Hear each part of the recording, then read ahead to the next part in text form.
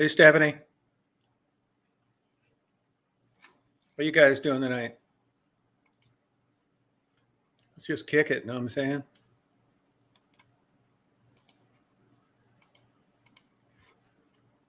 We'll just be kicking it tonight.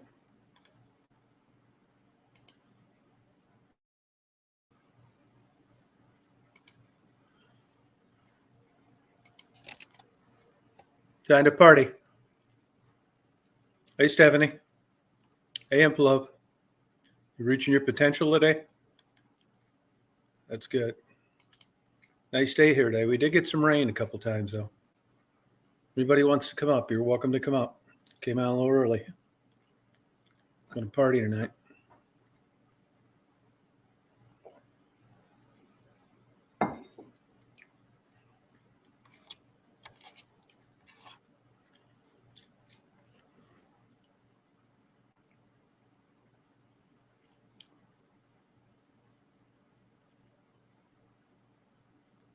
How's it going, Love? There's Mary. Hey, Mary, how you doing? Mary, why don't you come up and party? Hey, Trouble, how's it going?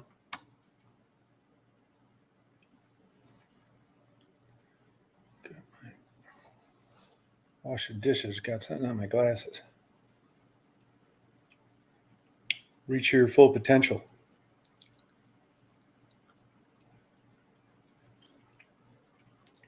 Stephanie, how you doing today? You partying?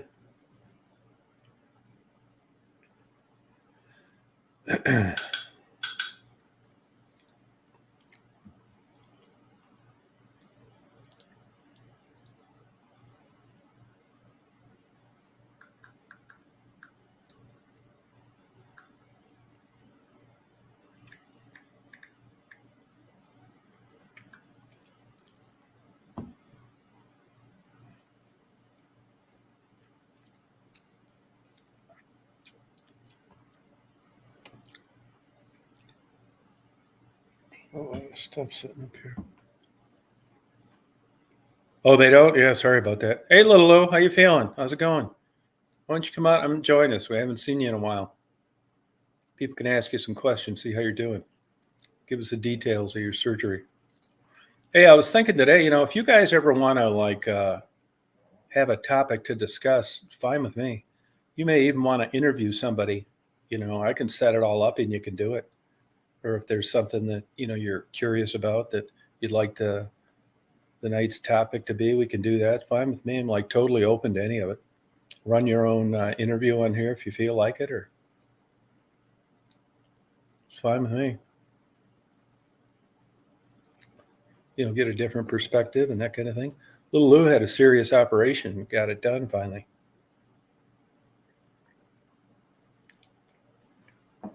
I posted the link. I'll post it again.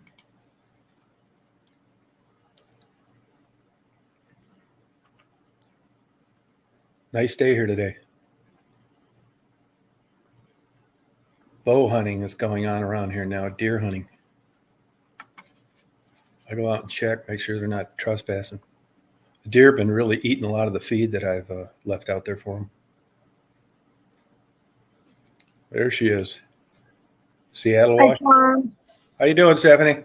Oh, I'm good. Sorry about last night. What happened was my phone just went dead. Oh, that's okay. Yeah. And so I had to plug it in, and then I got tired and went to bed. I don't blame you. Oh, gosh. What time you usually head to bed?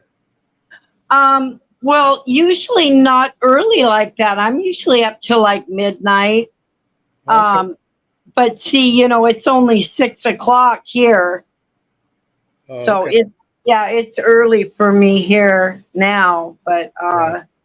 Yeah. You have a nice day out there today? Yeah. We it was nice. We're getting our rain and all that, so I'm glad the hot summer's gone. Oh. Yeah, I don't like it either. It rained hard here twice today. Oh, did it? Yeah, this morning and woke me up, and then it rained about 5:30. I mean, you can't even see that far. It rains so hard. Now, in the winter, do you get a lot of snow there? Never. I shouldn't say Oh, never. Once in like every 10 years, they'll get 2 inches, right. but it's gone the next day. Now, I know up in the mountains, up in the northwest corner or out like where Triples lives, they're more likely to get snow than we are, but it's nothing like Michigan, you know. Stephanie's Right. Seattle, Frisky. Yeah, we get we get a lot of snow in the mountains, but in the cities, we don't get a snow. East of the mountains, they get snow over there, but we don't get much snow. Now, I've been out on Mount Rainier quite a few times. Have you been out there? Oh yeah, it's beautiful. Yeah, it really is. Oh yeah, it's beautiful. Now, can you see Mount Rainier peaks from where you're at? Oh yes, uh-huh. And Sure how many can. miles would that be? Oh, Mount Rainier from my house? Yeah. Oh gosh, Tom, I don't know. Now, I would imagine do they have snow there all winter, all summer? Oh yes, Mount Rainier, yeah. Yeah. Okay. There's snow, yeah. Okay. No, I would have to Google that. I don't know how far I am from Mount Rainier. But when Mount St. Helens blew, we got all the ash and everything from that volcano. Now, Mount St. Helens would be east of you, wouldn't it? Yes, uh-huh. So it would have seemed like most of it would have blown east of you. I mean, you would have never made it to Seattle. Where I was at now, Eastern Washington, they got a lot. I mean, they got it real bad. Oh, okay. Yeah, we didn't get it that, like that. Yeah. But we did see ash. Uh-huh. Well, yeah, I remember when that happened. Oh, that was something, Tom. Oh my God. Yeah, that was something else. That's terrible for you to breathe too. Yep, I know. You know what else is bad for you to breathe? People don't think too much of it is campfire and burning leaves. Yep. I could see where that's not good. Yeah. Yeah. No. I mean, I love a good snowstorm, but I'll probably go somewhere. I'm going to be moving into this house and getting that set up. So I'm not like definitely committing, but I will probably go up to the UP of Michigan or out to Montana or something for a week, where they really get nailed. Right. But the snow is just, supposed to be a bad winter. We'll find out. Yeah, I know I've you been like. in some monster snowstorms out in the Dakotas, Montana, Michigan, UP of Michigan too. But it's been a while. Yeah. I love a good snowstorm. But, Michigan, the last 10 years, the snows really hasn't been that big a deal. Not like like when I was a kid, we would be skating on the river by Thanksgiving, and that hasn't frozen solid enough to skate on by Thanksgiving in 25 years. Oh yeah, it's that stupid climate changing thing. I mean, it's definitely changed for the warmer, Oh yeah. Oh yeah. Definitely. I mean, with Seattle, we never had 100-degree summers, Tom. Yeah. Yeah. We got down here too. No, it's definitely something's going on. That's for sure.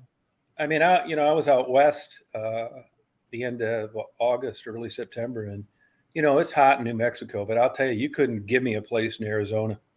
I mean, they get 114, 116 all day long.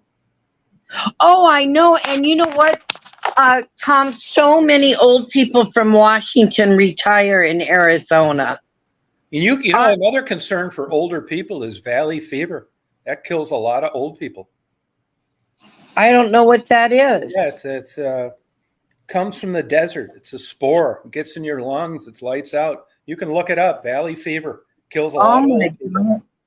Yeah, I could never understand why these old people retire to such these hot places Yeah. like Florida and well, most of Washington people, they go to Arizona and I don't know why. Oh my God, I I was haven't. out there in Holbrook, Arizona, and it was like 112 one day. And it's like, Oh my, yeah. yeah. And then I drove east and I was in Natchez, Mississippi a couple days later, and it was 103. Now, Uh, both places, it was a different kind of miserable.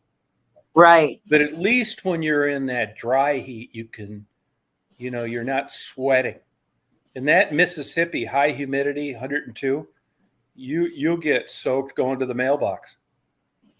Oh, is that like that Yeah, mugginess? God, yeah. Just, I mean, your Oh body yeah. can't sweat. Oh You're so soaked. It's like, and then you're running out of water, and it's like you're dehydrating. It's surprising how much liquid you lose in a hot, humid day. yeah, that's crazy because even in the summers here, I can't go out when it's real hot because it's too hard for me to breathe. That's exactly right. Yeah, really tough on people. And if I was in a place like that, oh my God, I would just die. Oh, Yeah. no, thank you. Is that the name for it, Mary? Aspergillus, that valley fever? Yeah, that's Mary posted the name. Yeah. It'll take a lot Wow. of. Is that the real Sherry Yates? Hey Sherry, try and come up. Here's a link. You remember Sherry, don't you, from the videos? Sherry, oh my God, Yeah, she yes. just got married. She Hey, did. Sherry, try and come up for a minute. Oh my Yeah, God. people love to see you. Hey Rita. Here's Michelle. Oh, hi, Michelle. Hi, everybody. How's everyone doing tonight? Oh, we're good. How are you? I'm doing good.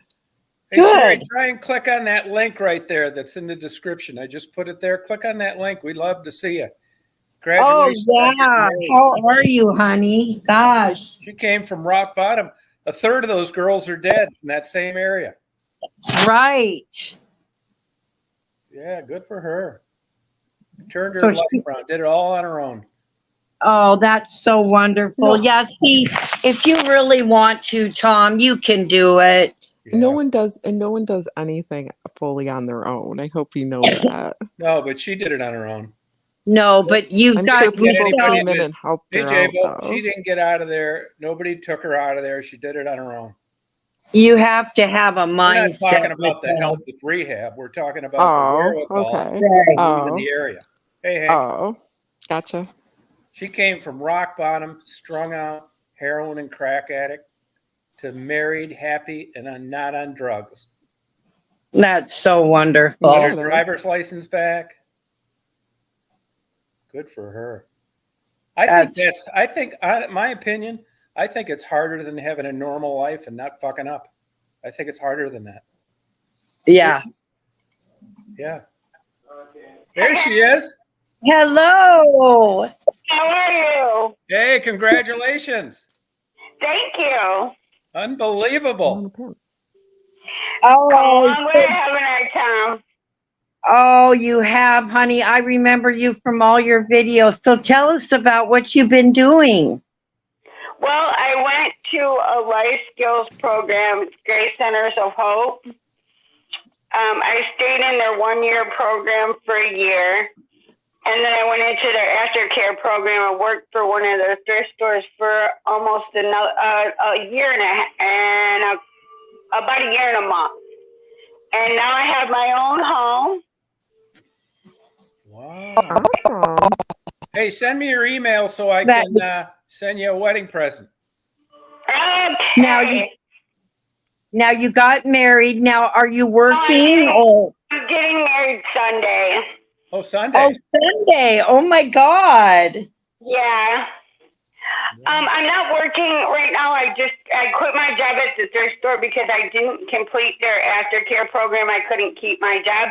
But I have another job interview at Costco tomorrow. Oh, how nice. Good for you. That's Thanks. wonderful. Put me down as a reference. I'll sell them on you. Yeah, I think I already got it. I'm claiming it in Jesus' name. I am. But I mean, I've got some pretty amazing friends, some people that really love me. They've helped me so much. It's just, Yeah, that's and the prayer- important. How'd you meet Yeah. your fiance? Well, God sent him to me. Just saying. Good. He came into the thrift store Oh, where I was working. is that him right there? Yeah. I gotta get my glasses. Oh, Say hi, Steven.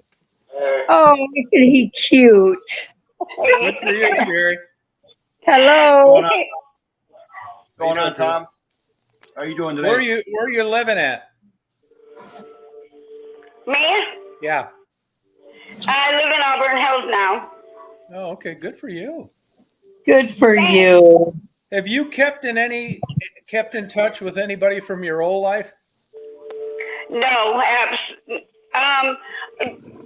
well, not in the getting high part, but I still talk to my best friend. I've reunited with family. Yeah. But as far as the people who are out in the streets now, Yeah. honestly, Tom, the majority of them didn't make it out. I know. Yeah. It's sad to say, almost all of them are gone. I know. Yeah. And it's terrible to say, Sherry, but you've got to surround yourself with positive people that are helping Yes. themselves too, honey. Yes, and I do. Yeah. And Good. I do. I mean, I know that I can't go around those people, places, or things. No. I took a friend of mine because I've got a car now. I got my license. I haven't got my chauffeur's license. I didn't have any of those things when I was out in the streets. Right. Yeah. I like your cap, Tom.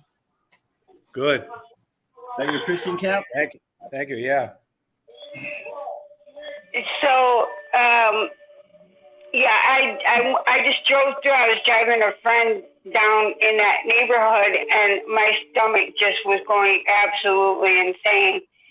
And I prayed my way through it and made it through it. I just decided no matter what, I will not go back into that neighborhood. Yeah. No. You have to stay away, honey. You got to stay away from that. Sherry, what's the main thing that got you out of there? That got you to make that main move initially? The main thing that got me out of there, honestly, Tom, was the want to. Okay. I wanted to get out of there. I was tired of living that way. Yeah. You remember our first interviews? I do. I just have one question. Was there something that majorly impacted you to want to get out of there? Was there like a final straw where you were like, I just have to, I'm done? Yeah, I was dying, and I felt it. Okay. I felt death like I knew it was here. Mm-hmm. And after begging God for so long to take me out of my misery, and I felt death like that, I didn't want it anymore. I finally just threw my hands up in the air, and I said, if you're not going to save me, please, I can't do this anymore. I was literally dying, and I believe I was starving to death. Wow. Yeah. I was 90 pounds. It's not a feeling that I would ever wish on anybody. Oh yeah, I know. I know how bad it is. Yeah. Oh gosh. I am Sherry, so Sherry, now happy. that it's way down the road and you're doing great and it's been a while, what were you guys thinking when I would show up there? Was it just like odd to you, or how did you guys like discuss that? Was it like just weird to you that somebody was interested in that life, or were you suspicious of me, or what? I wasn't suspicious of you in the least. I had this very good discernment with people that I just wasn't worried about you in that way. I Okay. knew you were there to help. I knew that you had pure intentions. Let me turn this TV down. I'm sorry. Okay. We're in the middle of watching a movie. Oh, sorry. No, it's okay. I wasn't even sure I was going to be able to join you, but I was talking to Helena earlier, Oh, and I told her that I would like for people to see, you know, because some people just, yeah, I mean, you can tell them all you want to, Tom, how good I'm doing. They're not gonna really truly believe it yeah. for the right, most part yeah. until they see it for themselves. And have you noticed along the way that there's people out there that didn't really want you to get better? Of course. I have a question. So what's your sobriety date since you left April there? 24th. Of this year? No, April 24th, 2021. Congratulations. Nice. That's like Thank you. that's over 2 years. That's awesome. Oh, wow. Yes. That's wonderful. There's nothing that makes me want to ever return to that lifestyle. I'm trying to be the rest of my life sober. That's Yeah. awesome. Yeah. Was there any like programs in particular that really helped you? Well, like I said, I went to Grace Centers of Hope, Okay. and I stayed there for a little over 2 years. Wow. I also go to Life Point Church. They have a recovery group there on Thursday night. They call it the Cove, to get away from life storms. It's actually amazing. I still go every Thursday night. Matter of fact, I went there last night. That's who's marrying us on Sunday. It's just an amazing place where they feed you dinner, That's awesome. amazing food, and then we go into praise and worship, and then we break off into groups. They have all different kinds of groups. Oh, that's they have, amazing. yeah, they So you do. would recommend And it is- you would recommend it for anybody else that's maybe struggled or struggling. Oh, I most certainly would. I mean, They're good they help people. keep me. They're amazing people. They're amazing people, and they say when you're there, the first time you're a guest, the second time you're family, and they don't just say that; they mean it wholeheartedly. That's awesome. Congrats. Yeah. And they don't judge. They're there to help, Oh yeah. And- Oh, sure. and they will, and they do. That's good. You ever they're think that amazing. you may get in a capacity to do that as a living somewhere down the road? I do. Actually, Tom, I have my best friend works for the Guidance Center. She's a therapist there. She's actually currently trying to help me get in as a recovery coach. All right. That's Good for you. awesome because they're needed out there for addiction recovery, and since you've been through it, you could definitely help out. You know. I've definitely been through it. Now, do you keep in touch with that aunt up there up north? I'm sorry, Tom. I'm not sure exactly who you're talking about. Well, you were friends with somebody up in northern Michigan, weren't you? Well, my sister-in-law and my brother live up there. Yeah, sister-in-law. Oh, I my guess it was. stepsister. My Yeah. stepsister. Yep, the one who lived. Yep. Oh, okay. Yeah, good. My brother's actually coming down on Sunday. He's going to walk me down the aisle because my dad's no longer with us. I'm so excited for this. I can't even stop smiling. Oh, good for you. Congrats. Yeah. Thank you. Come a It's long way. exciting. Unbelievable. I know, right? I never thought after losing Patrick I would find my hem, but I did. Wow. Came into the thrift store. came in, you came walking right into me. I mean, of course, I didn't know we were going to get married then. After we got to know each other more, talked a little bit more, I knew he was going to be my husband. He just didn't know it yet. Oh, good for you. He's over here laughing. I told him that before. So you feel like lots better, right? I feel amazing. Good for you. I'm just so happy. I just felt like overflowing with joy. Wow.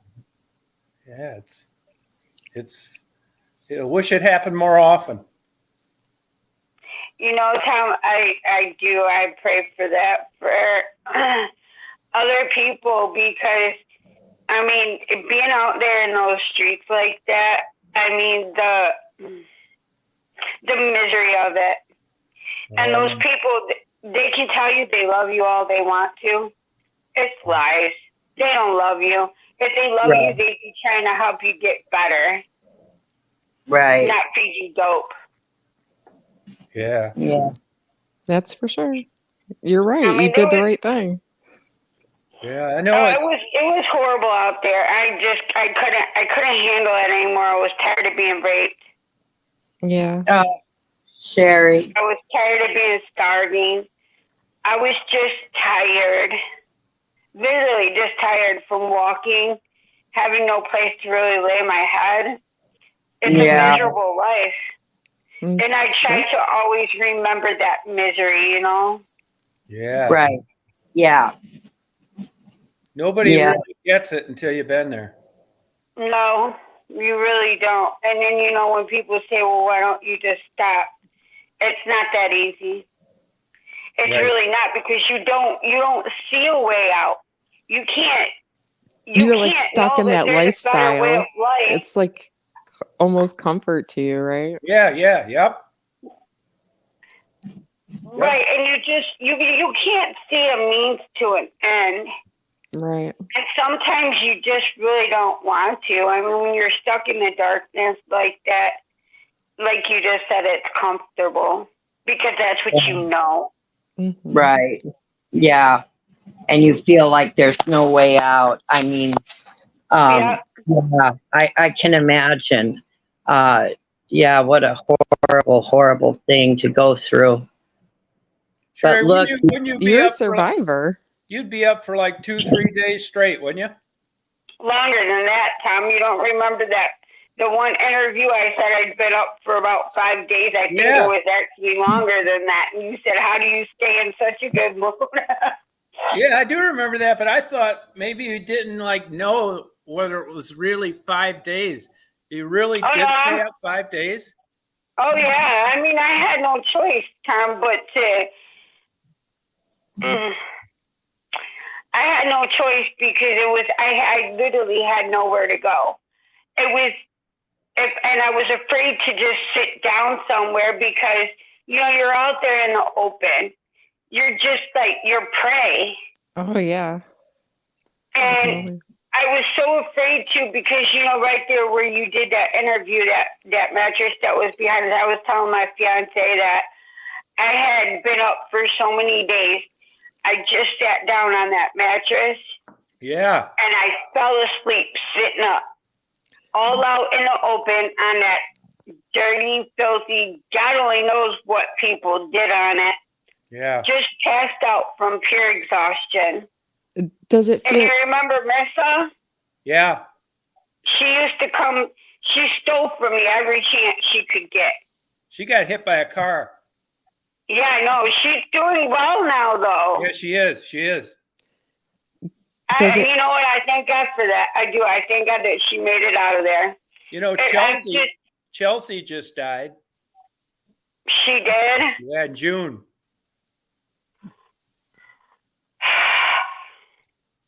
Sucks. Does it feel good to have certainty in your life and stability? Oh my gosh, yeah. So you have some certain, not everything's certain, but now you're certain that you have a place to go sleep. You're certain you're gonna have food. Yes. Sherry, what do you suggest people can do when they see people like you used to be? How can they help? Well, you know, You Tom, can't I'm trying really, not right? to cry. I'm sorry. I get it. First of all, prayers work. I had so many people on your channel praying for me that I didn't even know. All those prayers going up, prayer changes everything.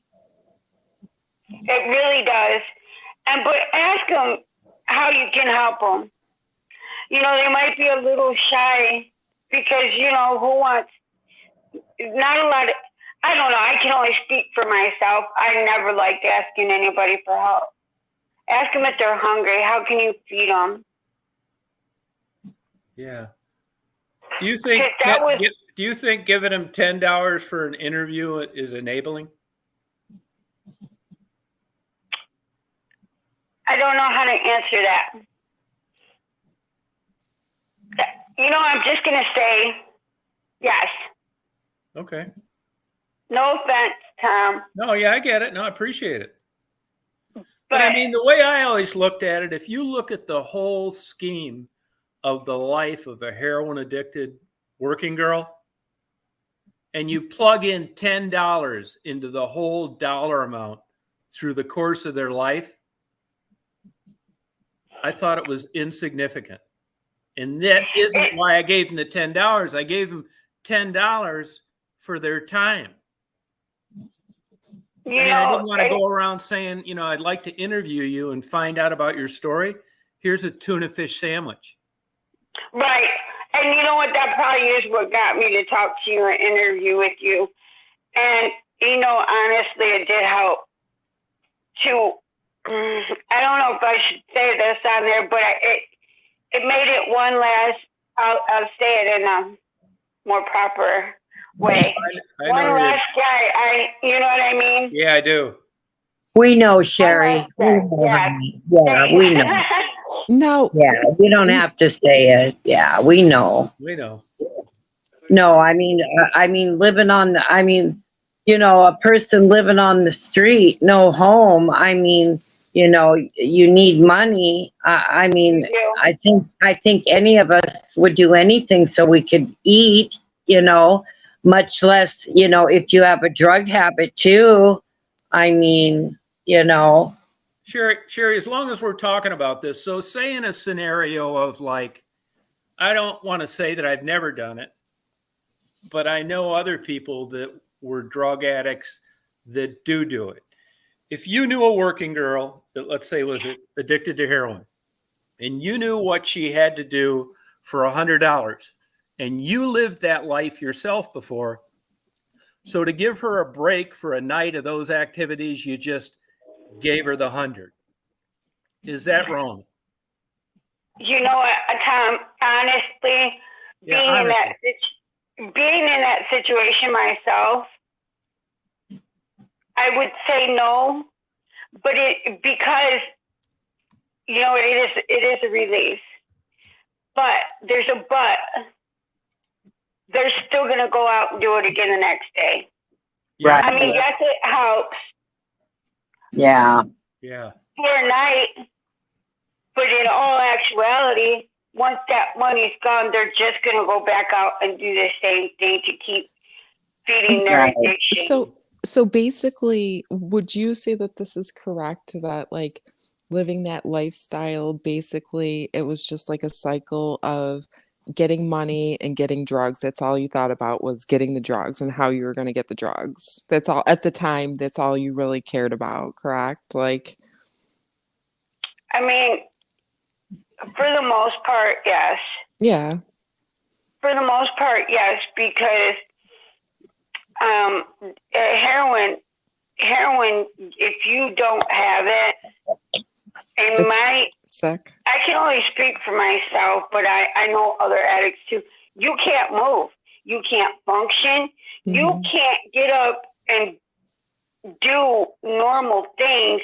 Like there was times when I was so sick I literally just laid there and moaned and cried, and it literally could not move until I got the dope in me. Aw. Sherry, in a Yes. nutshell, just briefly, I know I can't do it, but explain what it was like to do that. I've listened to people and say that a problem with people relapsing is that there's never going to be anything that good. So for it to be explained that way repeatedly by a lot of people, what was it like doing that? What did it do? How did you feel other than the physical part where you would get sick when you were dope sick? How did you feel on a good day when you had it? Why is it so hard to quit? Well, it just takes a hold of you. And it's not exactly like it's a euphoric, it's an amazing feeling. The first couple times you do it, and then it only took me 3 times of doing it consistently until I actually had to have it. It's hard to explain. Yeah. It just makes you feel good. It makes you feel numb all over it. It's probably You're trying not to feel like I was trying not to feel, that's exactly what it Yeah, that does. makes sense. Yeah, I get it. Would you say that a majority of the people that you were with down there suffered some type of trauma earlier? Most definitely. I do believe 100% that there's always an underlying reason why somebody gets high, whether they can talk about it or whether they cannot talk about it, or they don't even know what's going on with them. Some people just like getting high though. But I do believe 100% that mental disorders and addiction go together. Yeah. oh for sure, yeah. Do you believe that there are people out there that live normal lives that are continued to be addicted to heroin for years, still work full-time jobs, and have families? That's hard to say, Tom. There's articles that say there are. Maybe some people can manage it. Yeah. Maybe they can. Yeah. For me, not even a little bit. Gotcha. For me, what keeps me clean is, well, for one, I know for me to relapse is to die. Right. And I don't want to die anymore. Right. Good. But I have so much, too much to lose that I've worked so hard for. Yeah, true. And it's just not worth it to me. And I don't crave it. You would I don't say, want it. so- I don't think about it. so you would probably say that like having a good support system really has helped you out. Like whether it's, the programs, the rehab programs, friends that you've made who, are recovered and clean and, your home life and everything. Would you contribute that to your sobriety as well? 100%. 100%. We were made for fellowship. We need other people to help keep us accountable. Sure. Yeah. To Yeah. support us. Do you think that's part of the problem with some of the people down there? They don't have anyone. Yes. I didn't have anyone, so I thought, my family had given up on me. They just thought there was no hope. They were waiting for that phone call, Tom. No, I believe it. And It's amazing. Really. And when my cousin, when she first heard my voice, I called her when I'd been at Grace for a little while. She said, "Oh my God, thank God." She said, I can't believe it's you on the other end of this phone, and we cried together. She said, I just am so thankful that it's not somebody on the other end of this phone telling me that you're no longer with us. It's unbelievable you're still alive. I'm definitely a walking, talking miracle. Yeah. Really? I mean, you know what happened to those girls down there. I do. You know, when the cops stopped, when the police stopped me and gave me that ticket that I actually just got taken care of, they told me the reason why they stopped me was because there was a guy down there cutting girls up and leaving them. And he'd kill them and leave them. Yeah. And that was the reason that he stopped me, because he was trying to protect me. Now I know I had protection from somewhere else, because there's no other explanation why I'm still here. I had protection. No, it's true. Overall, how would you describe your experience with law enforcement during that period? You know what, Tom? I have nothing bad to say about the police. They didn't mess with me. They didn't harass me. All they wanted to do was help. They didn't know how. They didn't give me any resources, which I honestly think that they should have been the ones who said, hey, you know, you don't have anywhere to go. Well, here's a number to some shelters. Here, go get some. They didn't offer that kind of help. There was no shelters in that area. There was no resources for help in that area. So it's kind of like you're just there. You don't know which way to go, who to call for that kind of help. So, Now there was.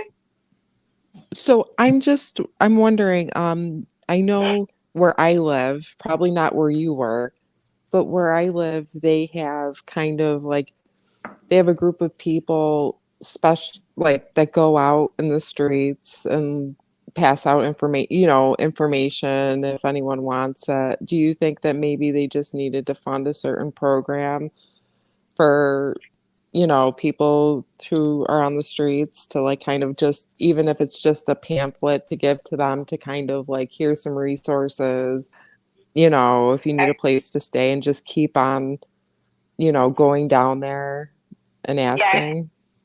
Yes, absolutely, because there was actually a church that used to come out there, and they'd give us food, and they'd give us warm clothes and socks, and they were street angels, and they gave me a card. They didn't have the type of resources like that, so where you could go take a shower and have a place to lay your head.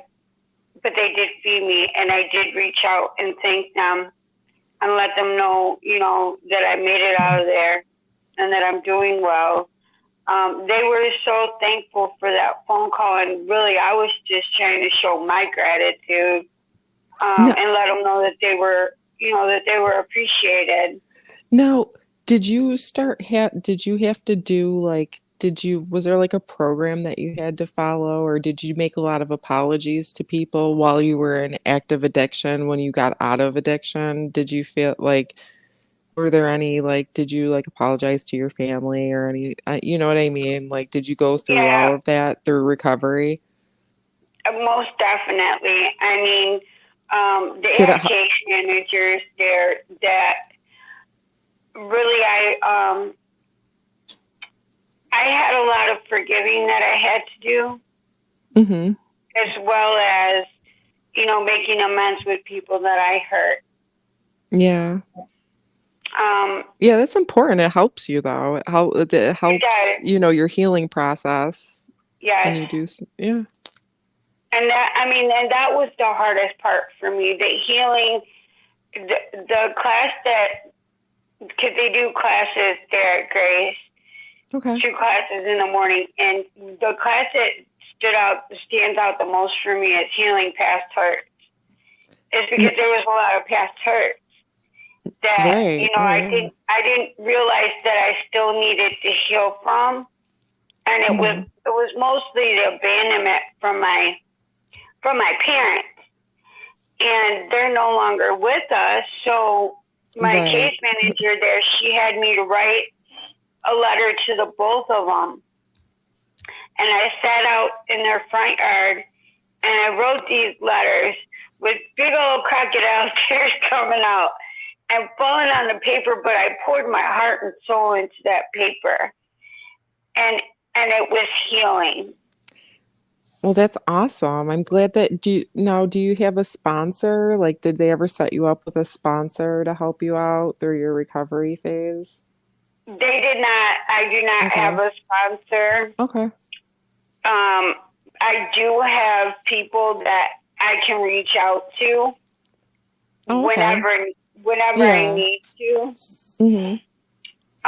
So, and I'm very thankful that I haven't had to, because I don't have any desire whatsoever. Oh, that's amazing. I don't. Thank you. I just don't. I don't have any desire. There's no part of me that wants anything to do with any sort of, like, I've had a couple of my family members ask me, "You can't drink anymore?"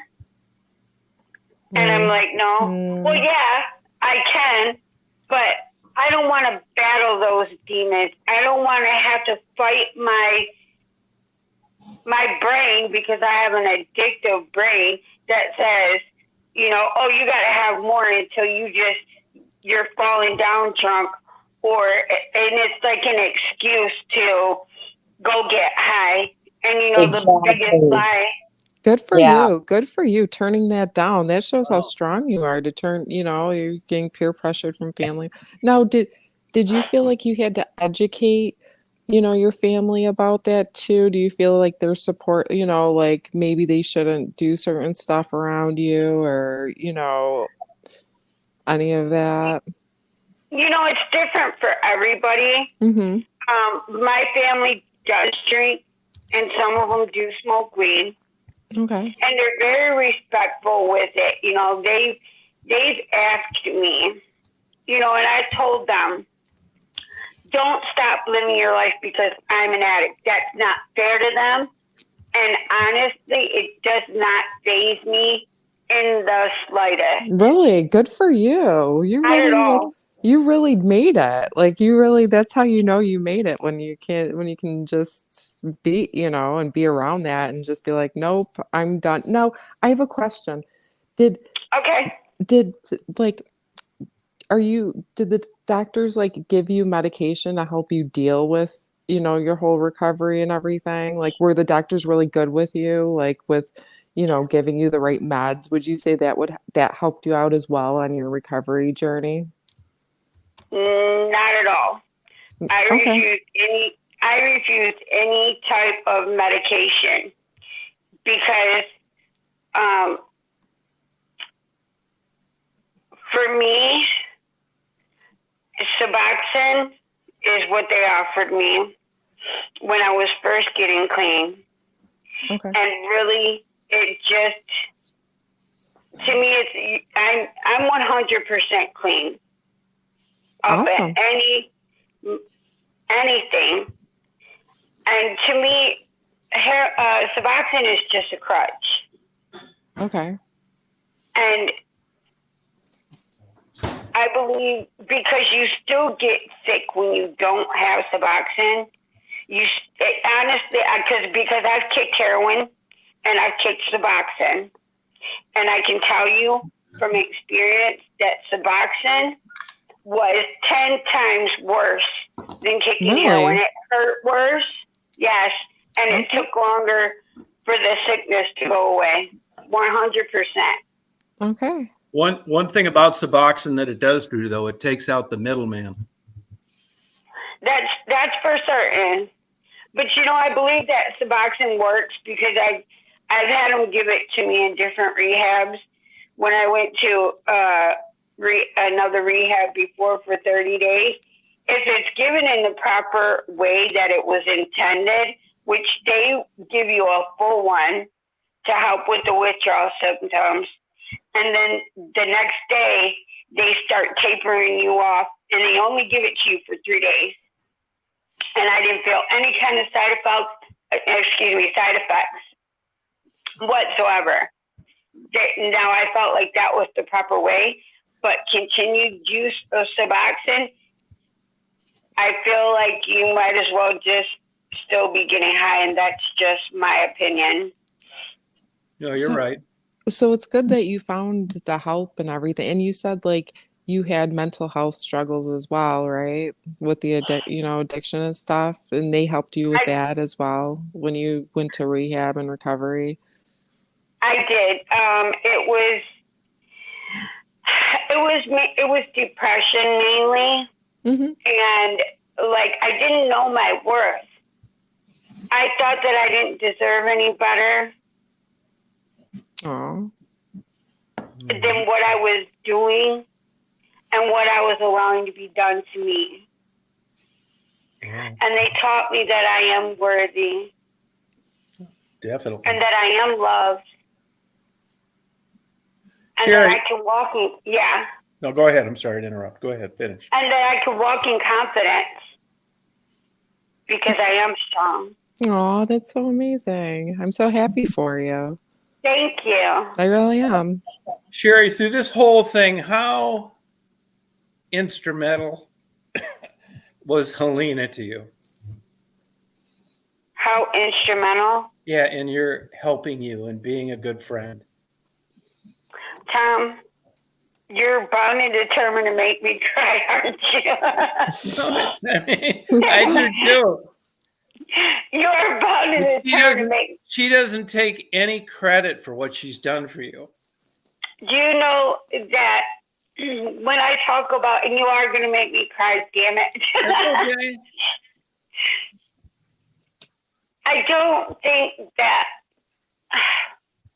I don't think I could have done it without her. Oh, now you guys know that Helena is frisky.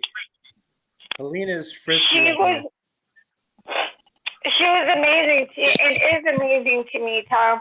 If I wouldn't have had her love and support and knowing that somebody outside of that program cared about me, I honestly don't know that I could have kept putting one foot in front of the other.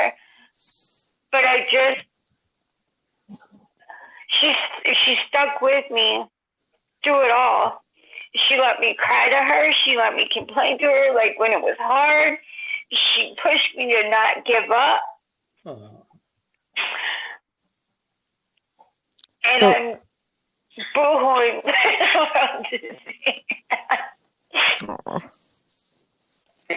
She's an amazing friend, and I just don't know what I'd do without her. Aw. Now you guys know this is Frisky who's on here right now. She doesn't want to take any credit for this. Well, I'm sure she doesn't, Tom. That's I know. No, it's noteworthy. She did a lot for her. She did so much. I can't ever repay her for what she's done for me. And she doesn't want me to. She just wants me to love her back. Oh. And expected nothing in return. Nothing. Just my friendship and my heart. Aw. And this was And all she's got done. that. Yeah. And this was all done. This has been going on for how long now? Well, Tom, I've been clean a little over 2 years now. Wow. And she found me, she found me in the pits of hell. And she tracked me down to help me. That was about 3 years ago. Aw. Wow. And just saw your interview, I guess, huh? Yep. She saw my interview and she seen something in me that I couldn't see in myself. Aw. Wow. A lot of people did, Tom. I didn't see those the comments because, I couldn't keep a phone while I was out there. I either lost it or got stolen. Yeah. I didn't see it until I'd been at Grace for a while and I got to go out on a weekend pass on an AVO. And the the comments were just so amazingly beautiful, and the people that really just wanted to see me do good. Aw. It was amazing to read those comments and the love and support and the amount of prayers that went up. I was just telling Helena, I said, God probably got so sick of hearing my name. I'm just kidding. Sherry, how'd you feel about the needle exchange people that used to visit you? You know what? I was thankful for them. I was thankful for them because, you know, one of your biggest fears is shooting up with a dirty needle. And, you know, they came with snacks. They came with medicine. They were there purely to help. Yeah. Yep. And how about that screwball that owns that gas station there on the corner? What about him? What's your take on him? Well, he's probably bored to death now because then, you know, he was nice. I can't really say anything bad about him because he always treated me with kindness. He did. He did, and he actually gave me a coat. And he said, "Don't you sell this coat?" I said, "I'm not. I just need to be warm." But you know, he was selling crack pipes and shit there too. Yeah. I just I mean, never the needle- really knew how to feel about that guy. I really liked him at the beginning, Uh-huh. but as time went on, I became skeptical. Well, you know, they're in it for the money. They don't care about that. They don't care about anything but the money. Yeah. And like, And that, you know, the needle exchange people, they give away crack pipes too. well, I think he kicked them out of there. Probably because nobody was spending their money on a crack pipes Remember anymore. how we used to be able to park in the lot? Mm-hmm. Yeah, he didn't want them coming anymore because they were competing with him. I just got a problem with, you know, someone that's supposedly a good guy selling crack pipes. But Yeah. I don't understand what the reason for the needle exchange people to be providing crack pipe. Well, they did. I don't understand that either. I think their frame of mind is for people to be safe, and that's why they would have the needle exchange. They want you to give them their dirty needles, so people will just leave them. Well, they're trying to lessen people leaving them laying around for anybody just to come by and step on it or pick it up, or little kids, whatever, you know.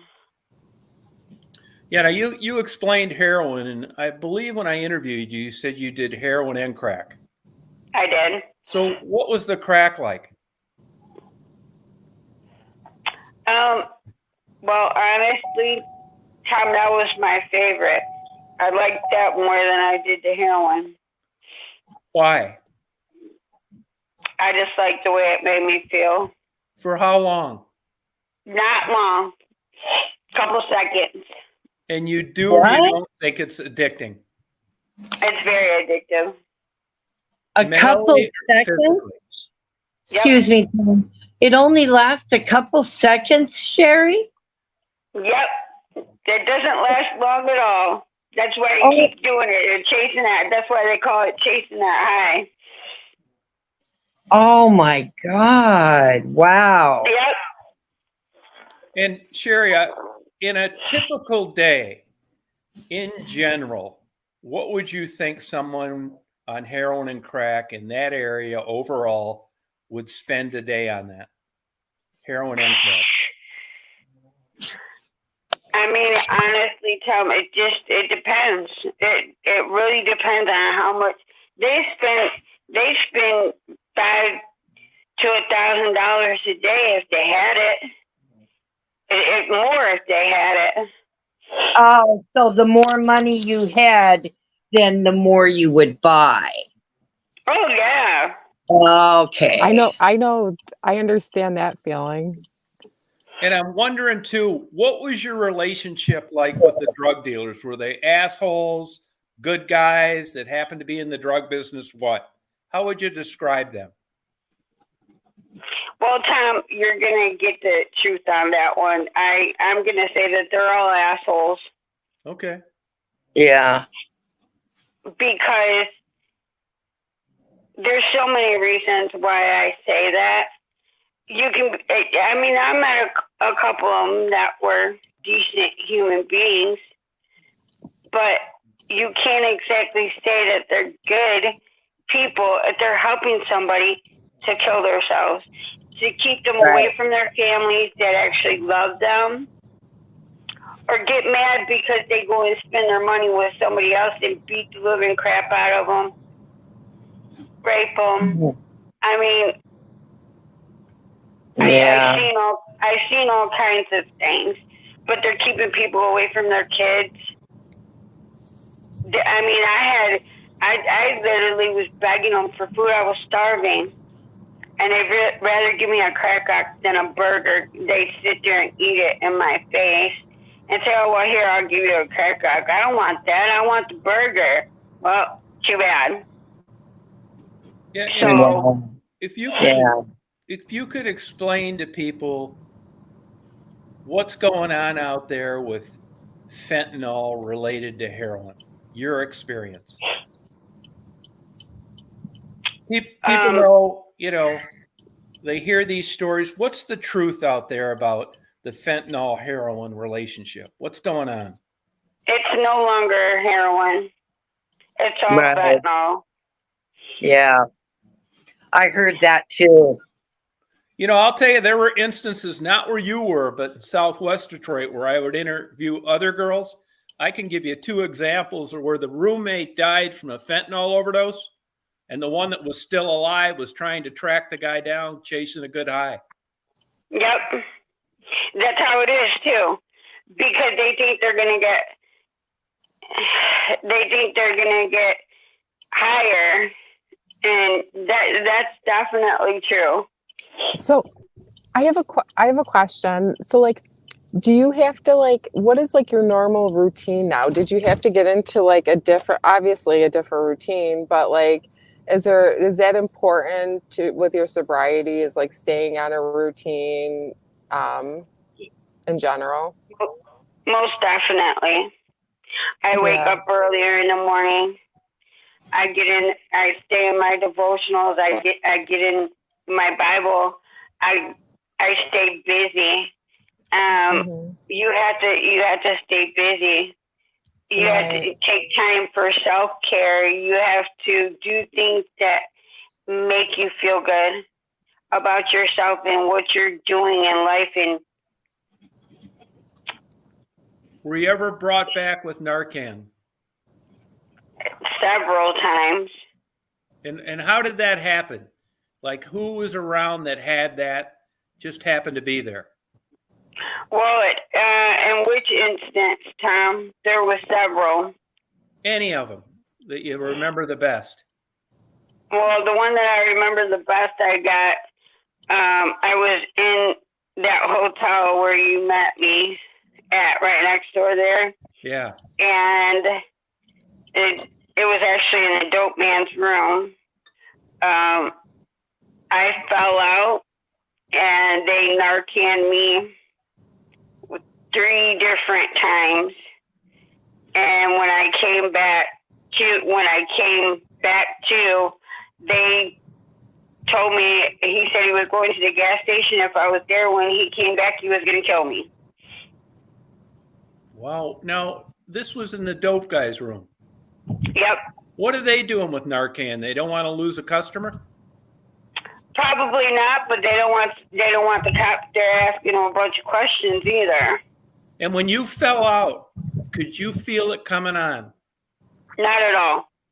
And when you came back, what did it seem like? Like you woke up from a dream? Kinda.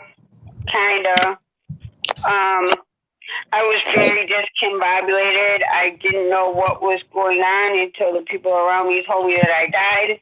They Narcan me, and that I had to get out of that room immediately. Oh, God, how horrible, Sherry. yeah. Oh my God. So obviously you're a fan of Narcan. To save lives, yes. And Yes. you think it should be available for everybody that wants to carry it in You case. can. Most certainly. You can. Anybody who wants to carry it can carry Narcan on them.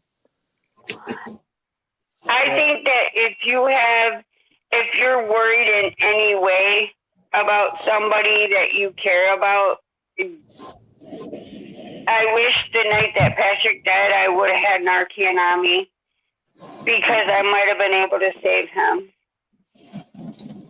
And I just didn't. I'm not even going to try to make any excuses. I just didn't. Yeah. And that was one instance one time that I wish I would have had it on me. Wow.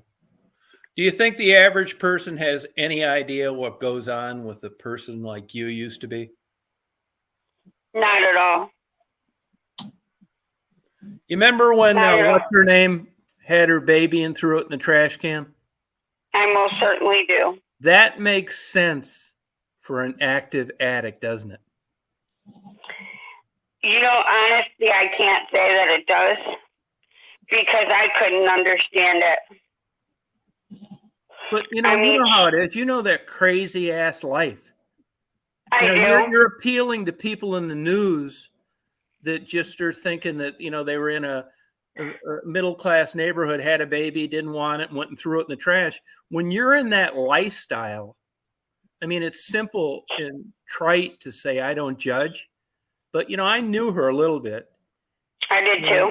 and I'm not She was scared, Tom. judging She didn't her. know what to do. No, I agree. Yeah. And who knows what the hell else was going on then? These aren't normal Right. people under normal circumstances doing Not this at all. shit. Nope. She's in prison, I heard she was going, but no, I didn't know she was actually there. I haven't talked to her. I mean, I'm not feeling sorry for her, but under the circumstances, it's like anything, unless you were there. Right. And she came from 2 heroin addicted parents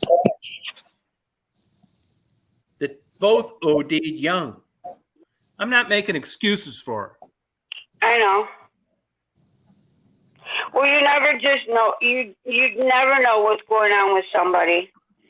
Like I knew her too, and she didn't know what to do. She knew she was a drug addict. She wasn't right. Right. Her mind was not. She was not in the right frame of mind by any means to I be agree. pregnant. Yep. I'll tell you, this sounds stupid. I don't know why it came to mind, but what kind of thing that always surprised me down there is you run into a lot of active, drug addicted working girls. Mm-hmm. And I knew what they were doing. I knew them, I kept in touch with them. I thought I had a decent understanding, certainly nothing like you of the lifestyle and what went on. And here they are doing all this shit and rolling the dice on fentanyl, and they're worried about catching fucking COVID wearing masks. Yeah. I'm like, man, it's a mind blower, man. I mean, those were the things that are so like struck me down there. It just releases chemicals in your brain. Like, I can't believe I'm knowing this. Well, Tom, that's something I never did. I knew there was something not right about the whole COVID situation, and I'm like, whatever. If I'm gonna die, I'm gonna die. You wouldn't catch me with the mask on my face. Yeah, Jag.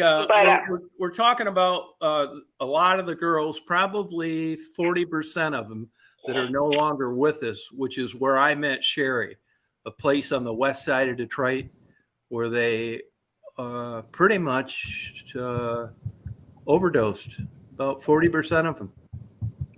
When you say that's about a fair estimate, Sherry? Yeah, probably so. Would you You say know- this? This is terrible to bring this up, but would you say, looking back of the knowledge you had, I say this sometimes, I wish I didn't, but you know, I try to be real about everything. And that is that there's just people out there that you knew and you knew that they were never getting out of that life alive. You know, it's sad to say, Tom, but yeah. Yeah. See, now you guys that Yeah. have been around for a while, you'll know why that's why I felt that way with Raven and Angel. I knew they were never getting the hell out of there alive. Because they loved it. Yeah. They loved the lifestyle. They didn't want to change. They didn't want to get out of there. Yeah, they didn't. They claim they're addicted to the lifestyle, which I could never figure out. When you explained your lifestyle 20 minutes ago, I don't understand what would move anybody to be addicted to living that way. It sucks. It does suck. It's miserable, and I wouldn't wish it on my worst enemy. Me either. Would you agree maybe that heroin is the devil? It is. Yeah, I think so too. 100%. I think so too. I would rather have 4th stage lung cancer than be a heroin addict. You know, I can say that I wouldn't. I can't agree with that, Tom. No, I know.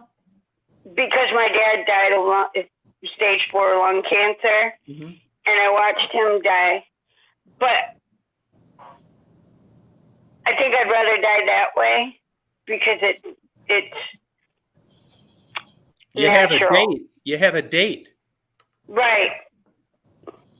Because you don't ever know.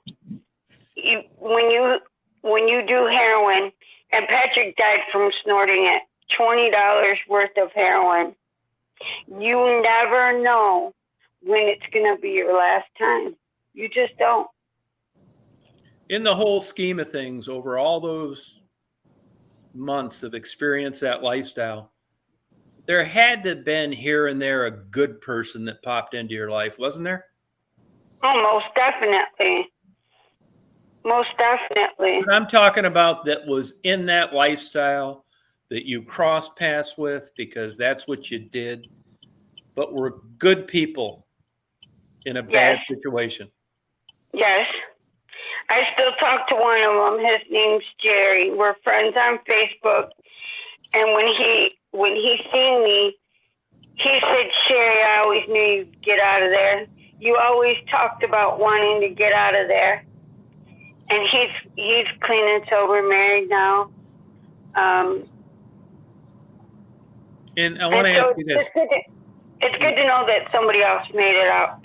You know, a few others, not many, but there's a couple other people that made it out of there, and I thank God for that. In general, how would you describe like the customers that you cross paths with? Messed up too? For the most part, yes. Okay.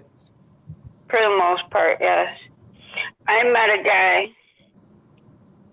I won't go into detail about it, but he told me that he was the devil. And I looked into his eyes, and you know, your eyes are the eyes of your soul. This guy had these cold, dead eyes.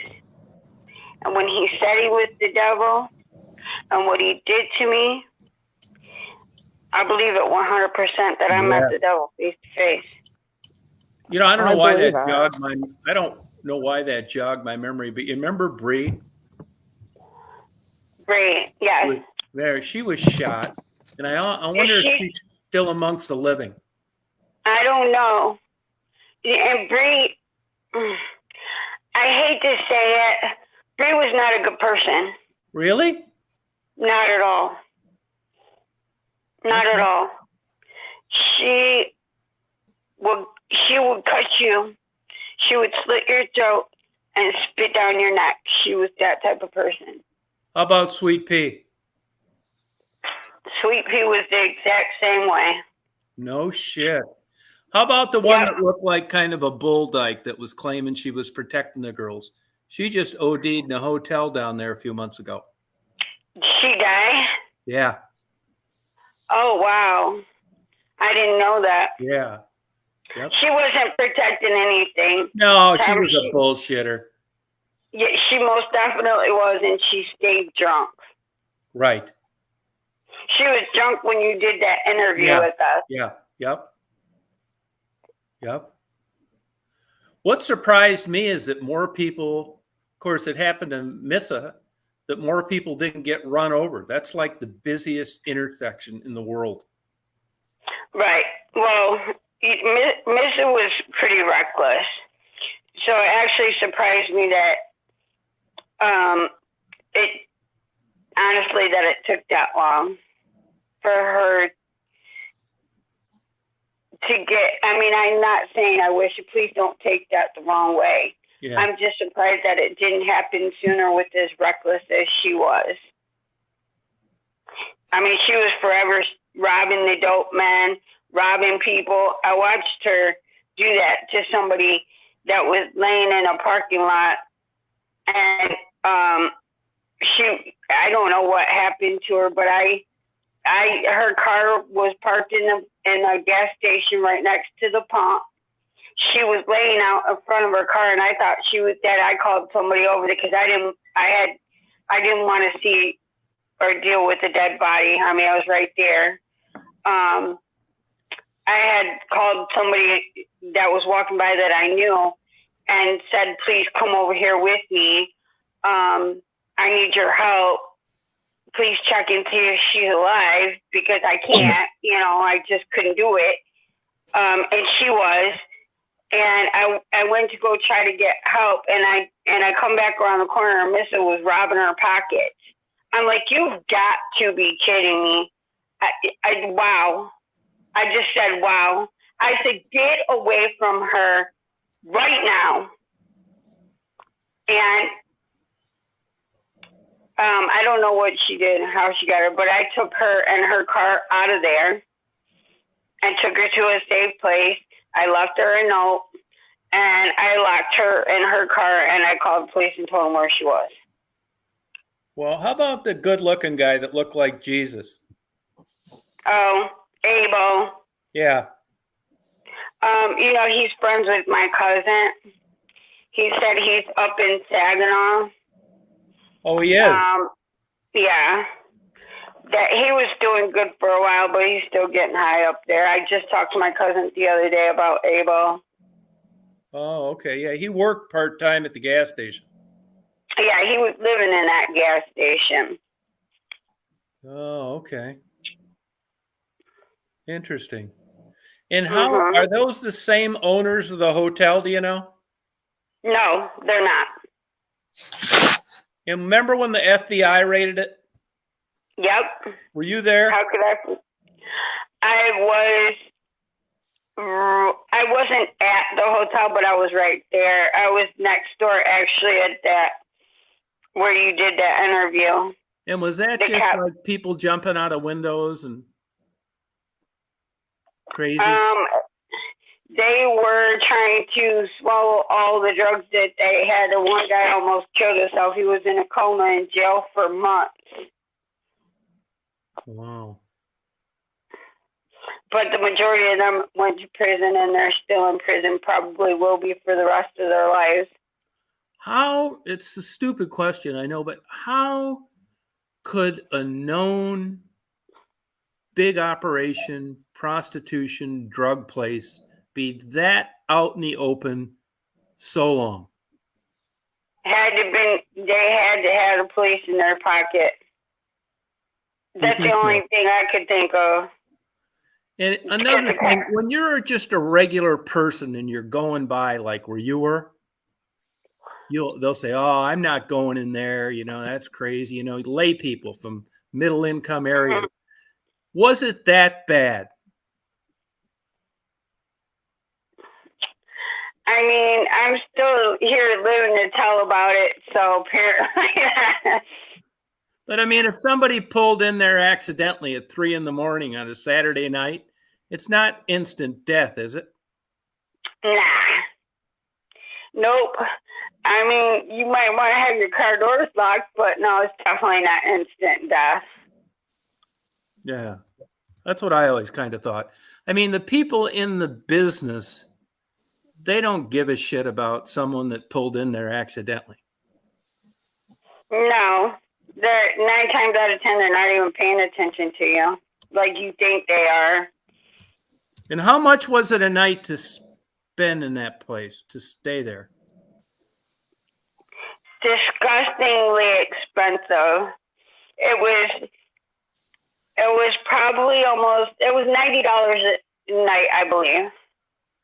And what was the deal on the Chinese restaurant across the street?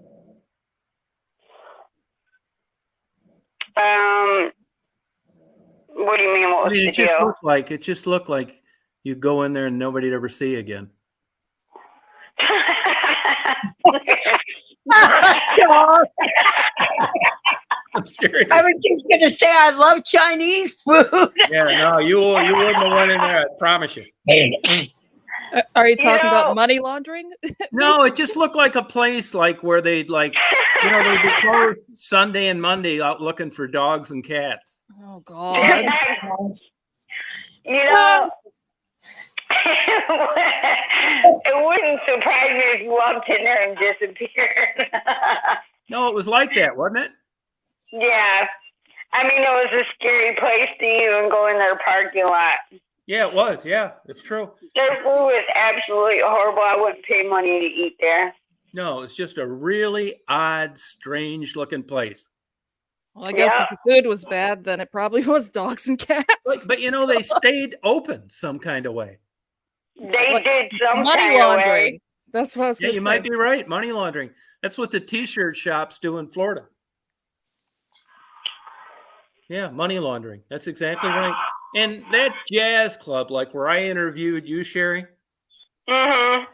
anytime you went back there, it was always like different burned out cars, bras, guns, half of a gun. God knows what goes on behind there. Yeah. You never know what you're gonna find and go back there. Can I just say that I just want to thank you for sharing your story. Yeah, it's been great, Sherry. Send me your And- email me, will you, so I can send you a wedding present. Do I have your email Yeah, address, Tom? Or Yeah, can you write it down now? yeah. Oh crap! I just dropped my phone. Sorry. Okay. Yeah, I got a pen. It's Tom, Tom Reed, Reed, 1956 at gmail.com. Okay. Yeah, I'm so happy for you, really. I mean, honestly, I would rank this, and swear, I'm serious, probably one of the top 10 best experiences of my life. To know that, to just accidentally be out fucking around, curious and lifestyles, all this grows, meeting Frisky helping you. Here we are tonight after all of this, and you're doing great. I am. It just doesn't happen much. It doesn't. That's why I felt it was important to call the church people that helped me when I was out there in the street, because they said, Sherry, we never get these phone calls. Thank you so much. And you can just hear the happiness in her voice and how grateful she was to know that. No, I believe that, because, people ask me, you're going out there, you interviewing, what good ever came out of it? How about some success stories? And it's like, where are they? It's like, Well, I don't have any. Well, it's not right your here. fault. Yeah, but that's not your fault either. You know, a lot of No, but people I don't mean, get out of it. It's I not your went fault into that it they're. like kind of naive, which I'm glad that I did. I mean, I got my ass handed to me majorly with a learning curve. Tim, I want you to know that that video Yeah. that you allowed them to take Yeah, pieces of fine. Sure. for Grace Centers of Hope. Yeah. Do you know that that video is going to help save a lot of people's life? And you made that possible, Tom.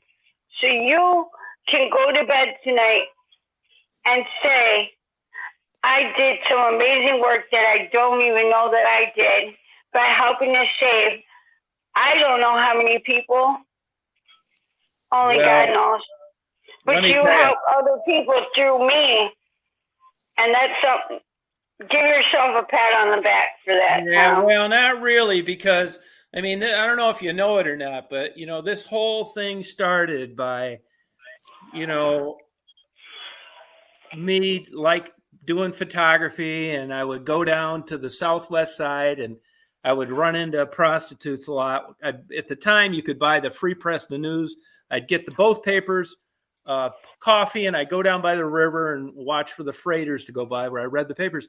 And the girls were always so kind to like stray animals, and they were buying bread for the birds. And I thought, you know what? I was sick of doing photography. I'd done it my whole life, and I thought YouTube came out, and I thought, well, maybe one of these days I'll interview somebody and, curious about it. It was just innocent shitluck. There was no idea about building a channel or people watching it. And to tell you the truth, all the girls are dead that I interviewed early that kind of got me on the map with YouTube. And it's sad that they can't benefit. It's just, I never would have thought that it would have like worked this way. So Sherry, I was just wondering, how far away did you have to move away from that environment to get clean? Well, I moved from Wayne County to Oakland County, so So different counties. Okay. Oh yeah. Okay. I knew that I couldn't go back to where I was because that old famous saying, people, places, and things Yeah. you can't be around, you can't go around, is 100% true. Sure, we know a woman that has been around about as long as you have, that everybody thinks a lot of, that's on YouTube, that just can't seem to get out of there. Her name's Maddie. Mm-hmm. Would you ever talk to her if she was interested in talking to you? Most certainly. Because it's not looking good. I will most certainly talk to her. But Tom, you can't help somebody that's not willing to help themselves. No, yep, You you're right. just can't. If they don't want it, you can't force them. You can't beat them. You can't drag them out of there. They have to want it on their own. Yeah. Would you ever want to be a sponsor yourself later on? Most definitely. I've actually had people ask me to sponsor them, and of course I would.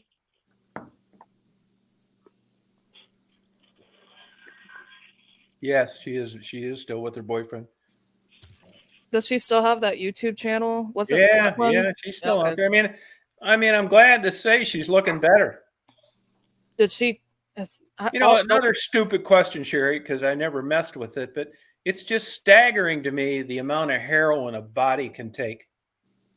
Tom, it is. It is because, for as little as I am, I've always had a higher tolerance for things. And that should have been scary enough for me to not want to do that kind of stuff. But my little body could take so much.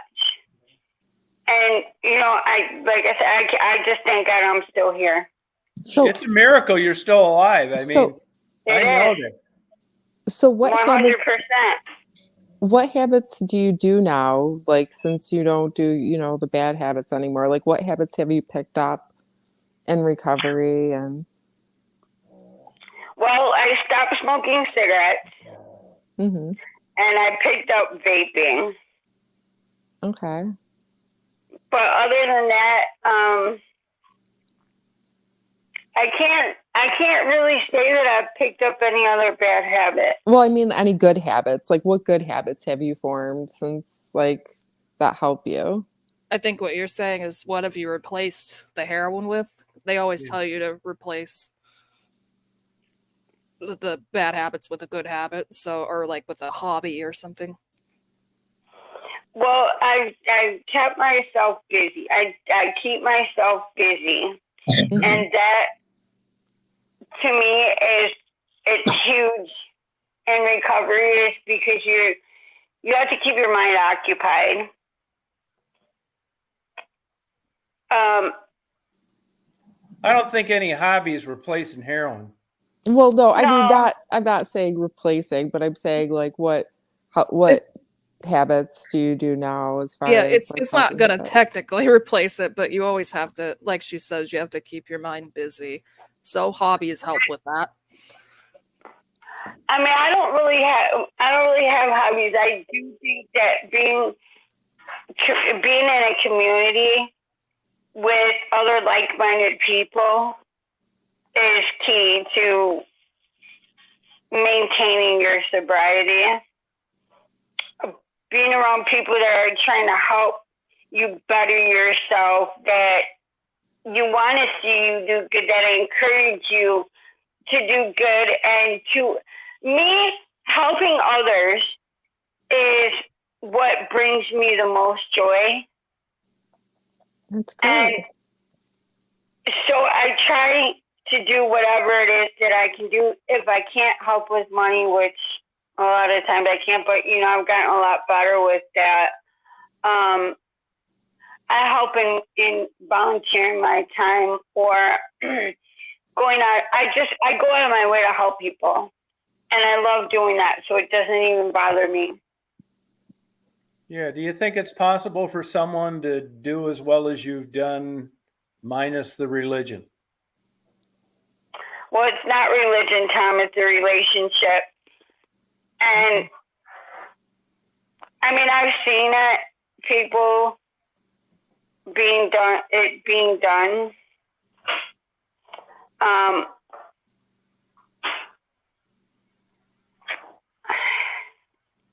I don't even really know how to answer that because, I mean, in NA and AA, they say higher power, whatever that higher power is to somebody. Mine just happens to be Jesus. Right. They have other programs out there other than, I know, NA and AA, like there's Smart Recovery, which doesn't have to do anything with a higher power. Don't ask me to explain it because I can't, but I know it exists because I've heard about it. But it's kind of similar. It's just it's without the higher power. It's whatever it takes for the person. Well, there's studies like that allude to false hope. I'm all for it. I'm not saying that yours is or was at any time, Sherry, but I mean, if it's a giant carrot, there has to be something there to strive for, I think. It's to be better.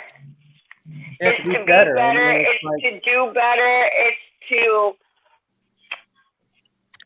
we all want to make our families proud. because you were your own worst enemy for years. I most definitely was. I'm not anymore. Interesting though that how like your brain has done this metamorphosis. It's so interesting to me, your life as a young child, as a teen, as an adult, to getting off track, to living that lifestyle, to now is just like really unbelievable. And you're still alive. It's not just overdosing on fentanyl. You could have been hit by a car up there. You could have been murdered. Yep. And it's unbelievable. I mean, there's meaning to it. There is. You know how There most definitely is. Yeah, now you're getting married. This is nuts. It sounds like a Cinderella story. It sounds like a Cinderella story, babe. He's over there smiling from ear to ear. He heard you, Tom. No, I mean, no, for 40% of the people that I got to know at the same time I got to know you, I'd have to go to a cemetery. I know. It's heart wrenching. It is. It's not fair either. It's not. It's not fair because you don't know how many times I said, "Why me?" Yeah. Did Why you am I ever, so- during the whole course of this, did you ever feel guilty for doing so well? No. Absolutely not. Because I worked very hard to get to where I am today. Did you Nobody ever almost quit? Oh, I most certainly almost quit. You got in trouble for some bullshit one time on a weekend stay. I did. For drinking an energy drink and trying to open up a bank account because it was against their rules. And I had no idea. Okay. How does that work? Sorry, I just have to ask. Oh yeah. Well, we weren't allowed to have energy drinks. So like no caffeine, you can't have any caffeine at all? Like were you You could have, That's weird. You could have That sounds caffeine, like- just not energy drinks. That Well, sounds energy- like That's yeah. confusing because energy drinks is just caffeine, usually like Yeah, B but it's vitamins, not like a taurine. cup of coffee. That sounds like No. that, I don't know. This sounds a little. That's BS. I'm sorry. Hey, it could be. I'm not saying. Hey, It's just- it could be too. It could be just. It's up to fucking them. Was this It's always one person was it that probation or ruins it for parole? everybody else. Was it probation or parole that you were on that they were like being crazy What about? happened? You got in some kind of bullshit. No, it wasn't. I wasn't on probation. I wasn't on parole. I wasn't court ordered to be there. No, it was against their rules. Oh, like AA or NA? At the life skills program I was at. It could be Oh. anything. White Sox, whatever. Maybe it's just another hoop to know if you're on board or not. Right. Well, I mean, everybody knows energy drinks. You're probably better off not drinking them. Could be. just Yeah. that. it was just, I was struggling. I was having a hard time. I'm not perfect. It's not an easy program. No. But, I did graduate their program, their 1-year program. And I'm to the point where I outgrew it. I moved on. I moved out. I have a beautiful home. I'm getting ready to get married. And Tom, I don't know if you believe it, but it was all by the grace of God. That's the only way to explain it. Well, good for I you. believe that. Good for you. It's unbelievable to me. Really, this is like top up there in my list of like great things I've seen in my life. Seriously, man, I mean it. It all like happened like just like, I mean, when I first started doing interviews, honestly, it wasn't anything that I did. I mean, my stuff is like super like raw, basic, like I'm a lazy fucker, but not when it comes to like stuff that interests me. And it wasn't me that got my YouTube channel going, it was some teenager. And the early working girl videos that I had uploaded, nobody watched. They sat around there forever. And some teenager kid, like 16, cut and pasted them on Reddit. And that's when they took off. And he sent me an email. It's like, hey, Tom, I thought these were interesting. Just some kid, like in high school. And I posted them to Reddit. I hope you don't mind. Well, and I'm not taking credit for that because I would have never posted them to Reddit. I don't even go on there. So the whole thing was just like great how just a common interest in something turned into this. It's really a beautiful experience. Well, really, I really Tom, thank you for this, Sherry. I know you think that Thank I did you. something, but it's like, this is so enlightening. Great. You did do something, Tom. But it was Because- accidental. I mean, when I first started doing it and people started watching, I used to say the last thing that I wanted to do, you won't like this, is to be the I guy promise you trying there's to make no everybody accident. get It off was all drugs. on purpose. I said I didn't want to be the guy trying to get every prostitute off drugs, handing out mini Bibles. And here we are. And listen, you didn't know it, but it wasn't an accident. It was all on purpose. It was for a purpose. Thank you, Jesus. It's so crazy. And it just goes to show you how things can work out. You know what I mean? I guess I probably, I dwell too much on the people that aren't here to benefit. But that's life, I guess. We're lucky to have you. You know, I'm thankful. I'm thankful to be here. And I don't know if they know or if they can see us. I pray they can. You remember Marie?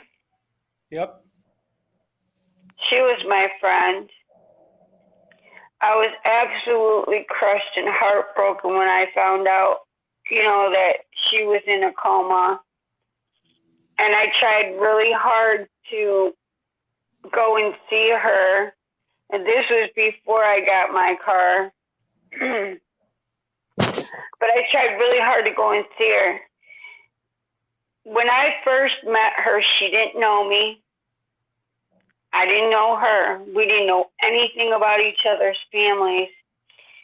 And Tom, it was at a time where I was so lost and broken, and I just felt like there was no hope for me, that nobody cared about me.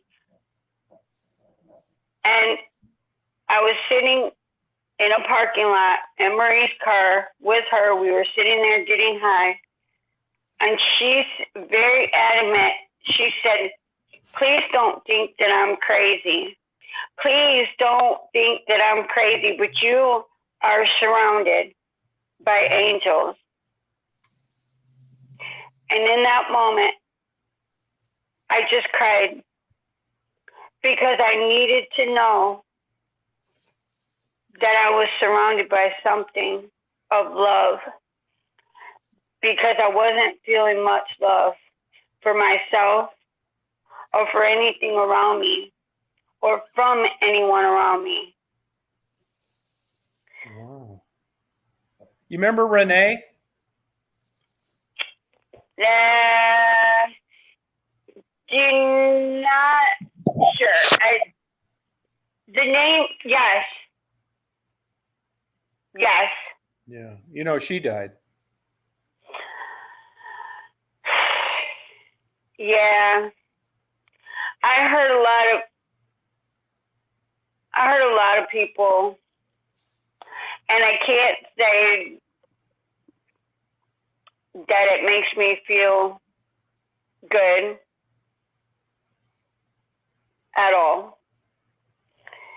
Danielle and EJ were my friends too, and when I heard that they passed away, they passed away and Marie passed away, so it was 3 in 1 week. When I first started working at the thrift store for them, my boss had came up to me. He said, I admire you. He said, you have so much strength. As the tears were just flying down my face, in that moment, I did question, how am I still here? Why am I still here? And a lot of these people that I loved aren't anymore. Yeah. It was for sure. absolutely heart-wrenching. But I know it's to help people. is to help people and show them that there's a better way of life, that they don't have to live like that. They are loved, and there are people who care and will help them. Yeah. Yep. Now, have you thought about maybe possibly starting like a YouTube channel for like recovery, like a recovery? They have a lot of like Yeah, you YouTube should, Jerry. channels. They have a lot of like YouTube channels, like communities for recovery. You know, I have thought about it. I'm not real tech savvy. No, you don't surprised need I to be. It's got super on- easy. I was surprised I got on here, Tom. No, good job, by the way. Thanks. I had a good coach. No, good job. You don't have to add a whole lot. You can just kind of stream your thoughts and upload them or do shorts. Like that's a big thing on YouTube now. And I mean, Thank you, stories like Heather. yours are definitely in demand. Like I said, forever, that's true. That's where people would pin me down. You go out here, they accuse me. I don't know if you ever knew this or not. But they accuse me of killing these girls and screwing them and all sorts of shit. I've I knew known that. that. I saw that online. Did you know that, Sherry?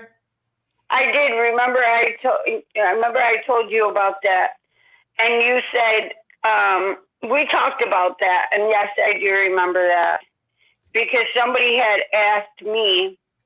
They said after the second or third interview, I said, "You're out of your mind. That's not even real life. That's not even a thing. Tom is not like that. He's not. I honestly don't believe Tom would hurt a fly. Get out of here. If you There's Google, nothing you can." I was gonna say if you Google the chosen one name, like with like Reddit, some questionable stuff pops No, up. that's these and it fucking stalkers. Yeah, and I I- thought it was nuts, and it's not like I personally met you like in person, but I thought it was stupid.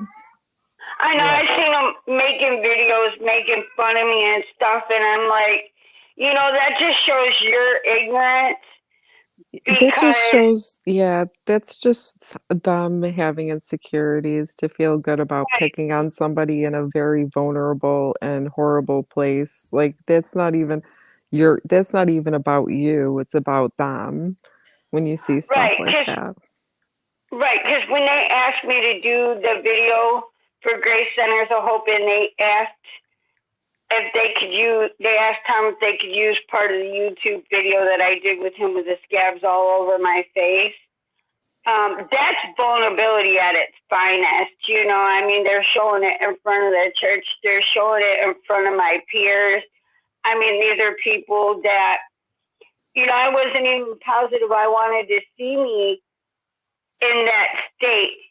But my boss had talked me into it. He said, "Cherry, just that 15 seconds of that video was so impactful. You have no idea how many lives it could change." And that's what gave me the motivation to be able to do it, to be able to make myself that vulnerable, was just the hopes that it would touch one person and help them to know that there is help. There is hope. You can do this. If I can do it, anybody can do it. Because I was so far gone. I was literally the Walking Dead. That's what I called myself. That's what other people called me. I was so far gone that I thought there was no coming back from where I was, from how far I was gone. 90 pounds, scabs all over my body. I was disgusting inside and out. My clothes. I didn't want to look at myself, So let alone think how could anybody else look at me.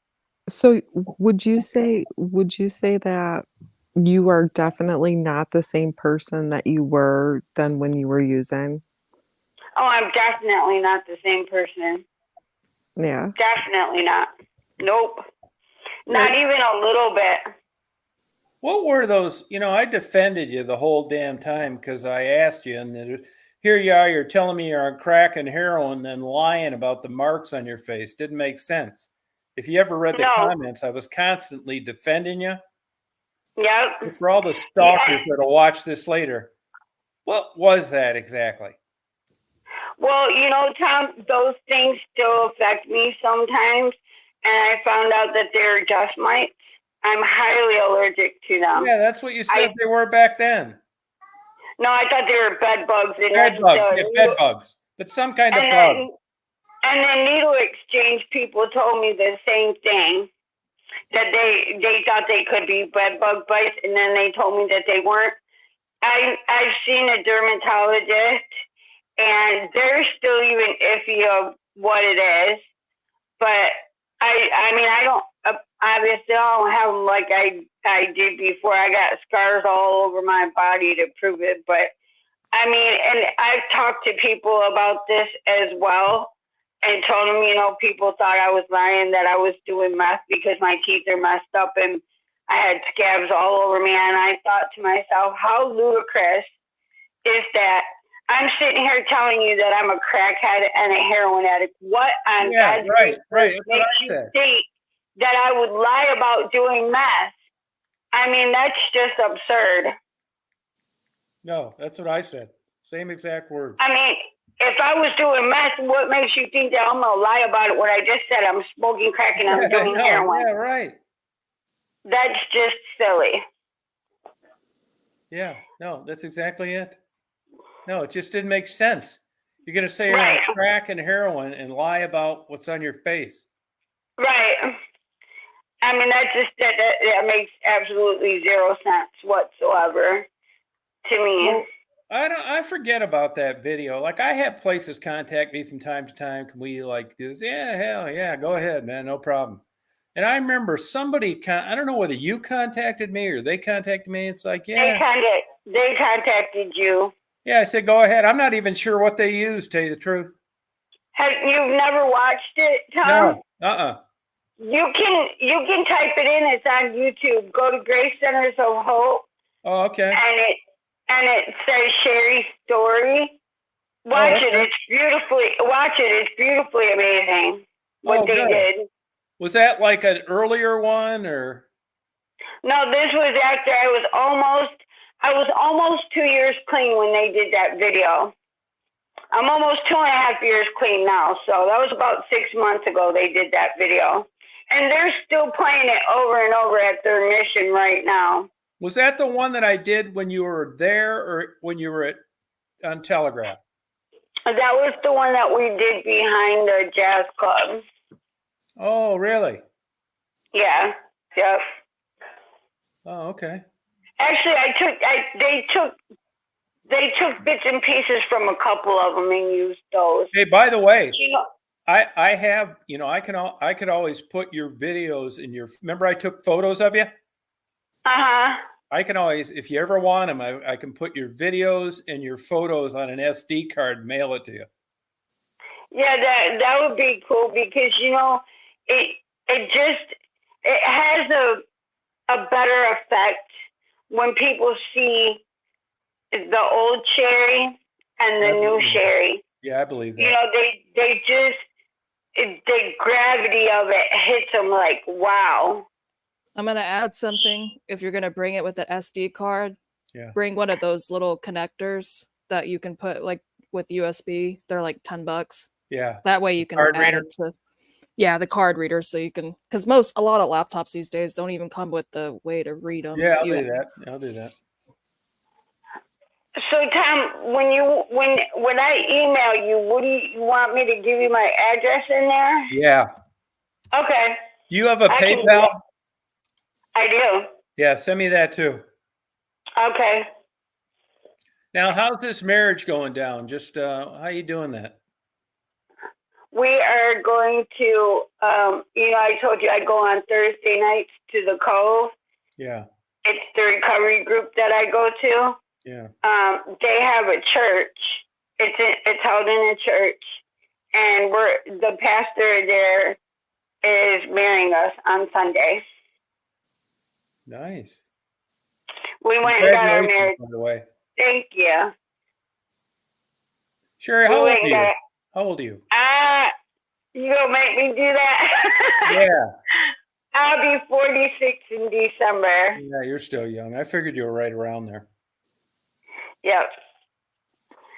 Yep, I'll be 46 in Sherry, December. looking back, your own personal experience, and do you think there's anything that could have headed you off at the pass before you went that way? Well,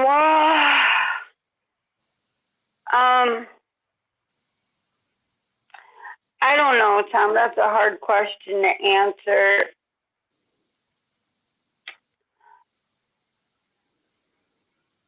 Can I jump? Probably, Oh, sorry. probably. I mean, probably so. I could have made better choices. But I mean, do You you know, think if you'd, let's say you'd have run into where you went to rehab then? No, I don't think so. I just think it all happened the way it was meant to happen. I think I had to go through everything that I went through in order to get to where I am now. I was just gonna ask if you didn't go through whatever, I don't know, I didn't listen to the whole story, but any trauma that you went through growing up, probably, I would assume would have made Did a you have difference. any of that, Sherry? I mean, I was abandoned by both of my parents. Yeah. Oh, you were? I was. I didn't know this. Yeah. And, you know, that was really the most hurtful thing that I had to kind of move past. I didn't get over it. I don't think I'll ever get over it. But, you know, I think that because I was, you know, it made it worse that I was their miracle baby. You know, I'm a miracle more than once. I wasn't supposed to make it when I was born. I was 2 pounds and dropped down to 1. Oh. And the doctors told my mom that I wasn't going to make it. They said, they cut me open 5 different times trying to fix me. I couldn't use the bathroom at all, number 1 or 2. And, you know, those are really big shoes to have to fill growing up. And my whole family was obese. My mom weighed 400 pounds. My twin sister, I have a twin sister, she weighs almost 400 pounds. And so there was, and my other siblings as well are heavy set. I was the only little skinny one. And, you know, there was, of course, there was a lot of jealousy, even from my own mother, because I was little and they wanted to be skinny. So, you know, I being a miracle baby, you would think that they treated me a little bit better, but they didn't. And I suffered a lot of abuse because of the way that I, excuse me, and I tolerated a lot of abuse because of the lack of love growing up. Wow. So, I mean, like I said, when I said that I had a lot of things that I needed to heal from, I didn't realize, you know, until I went to Grace, that I needed to heal not only from the loss of my parents, because I never really grieved their death because I hadn't forgiven them for all the damage that they did to me growing up. Gotcha. You So, could write a wonderful book. I'll Yeah, say sure that. could, Sherry. Yeah. you know, a friend of mine just told me that the other day too. She took me to my stepmom's house to get she gave us a dining room table for our new beautiful apartment that we have. And I was telling her a lot of this.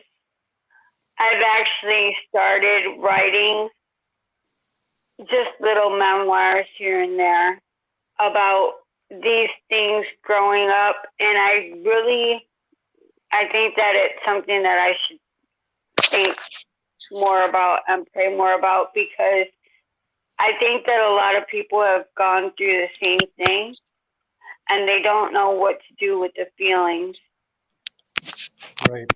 of hurt and abandonment and just overwhelming sense of purpose Yeah, and Sherry, one thing I wonder about, and that is like, you learn a lot as you get older, right? And You do. you've met this fiance, and how could this guy, I'm assuming he's around your age, He is.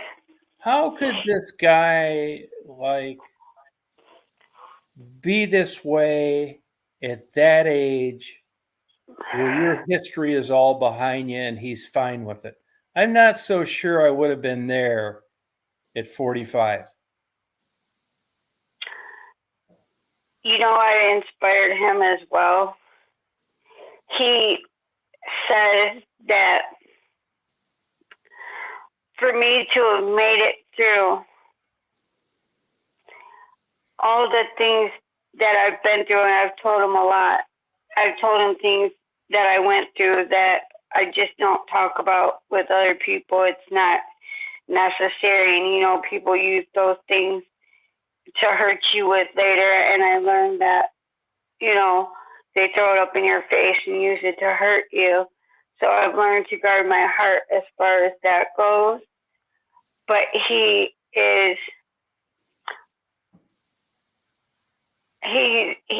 just surprised at how good my heart is still, and how I didn't allow those things to change me into a cold-hearted, vengeful, spiteful, ugly, evil person. I would say he looks at you and sees how strong you are, and he's impressed by how strong you are. That's unbelievable. Yeah. I mean, really, it is. I mean, like, I don't know.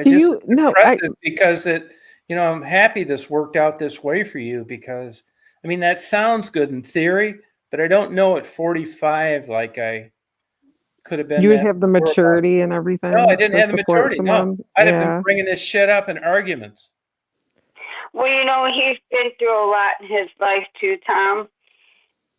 That, it's inspiring, and it's helpful to him also to learn to be more forgiving and more loving, because we can't control what other people do to us. We can only control how we respond to it. Yeah. And, lashing out at people and trying to hurt other people because of the things that we've been through, that's not maturity. That's childish. And it only hurts yourself, and right? Is that how you feel? Like right. you just, right. I had to not only forgive my parents, but I had to forgive myself. And that was harder than anybody, because I had to go back to my younger self, and I had to write her a letter too. And I had to apologize for allowing all the things that I allowed to happen, whether I allowed them or didn't allow them to happen. I had to apologize for not loving myself enough to tolerate the things that I did. No, I'm not knocking you, and I'm super happy for you. And I know you believe in God and all this, but this is my question. Probably not the most opportune time to ask it. But with relationship to God and the way you've explained your childhood, why would he have allowed you to go down that rabbit hole after already been put in the corner?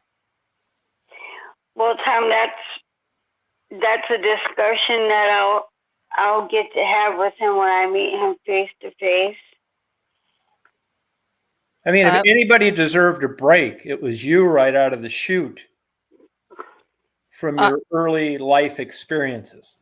I would say, I was- guess, You're Um, you're a survivor. That's what you are. I am. Yeah. You are a survivor of everything, and you should be proud of that. And you know, I am. you gotta give yourself credit for that. You are forgiving. You know, you're forgiving people, no, and big you time, are apologizing and Yeah. forgiving yourself. So, like, you are surviving right now. I mean, You're not. Sherry, what you have experienced and what you've done, it blows away these bullshit college degrees. Well, you know, Tom, and I'll tell you just like I've told other people, I've been to all different kinds of rehabs. I've met all different kinds of people, educated, not educated, poor, rich. And whenever I was talking to somebody as far as counseling wise, I didn't want to talk to somebody ever who learned these kinds of things out of a book, because I'm like, you don't know anything about what I've been through. And I think that's honestly, Tom, that's the whole reasoning and the purpose behind me going through everything that I went through. How could I ever relate to somebody else if I hadn't have gone through it myself? Yeah. I've come across people who they've lost their fiance, just as I lost Patrick. It might not have been in the same way. They didn't wake up and find him dead in the room next to him while I was face down in the water. But I was able to relate with their pain and what they were going through because I'd been through it myself. I couldn't relate to them had I not been through it myself. So that when I say I had went through everything that I went through in order to be where I am today, that's why. It's because I wouldn't be here.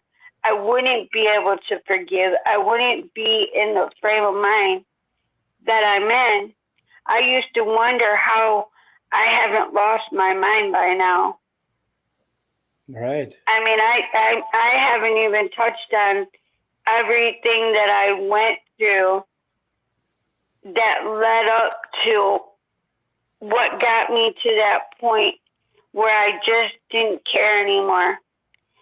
You know, I got to the point where I just didn't care anymore.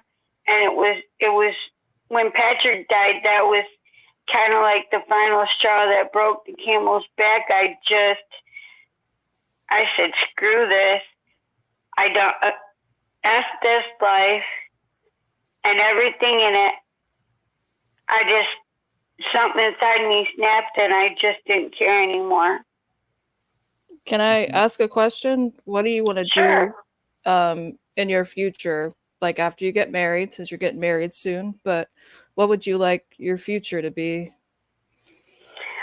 Well, I'd like it to be, I really like helping people. So right now I gotta get a job because I just quit my other job to move out and live outside of the program that I was in. And well, you know, I still gotta pay bills, but Mhm. I really just like to help people. And I think I'm on that. I think I'm on the right road by talking to, well, y'all, first of all, but I do involve myself in the Cove. I'm trying to involve myself more in that because I've actually grown to a point where I can, help other people that are still sick and suffering and reach out. Can I ask, well, another question? Would you want to Sure. be like a substance abuse counselor? Because I know a lot of people that have been in your predicament in the past, they've gone to go and do that or done Yeah, similarly. yeah. Like I said, my best friend of 28 years, she's actually a therapist for the guidance center, Hmm. and she's trying to get me in as a peer recovery coach. It's not the same thing as a counselor, but it is actually helping people that are in the same, in the same situation, that are still actively in addiction. Well, that sounds wonderful. That'd be great, I think, Hey, personally. I think it would be great too. And she said she thinks she sent me. She actually, it was just the other day, she sent me the link to apply and give them my resume. Yeah. So I'm hoping that I'm hoping that that comes through. Cause I hope- tried. I hope it tried. happens for you. Me too. Thank you so much. Sherry, looking back at your earlier experience in rehabs, would you agree with some of them just seem like scams? Yes. Yes. And I will not even hesitate on that, because I know one of them that actually was. The guy who ran the place was a predator, and he would get the girls to, and he was honest. He was just in it for the money. Yes, some of them most definitely are in it Yeah, that's what I thought. for that purpose. Yeah. And those are the places where you'll get court ordered to. For the most part, Unbelievable. I think that makes a difference too. For some people, is I went to the program because I wanted to, not because I had to, and I think that makes a huge difference in my success as well. Right. In that area where you were up there, Ryman, did many people get nailed with soliciting? Unbelievably, no. Yeah, they never I seemed for did. some weird. You did. I did. That's where I just found out, I was a victim of identity theft, and I've had to fight through that. And I got a couple tickets that I didn't know anything about until I went to file a police report for these people who stole my identity. They told me that I had a warrant for my arrest in Detroit, and it was for those soliciting tickets. But I just went to court on those October 3rd. Mhm. Actually, I think they're gonna, when I go, I'm going for trial by judge in December. Mhm. I think they're gonna wanna, once they talk to me a little bit more, they kind of got an idea that, they know actually that I'm no longer in the streets and using. I think that they're gonna use me to help other women too who are in that same situation, just by what they were saying. Yeah, in your experiences and the problems you had during that lifestyle, your experiences in the judicial system, were they mean to you?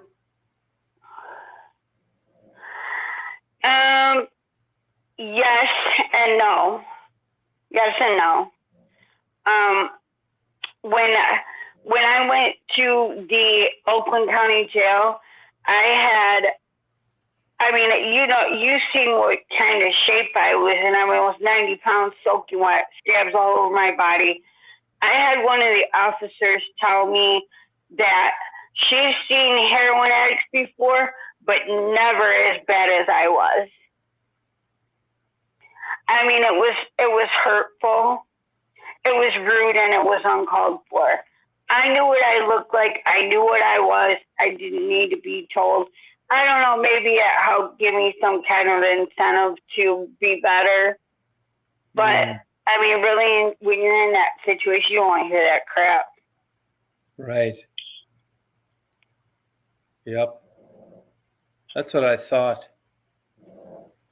Yeah, you're right. I mean, you're going to run into, in this world, you're going to run into abusive people no matter where you go. It's like I said, it's all in how you respond. I mean, I've had all kinds of people be ugly and nasty to me since I've gotten clean. I said, okay, thank you. Have a nice day. Yeah, I just don't allow it to affect me in that manner anymore. It's not worth it. It's not worth my time. It's not worth my energy. It's not worth getting upset over. Yeah. Because who are they? And are you helping me? No, you're not. Are you paying my bills? No, you're not. Okay, thanks. Have a nice day. That's my response now. When you were out there and hooking up in that lifestyle, was it just like, do you think there's anything to intuition, or it's just shit luck? In other words, when you're strung out and you need drugs, does that have anything to do with who you go with and who you don't? You know, you're not really thinking too much of who you're going with and who you're not when you're in desperate situations, like to the point where I'm gonna be sick or I'm gonna get this money.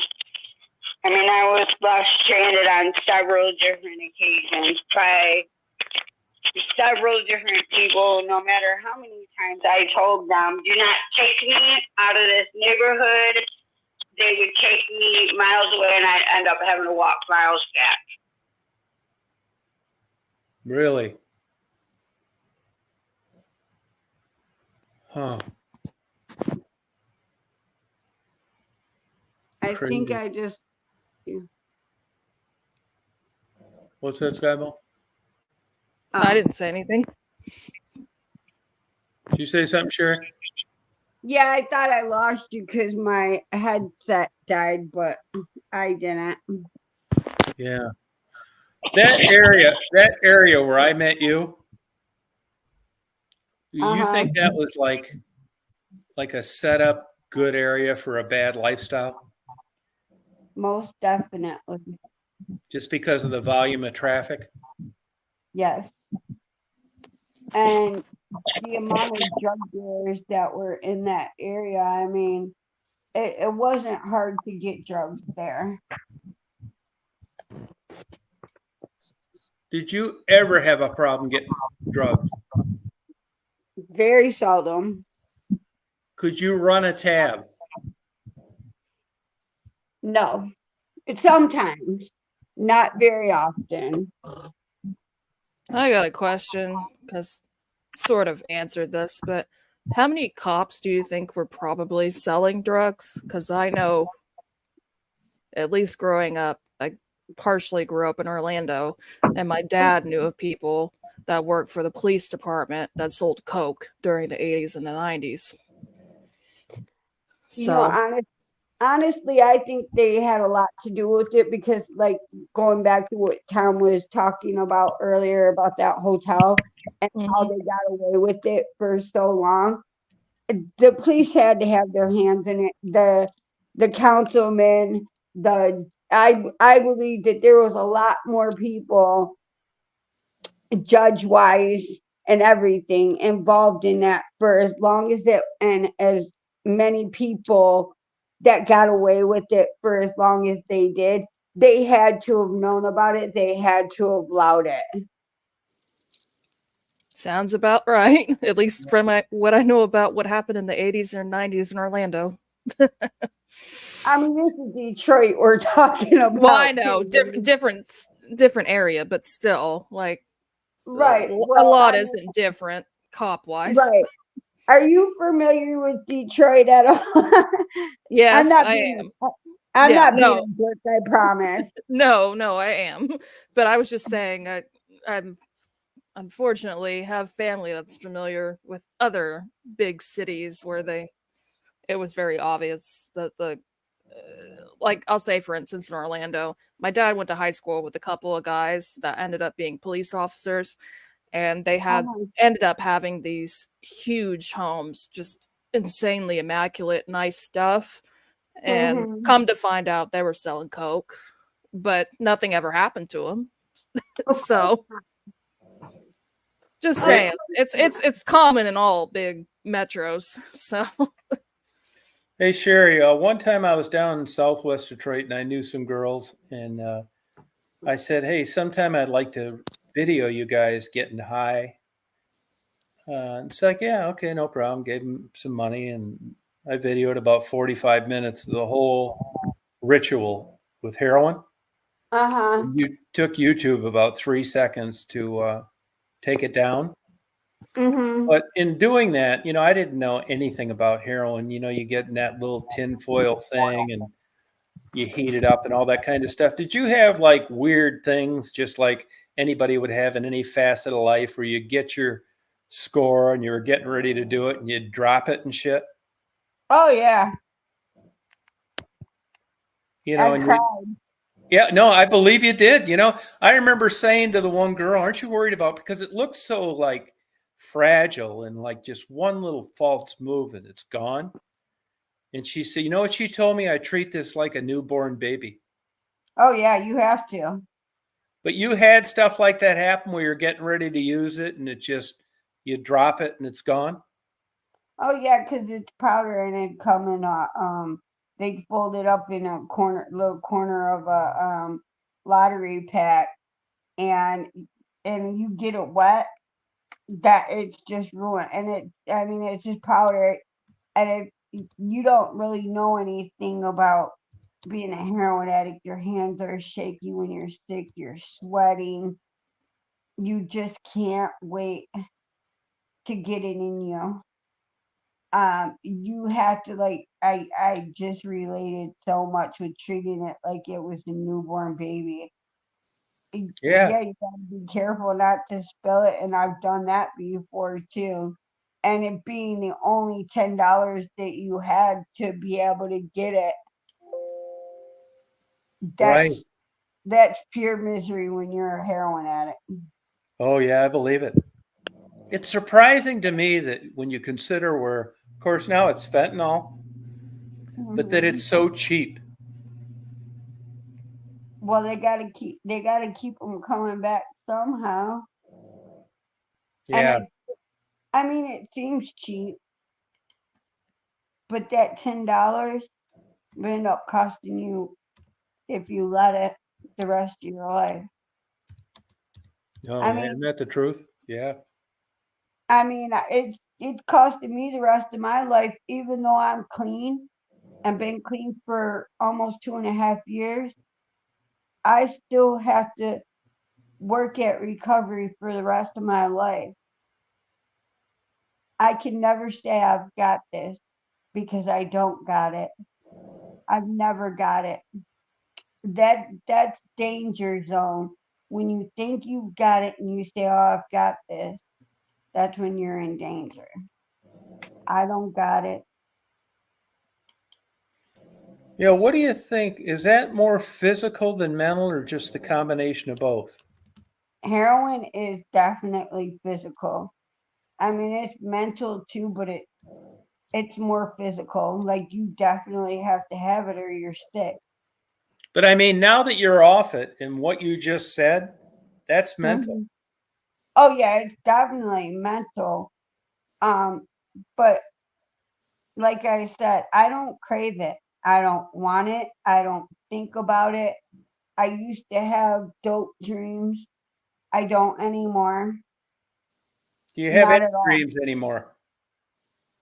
I'm sorry. Do you have dreams now? Nope, not at all. Huh. are you still on Suboxone though right now? No, Oh, okay. I didn't take anything. Oh, okay. I refused. I just refuse to because I don't know if you heard that earlier, but I refuse to get addicted to anything else. And I've kicked Suboxone and I've kicked heroin, and Suboxone was so much harder. I've It heard that hurt before. me. That's interesting. It It did. takes well, I'll just say, because I've worked in pharmacy, it takes more weeks to kick Suboxone than it would heroin. Yeah, Heroin's is within a few days. Suboxone yeah, can be like 2 to 3 weeks, depending, and you usually should taper down while yep. you're. It took me. It was harder. It hurt worse, and it took a lot longer to get Yeah. over the sickness and like the restless leg syndrome. It was 1,000 times worse with Suboxone than it was with heroin. But you're not saying eliminate Suboxone, are you? To me, it worked. For me, it worked. I eliminated it, and I'm doing just fine. But I mean, don't- do you think you could have eliminated it after never being on it? I mean, it served its purpose, didn't it? It it it did the first time I was trying, not the second to last time I was trying to get clean. I did it, and it didn't help. I mean, it helped me to taper me. It But, helped me to get over. but wouldn't you agree that it's better to go to a pharmacist than a dope dealer? No, You wouldn't agree with that? no, and Really? no, I don't agree with that because I think it's just substituting, and that's for me. That's why I didn't get on Suboxone, because I didn't want to be addicted to something else. You know, Suboxone is meant to be temporary. It is, but you're giving it to drug addicts. Right. They're going to abuse it because we abuse things because we can't just do a little bit. For But me, it's all or nothing. Well, right. But I'm gonna- you're not gonna get fentanyl in your Suboxone. No, you're definitely not going to do that. I was gonna say everybody's recovery is a little bit different. There are Right. some people that probably need to be on Suboxone or even methadone for life to keep them stable. But it's not Somehow. you're not supposed to be on those for life. You aren't, but for some No. people, if it keeps them stable and normal, it's if you look at like how it affects you over time and as far as like issues with like health issues and stuff like that, it's really not that problematic. So for some people, it works out for them. But yes, I do definitely agree. You need to come off of it at some point. But for some people, it takes longer. It depends. Sure, Um, Sherry, do you I think do know somebody could live a life of addiction on a place where they had a constant supply of Suboxone? Well, I do know somebody who is on methadone that she used it to get off of heroin, and she wants to get off of it. That's why I said, for me it was just substituting and getting high. I mean, not getting high, I'm sorry, but substituting it. I mean, yeah, it helps, but I think that it would, if it was used in the proper way that it was intended for, just to get you over the withdrawal symptoms, because they are just horrible, and I wouldn't want to ever go through the withdrawals again, but just to get you past that initial sickness, get over that initial sickness and then be done with it, then I mean, yeah, by all means. But like I said, you know, we're drug addicts. We tend to take things to the extreme. Right. I'll always say it's dependent on the person, but Yeah. I eh, mean, I think for some people things work out differently, and I do Yeah. agree that for the most part you should try to get off everything. But it sounds like drug addiction is a huge business. Oh, definitely. oh yeah, Pharmaceutical companies make a ton of money off of it. exactly. Exactly. It's a huge fucking business. Like, God. And it's so hard to get off of a lot of it, so that's why they keep Right. you on it. And they don't want you to. That's true. I do think And to they some don't- degree you can stay on. It really is dependent on the person, but for most people, they need to get off it. But it's dependent on the person, the circumstances, maybe medical issues, whatever's going on. Sherry, at the level that you bought from, did those guys have any money? Yeah, they did. But did it last is the real question, Tom. Where are they at now? Maybe we should get some interviews with them. No, they won't, which you can't blame them. That's why I'm always suspicious of these National Geographic Discovery. Who in the fuck Mhm. that'd be making $1 million a year is going to go on an interview with those motherfuckers? I knew one girl that did that actually. That was a real drug dealer? No, she took a lot of coke. She was a porn star and took a lot of cocaine. It was one on National Geographic. Oh, wow. Yeah, she was a cokehead, but Sherry, if did you ever mess with coke? Well, of course I did. Okay. Stupid It was- question. It's what got me I started graduated. smoking I met pot. you. Yeah, you graduated. well, I Mitch, graduated. I was gonna say once you mess around with some drugs, you kind of mess around with all of them, or at least Pretty most of much. them. I've done plenty, but it's been years, thankfully. I never even smoked marijuana. You're special at your age. Yeah. Even my dad has, and he's your age. I tried some gummies. I didn't really like them that much. That Oh, counts. those are strong. That's Those are marijuana. strong. Huh. I'm not a Okay. fan of it. Tom, I'm gonna cut out. It's bedtime. Yeah, great to have you. Thank you, Sherry. It's been a best chat ever. You too, Tom. Thanks for having me. Bye. Don't forget to everybody. email me. I won't. And congratulations. Thank you so much. Congratulations. Thank Bye. you. Congratulations. Good luck with your Bye. wedding. Thank you. Have a good night. You too. Bye. Well, that's quite a story, isn't it? That's actually, you know, those are rare and far and in between, Yeah, and I'm sure glad are. that, you know, she came on and Yeah, it's weird. And, I've kind of, not that much. Frisky has, but, it isn't like I lost touch with her since that initial interview.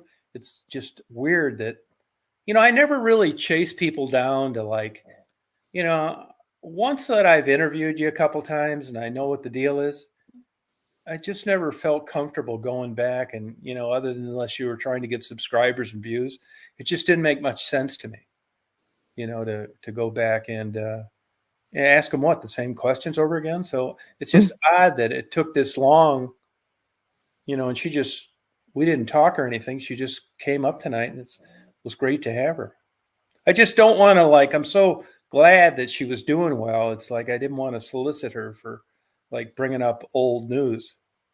well, yeah, you always got to make sure that what they're okay with and what they're not, because a lot of people who were probably in the streets and doing stuff like that, I mean, I'm not sure if they would be really Yeah, comfortable no, with actually, that. I went up there a couple years ago to that place she talks that she was at, and I interviewed her, and she called me about a week later and said, "Will you take that video down?" It's like, yeah, okay, that's no problem. Oh, And she was You're- worried that she seemed maybe unappreciative to what they'd done for her. You're nicer than most. A lot of those channels would never. And there's some of my, for a while when I first started, I would say, if you want me to take them down, I will. But as time went on, it was like people wanted me to take them down for like, just for the sake of taking them down. I mean, what's wrong with the truth? It wasn't like anybody that I interviewed, nobody didn't already know about. So actually about maybe 3 years ago, I quit taking them down because, I mean, the whole idea was to go out and explain what it was like to be under those circumstances. And it wasn't like I got them to talk about something they didn't do. And it's just like movies, TV shows, newscasts, documentaries. They're not taking them down. It's like, I just felt that I was taking them down for the wrong reasons. It was the truth. Yeah, I can understand that. I mean, And everybody, if you look at all my videos, I knew from day one, they consented to them. Now, I have taken some down, but, probably 100. But as time went on, it's like I quit taking them down because they just wanted them. They got paid. They got benefits. Everybody knew it anyway, and I'm still taking them down. It's like, this doesn't really make a lot of sense. The whole idea was to, portray what happens to people sometimes. Yeah, the only reason I could say to take it down is if they've kind of like how Sherry has changed her whole life. That I could understand. But you know what, though? But if they're still in the opposite of same, that, because it's the opposite of that, because people like Sherry want their video up. well, not everybody will, so I could understand that. But if it's just like, I imagine a lot of the people were ones that haven't changed their lives and just don't like what they did when they were high, which is completely different. They did consent, but to me, it's a little bit different. If you completely change your life, everything's different. You chat with you and all of that. That to me is a little bit different. Yeah. But a lot of them, I'm sure, were upset because they don't like how they're looking right now, even though they're still doing the same thing they've always been doing. Oh yeah, it was like a lot with, like, if you ever look at some of the older interviews, like it was a big deal. Like they wanted to look a certain way on camera, no matter what their circumstances were. That I definitely would believe. Yeah, I mean, you can get like a drug addicted prostitute that doesn't have makeup on, and she may need the money, and until she gets that makeup on, she's not doing an interview. It's kind of cute, really. Hey, I wouldn't want to do an interview. I don't have makeup on right now. Does it make that much of a difference? Sometimes if you're like me that has bad dark circles under my eyes because I'm so fucking pale. That's genetic. I know it's genetic, but still. Yeah. I don't look terrible. I went to the store the other day and they thought I was under 21 and I'm in my 30s. I'm 34. So Congratulations. That made you feel good. it made me feel weird, but I was like, all right, thanks. Make sure you wear sunscreen. I do. I wear fancy sunscreen. Yeah, it's worth it. Wear the Korean or Japanese stuff. I forgot. Kose Cosmoport. That's the one I wear. If anybody needs a good one. Yeah, I've had every skin cancer but melanoma. My dad has too, actually, and I take after him. So that's why I'm real picky about sunscreens. I don't go out in the sun. Otherwise, I'll die. No, you're smart. Yeah, no, it's tough on you. I take vitamin D. But you're at the age where your parents should have known about this. Mine didn't. No, my dad is your age. Actually, a little bit older than you. Really? How old are you? 67. He's 68. Wow. I could be your daddy? You could. Technically. That's crazy. Well, I'm 34, so yeah, you could be. Wow. He's got a daughter that's 10 years older than me, 44, so. Wow. My sister just died. She was 82. Oh, wow. Yeah. How was it just you and your No, sister? 2 stillborns in between. Oh, so were you the RH negative baby. Oh, okay. Yeah. Oh, they didn't. If I was betting, I'd say makeup sex. I was gonna say, were you the mistake? Where the rubber came off. Because that Yeah. happened Yeah. with my dad's parents, and actually both my mom and her sister were mistakes. So But back then, you know, baby boomers, I mean, shit, the whole neighborhood was mistakes. true. You know what's funny? You know what I find funny is, so Oh, thank you, Troubles. back in the day, it was like, you know, people like had affairs and whatever, but they Yeah. always kept it hidden, right? But like Yeah, nowadays, my mom had a bunch, I think. but nowadays it's not even like you see people with different, you know, people who have kids with different fathers all the time, you know, and no one thinks anything of it, you know, no one really does, Well, but like you back- you can't even hide it these days because all of the like ancestry crap, like the Oh, DNA. right. Like, good luck, because a lot of like, even if you don't, I've never personally done it, but you I could have a haven't yet. sibling. I got the kid. I just can't get myself to mail it in. I got enough fucking trauma. if Tom were to do it, like all these like younger kids would show up. Like Tom has like 10 kids. Like I had Are- one girl say that I got her pregnant like way later. I don't believe it. Are you sure you want to That's send where it now in? you guys now. Hey, on a high note, that's my argument. You know, you can fucking knock me all you want for like porn addiction, which I would admit to. But the good news is that it keeps your sperm count low. Which That is true. I've heard. yeah, it does. It does. So that could be why I don't have kids. Thank God. Can you imagine like little Toms running around? Oh God. They don't. They be like different. You know, gene expression. Don't bother doing that DNA test then, or else you might have some. You might have to be paying some money. No, I don't want to do it. Don't do it.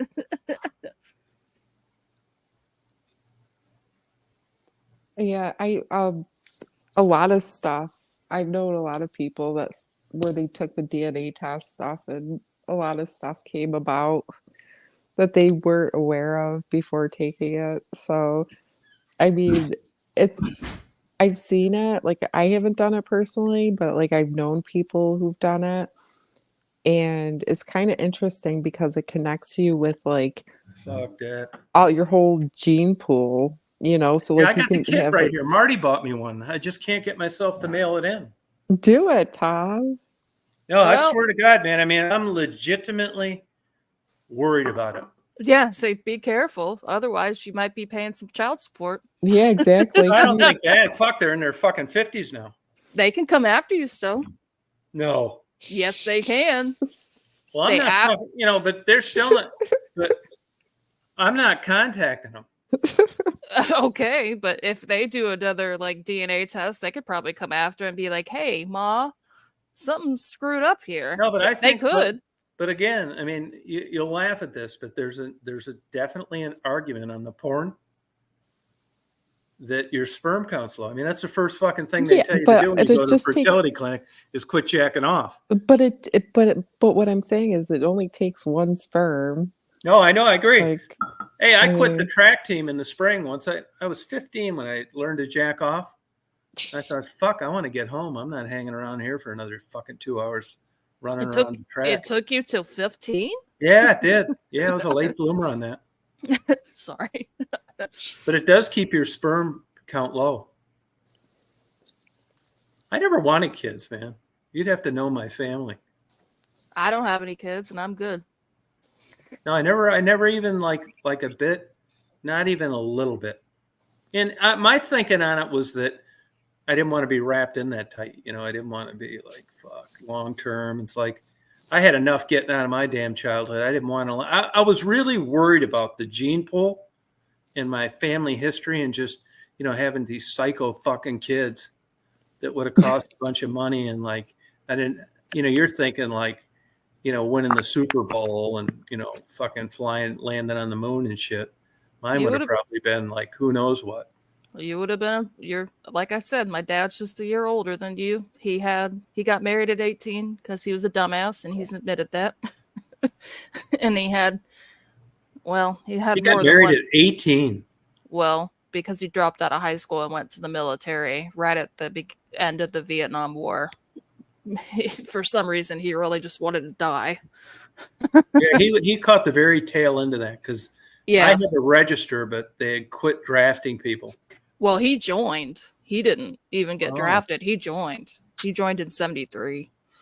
Yeah, see, I graduated in 74. Yeah, My birthday's January 4th, so I was the oldest of my class. your If I'd have been birthday's born. 2 days after mine. Not in 74. Not in that. You're a Capricorn. Yep. Oh wow. But yeah, my dad went and joined at 17. He dropped out of high school. I wish I managed- would have dropped out of high school. That's the only regret I have in my life. My No, it was dad a total waste of time. my dad actually regrets it because he wanted to go to West Point, and he came from kind of a privileged background. His parents were not great at the time, so he just dropped out and left and got out of it.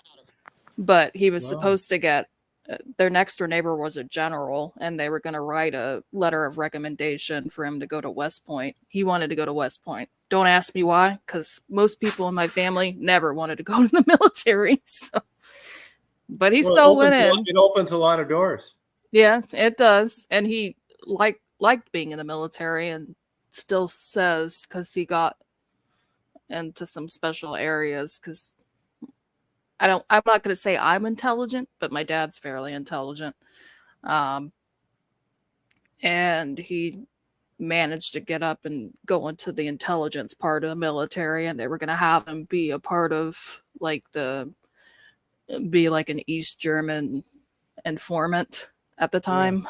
So, but he got out of that because he got married at 18 and decided, oh, kid's coming in and gonna have my kid, and then they got divorced. Now, is your mom still alive? My mom is still alive, and so is my dad's ex-wife. Oh wow.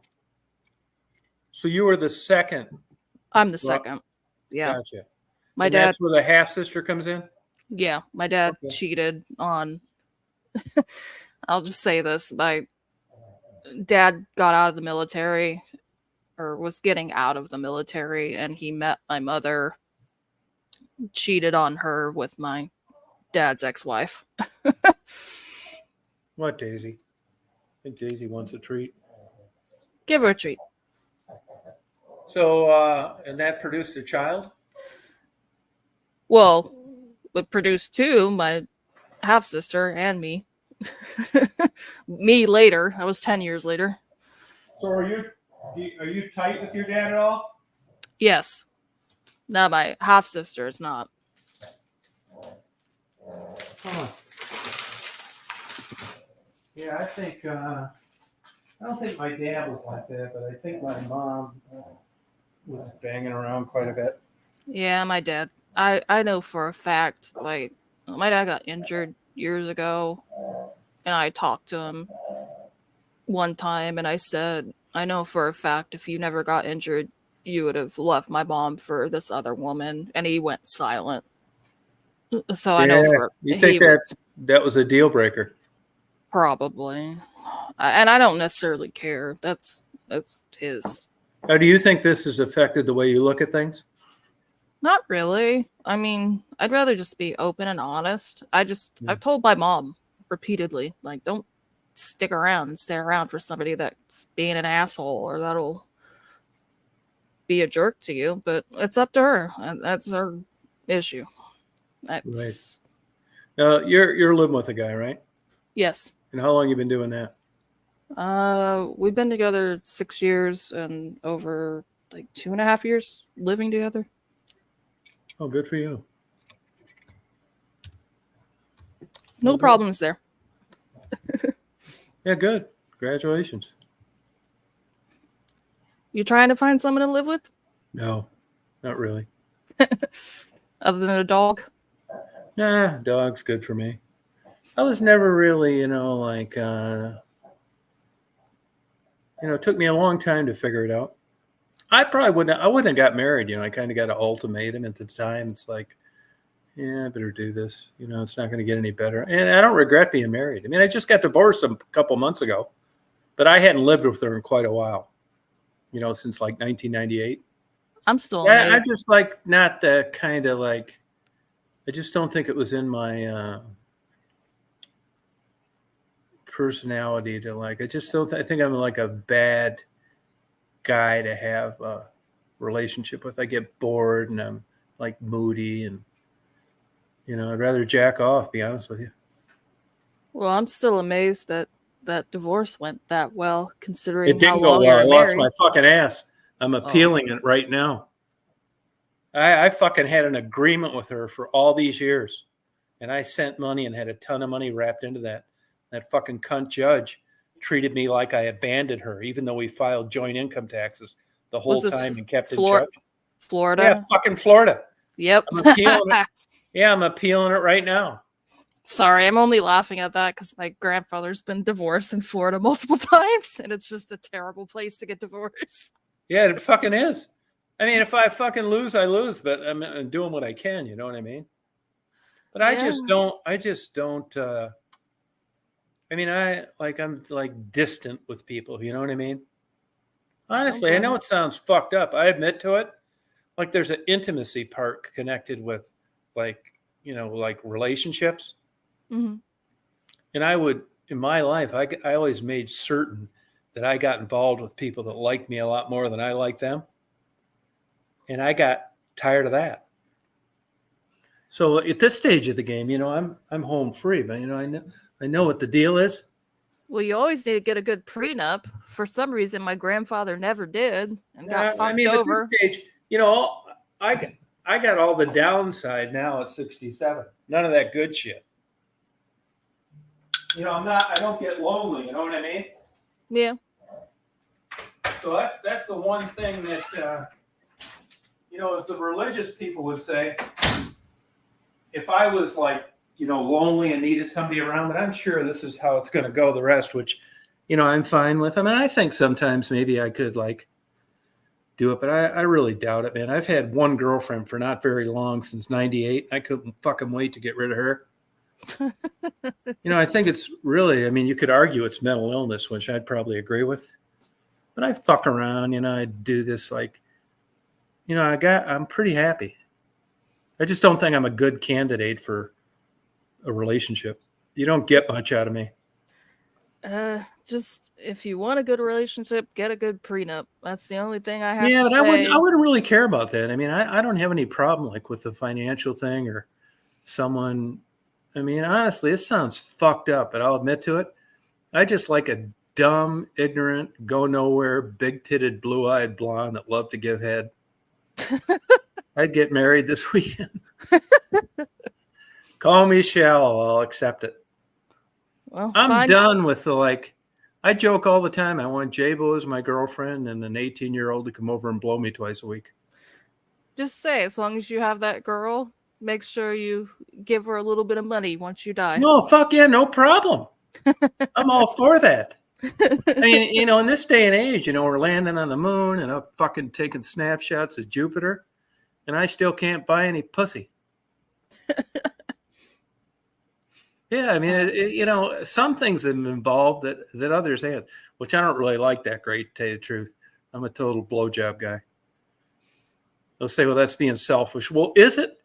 I mean, I don't like green beans.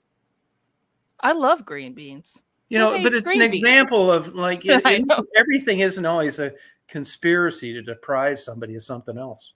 I know. Yeah, it's just dependent on what. And I'm a hell of a lot smarter than I was when I was younger. So I know what the fucking score is, and I'm not a like user or take advantage of people or any of that kind of bullshit. So I'm not going to go out and like tell lies to like, it's not worth it to me. I'll good. As long as you're honest, who cares? Well, but the problem is someone that would consent to that, you'd have to fucking question their sanity. Which is why I'm exactly where I'm at. If they're 18, yeah, definitely. I'm exactly where I'm at this stage of the game, which isn't bad. But I mean, you got all these variations of, relationships with people. And I think this is as good as it's going to get for me. Like, I think, I got like another 15 years. I mean, I just don't aspire to go out and, hold hands. It's not fucking happening, but it's not something that I really miss, Well, get a girl in their 30s or maybe early 40s. No, I fucking love them, but still, I mean, it sounds good in a chat like this, but it's they're still gonna want stuff that I don't think I'm capable of providing. What do you think they want? They want intimacy and all that bullshit and sleeping in the same bed.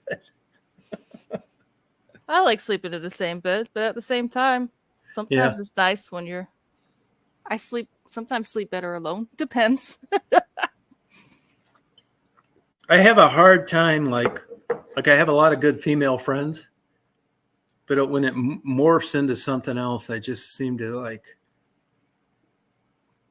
can't do it too good, I guess. I got a lifetime history of that. So this notion that things would change as I get older is pretty unrealistic.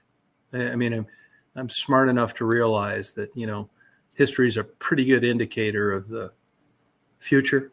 Yeah, you're not wrong. Past. That's why I keep thinking present. about mail order bride. Oh no! Are you going to be? If I could trade blowjobs for citizenship, now we're talking. Are you going to be part of 90 Day Fiance? No, I mean that just seems like crazy to me. I mean, real fucking wackos. I mean, either way, you're painted into a box as this fucking crazy. And I see these couples that go to this place where I eat, and they're my age, and they've talked. They don't know me, and they want to introduce me to their girlfriends, and it's just I don't think so. I mean, I would want a weird, mentally twisted, unnormal relationship. I mean, I'd love to just be chasing around like a 19-year-old that couldn't speak English in a bikini all day long. You want a Thai lady boy? Sorry, I had to make that bad joke. I joke about that. I really don't want that either, but Sorry. I'm not. I will tell you this. I would think in my life, I've had 2 relationships. One when I was younger, and for some reason, I was a total delinquent as a young guy, but I had smart girlfriends. I had 5 valedictorian girlfriends, but 3 of the 5 just couldn't put up with my wildness. They were always catching me watching porn and trying to get them to go to titty bars and have threesomes and that kind of shit. And then when I got older, it was just I'm not really into this damn shit. I think I have a juvenile way of looking at sexual relationships. I just want my whole life to be cum facials and 2 girl blowjobs. And I can't shake it. Cum facials on yourself, I hope.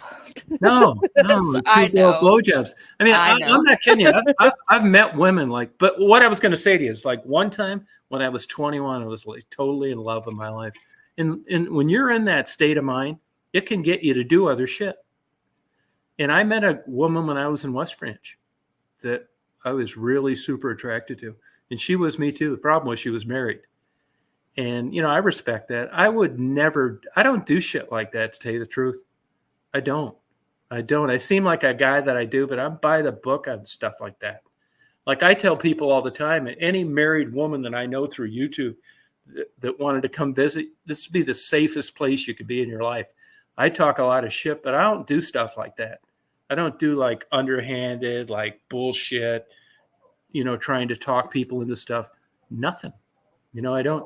And she really liked me. We talked about it actually. And it was just she was always married, that kind of thing. So if you consider my lifetime over those many years, probably not going to happen again. And that was 10 years ago. So it's not like I'm getting younger. I'm getting older. So I got an idea that it's probably the end of the road for me on any potential romance. I do think I'm capable of it, but it's very small odds. I'm a big enough weirdo that the likelihood of it happening again at this age is pretty low. But I do know this. I do know that if it happened, I'd drop all that fucking shit that I talk about, all that porn shit, and I would. It seems like the trade's never been worth it. I've never really cared about like the porn stuff. Like if No, but you're a woman. guys You watch wouldn't. You porn. wouldn't. You think differently. Well, no, there's a lot of women that hate men that watch porn. They And do. I never, They do. I never really gave a shit about that. I know a lot about that Yeah, but industry. if you're into intercourse and you're sexually active, and that starts to interfere with that, you're going to think about it much differently. So you're getting all the dick you want at 35 for 34. Sure. Get back with me. Well, sure. But I'm just saying in now general. it's not a good time to know what can happen at this age. Well, I'm just saying a lot of times a lot of women hate men that watch porn, and I couldn't Oh, fuck yeah, they do. you Big couldn't give time. a shit about that. I've followed some people women that are in that industry just because I find it interesting. I don't really give a shit. I'm not saying it.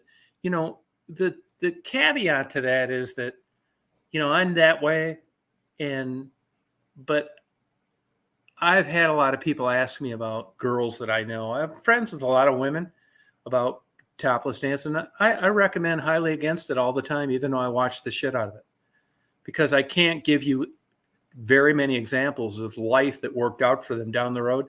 I can't even articulate to you why something that's legal turns out to be so bad for people as they get age. But in good conscience, anybody that ever asked me about it, I try my fucking ass off. I've even given them money to not do it. Yeah, Even though I'm a, gold member consumer. I would agree with that. A lot of the fucked women up, that man. would, I mean, why this is, I don't know. a lot of the But women that did really well, unfortunately, don't have the best careers afterwards. No, they don't. They all, I mean, if you go down, you look at like porn stars and how their life ends, it's fucking terrible. They're not down at Indy Atlantic, sitting in a nice hotel. Look at eating Jenna caviar. Jameson. Jenna, but I will give Jenna Jameson credit for this. She's horrid right now. She was pretty sharp about licensing. I'm sorry, I know too much about her and I should not. But no, it was mostly her husband at the time, Jay Gardenia, however you say his last name. Uh-huh. He did most of the branding of her. She's horrid. Wasn't she the one that was married to Tito Ortiz? Yes, she was. So was he the first husband? No. He wasn't even a husband. Jay was the second husband. The first husband was Brad Armstrong, which was a guy in porn. He's still in porn. She never married Tito. But Brad, really? No, she never married Tito. She had kids with Tito. She had twins, and he has full custody of both of them with his current wife, Amber. Because she's a nightmare of a person to deal with, and Tito has alluded to the fact that she did some weird sexual stuff with her kids, or with their kids. Oh, really? Like, yeah, she's fucked in the head. And then really? Yes, and then I never found her attractive, so I can't tell you too much about her porn. I've followed her. Unfortunately, know too much about her. Interesting. But she went to go with another Israeli guy. Oh, sorry, an Israeli guy. Forgot his name off the top of my head. She had a kid with him called Batal, a daughter. All of the kids she had via IVF, and she left all of them. They're gone. Interesting. Disappeared. Yeah, but in her life. That's one more cog in the wheel of another disaster example of someone that got into the sex industry. Yep. Now she's married to a really shitty TikTok person on the internet, a woman now. She said she never wanted to be with men, and now is with a woman. So if anything, I give myself, I know what I'm like for sure. It's subjective, right? Because it's me talking about me. But, honestly, in good conscience, I have women my age that are interested, but I'm just not into it, to tell you the truth. I know it fucking sucks. It's terrible. And maybe you could argue like a control freak, which maybe I am, but I mean, it's not like you can't do this, you can't do that. I'm fucking with their friends, none of that goddamn shit. But this sex shit, like, it's definitely not normal. I mean, it's up to you. It's up to what you It's up want. to me, and yeah. It's your- like, your and preference. honestly, there's 75% of me that's thinking that anybody that agree with it, if I had a good day, I'd probably run from them. So I'm fucked either way. Yeah, I painted myself into a corner. That's why it's just like, I think that I'm better off just watching porn and having good female friends. They wouldn't put up with me. Raise some more birds. No, You had yeah. birds. Well, I actually, you have a moment of truth in different things in your life. And I got to the point where I just, I'm a real animal lover. I know that animals need to be culled in certain circumstances, blah, blah, blah. But I just can't, in good conscience, like a religious theory is that with knowledge comes accountability. And birds shouldn't be in cages. I would agree. I don't kill fucking weeds if I don't have to. I don't cut down trees necessarily. I mean, there's a much bigger picture out there than human beings. This notion that we should understand it all is false. So I really 100% believe that I'll probably just, be face down in a fucking beehive someday. And that's the way it's going to go. Believe me, I could be a quadriplegic. I could have lung cancer. I mean, life has been pretty good to me. I've led a crazy fucking wild life, man. I really have. I've gotten so goddamn lucky. And even if I lose my appeal, my divorce, I don't really care. I mean, I'll get fucked out of about $1,800,000, but it's not going to change my lifestyle. So I'm just done with it. Move on. I got 15 years. Fuck around these bees. Hear, read, fuck off, that kind of stuff. But the notion of a romance for me is pretty little because I'm a fucking strange guy. Well, keep raising some birds. My parents did that when I just don't want to keep them in cages. Well, that my parents did the same, actually. If you came up with like, I'd be all for indigenous, endangered species, that kind of thing. I would do that. But I'm not like taking something that should fly and like caging it. And here's another thing I learned. I had 3,000 pairs of birds at one time. Whoa. And I thought this is how ignorant and stupid you can be. Like getting into a marriage. I thought that I was going to be an ethical bird breeder and that I was going to supply healthy birds to the pet industry. Because at the time when CITES came out and there were no wild caught imports after 1992, I thought, I'm just going to be like a good guy. I mean, I'm no fucking around, man. I don't bullshit, lie, ask anybody. I just decided not to do that. And really, mental institution stays kind of fortified that. Because if I go out on a bad note and I really get fucked some way in life, I want to have the comfort to knowing that it wasn't some fucked up shit that I did. I'm 100% believer in karma. So I just don't want to do wrong things when I know better. I was going to say my parents had birds when I was a little kid. They had them prior to me being born, but they were pretty much always out of the cages. They had 4. They would just fly around everywhere. Yeah, when you're breeding like hardcore, man, it's not like 3,000. That would be insane. It was insane. I had like 3 full-time workers that fed them and cleaned the cages. It's fucking stupid, man. I mean, I know how fucking capable I can get with my obsession on stupid, crazy shit. I quit collecting. I mean, I have been in a couple nut houses, which I tell everybody about, and I'm glad that I was because it gave me a lot of good time, like, for lack of a better way of explaining it, come to Jesus moments. And that was one of the things that those stays created for me, and that I'm not collecting fucking anything anymore. I was the most obsessed Civil War collector, vintage marble collector in the world. I had like a $400,000 collection of fucking marbles at one time. Fucking insane. Last thing I do before I go to bed, first thing I got up in the morning, going to all these marble shows, staying at a hotel. Fucking nuts. Grown goddamn man on his goddamn hands and knees. I stayed up for 2 days straight with a magnifying glass looking at fucking marbles. I fucking think crazy. I think you and my dad would be good friends. He Seriously, man. I mean, was I got a better nut things to do. And like that was you. part of the thing that kind of led me to like, going out and like maybe I can like go out like, interview prostitutes and help them, that kind of shit. I was naive because I just didn't want to be in selfish, monetary, stupid fucking hobbies. Well, you sound like you I don't honestly. collect anything anymore. I Well, gave away like my good, sold it or gave it away. Actually, but here's weird, and I'm not religious, but I ended up down here through my collective shit.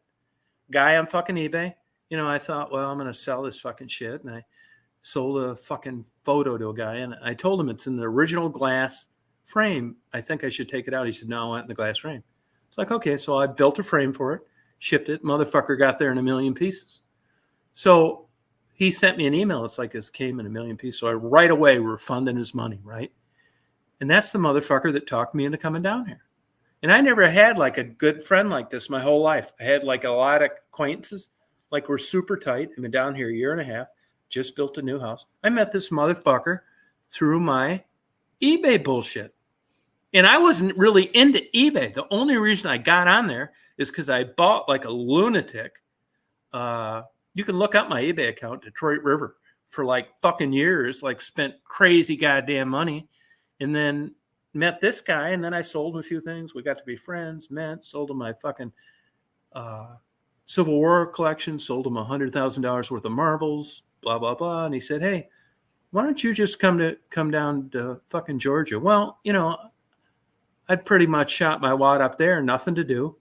He said, I said, okay. Had like a fucking another mental breakdown and just took off one day. Here I am 15 months later. Now I got to go up and get all my shit and move it into this new house. So it's weird. So, even though I'm talking about not collecting and glad that I don't do it, had I not been in collecting, I'd probably be miserable up in West Branch, fucking suicidal, bored. didn't you say back in the day you had an FFL? Like I did. What happened to that is I don't even give a fuck about guns. But when you're obsessed and you're like a nutty fucking obsessive collector. Can I ask? Yeah, that's how my dad was. I wondered, where did you sell? Because he sold in I Florida and didn't. Orlando. What happened is, okay. Some guy told me you ought to get a federal firearms license. Like, yeah, okay. I had a PI license, pilot's license. I figured, I had a straight enough fucking thing. So like an idiot, I applied for one and they gave it to me. And I just wondered if you ran across my dad someday. Yeah, no, I wasn't even into fucking guns. So what happened is I started going to these shows like a typical obsessed collector, and I'm buying fucking street sweepers, which the government banned, Uzis, all this cool fucking shit. That's my dad did the same thing. I never shot any of them. I had like 100 guns, and then the manufacturers get a hold of you. Because you're a federal firearms dealer, they don't know if you're selling a bunch or none, and they start giving you these deals. So then you start before you know it, I got fucking 300 new guns that I've never shot, like an obsessed, kooky, fucking nutty collector. And then what happened is these crazy motherfuckers were going around killing people, and the government cracked down on federal firearm dealers, and basically they leaned on you, and if you didn't have a commercial place as a legitimate dealer, they wanted you to surrender your fucking federal firearms license. So the feds came to my house one day, and I didn't have to do this. And I could have fought it. Can I ask what year was that? Yeah, I can tell you exactly what year it was. Let me think about this. It was 1994. Yep. All right. That sounds and they similar. came to my house, and they said, you're a federal firearm dealer. It's like, what are you doing with all these guns? It's like, I just fucking got them. I got them fucking here. And it's like, I'm looking for a way to get out of this crazy goddamn shit. And it's like, do you have them here? See if you sold any. I haven't, because you got to keep all these records when you sell them and background, all this bullshit. I didn't sell any guns to anybody. I just got this whole room full of these like fucking semi-automatic machine guns. You could have filed a thing and made it automatic. And I take these fucking federal agents in my thing. And it's like, God damn, man. It's like, you haven't sold any? It's like, no. It's like, are you sure? It's like, yeah, fuck yeah. Because they're going to try and like bust me on selling guns with not the proper paperwork. So actually, those motherfuckers spent 3 days down there, and I showed them every goddamn gun I ever bought, and I hadn't sold any. So they said, well, would you consider surrendering your federal firearms license? It's like, fucking A. Will that mean that I can't buy any more like this? It's like, yeah. It's like, no problem, motherfuckers. I tore it up right in front of them. And then I had a problem selling them because I was no longer a federal firearm license guy. Actually, about $20,000 worth of the fucking crazy guns that I bought that I never used were banned by the federal government. The Street Sweeper was one. Some drug dealers that shot some fucking cops places with them. It was a 12-gauge shotgun, which had a canister like a machine gun. Mm-hmm. Well, I never, once that I didn't want to fuck around with that paperwork, which is why I never sold any. So I had to scrap about $20,000 worth of guns, because if I'd have sold them and they'd have caught me, I'd have been like charged with selling a gun that was on some fucking list that the government, you had a chance to buy a stamp for it. You should know the story that happened to my dad. It happened in 92. It was, you were correct. Back in the day, it made more sense to have like an actual business. Yeah. Like what they would do is they versus- would hassle you because the government was looking bad when these kooks would get a license. And it's bad enough when a nut job goes in and buys one, but it's even worse when a nut job has 500 of them he got a deal on because he's a federal firearms license dealer. I'll tell what happened to my dad. Poor him, but it was fine in the long run. He could still have his license afterwards, but he had a separate business area where he could sell everything, so it wasn't like from his home, because you needed, from what he told me, because I've asked him, because he's moved different states, wouldn't you want to be an FFL dealer? And he goes, fuck no, fuck this shit, I hate this. Oh yeah, fucking A. Well, I read the writing on the wall.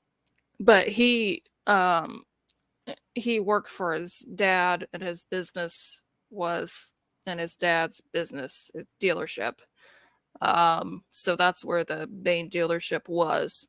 But unfortunately, some guy that he had hired for his dad's dealership, they knew where he lived, realized he sold guns, and my dad made a stupid fucking mistake one time because he was going to go to a gun show and sell stuff. He was at our house and he wanted to sleep in a little bit because they work Monday through Saturday. So he just wanted to sleep in a little bit prior to going to the gun show. So late at night, he packed in all the guns in a trailer, like an enclosed trailer.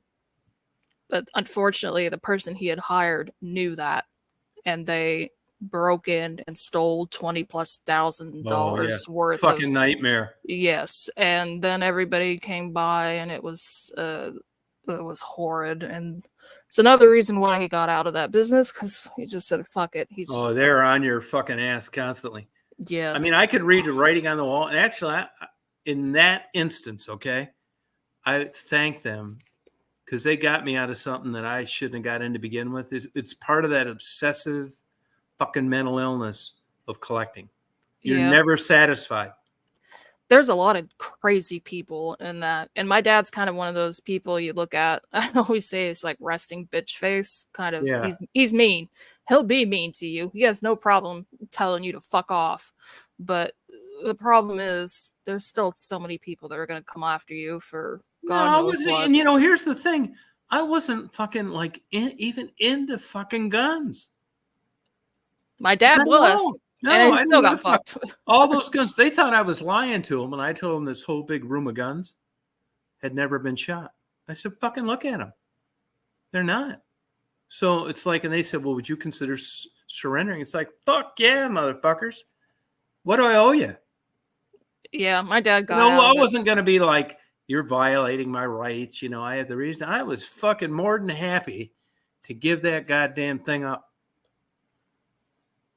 My dad's kind of the perfect person to be selling guns because he knows he was in the military. I wouldn't want to do it, man, because you never know. Like, even if everything's legal, when you sell a gun to a kook and he does some crazy shit, it's like selling drugs. stuff Yeah, like it's like that. selling drugs. That's why he got out of it too. No, I for a while I was really into pit bulls for a while, which I can tell you all about. Petey on the Little Rascals, RCA Victor dog. Pit bulls used to be a sign of wealth. I'm gonna In leave 1920, almost leave you for a all- minute. I'll be back. Yeah, maybe in 1920, a lot of college university allowed kids to have pit bulls in their dorm rooms. And then, we'll look at pit bulls now. And it's not so bad now, but 30 years ago, it was a big deal. And I thought, well, I'm going to breed pit bulls. And I really liked pit bulls. And I bred them, and they were cool. But I've realized early on, it's like going to a swingers club. It's not what you're thinking. All of a sudden, I got these biker motherfuckers coming over, these black gang motherfuckers coming over, and they're wanting to buy your pit bulls. And it's like, you know what? I just don't like the clientele. So I quit breeding pit bulls. But, unless you're like mentored and you get into something knowing what it's going to be like, you just learn these things. And I learned that. So I quit breeding pit bulls. I got out of guns. I quit breeding parrots. I bred camels for a while, dromedary camels, the single hump. I bred koi for a while. Nobody wants to pay you for them. So life's a big, giant learning curve. And I'm smarter now. I mean, I fuck with bees, but, they're kind of benign. I mean, they do pollinate things, which is another fucking scam, by the way. Bees are, the media's totally exploited that too.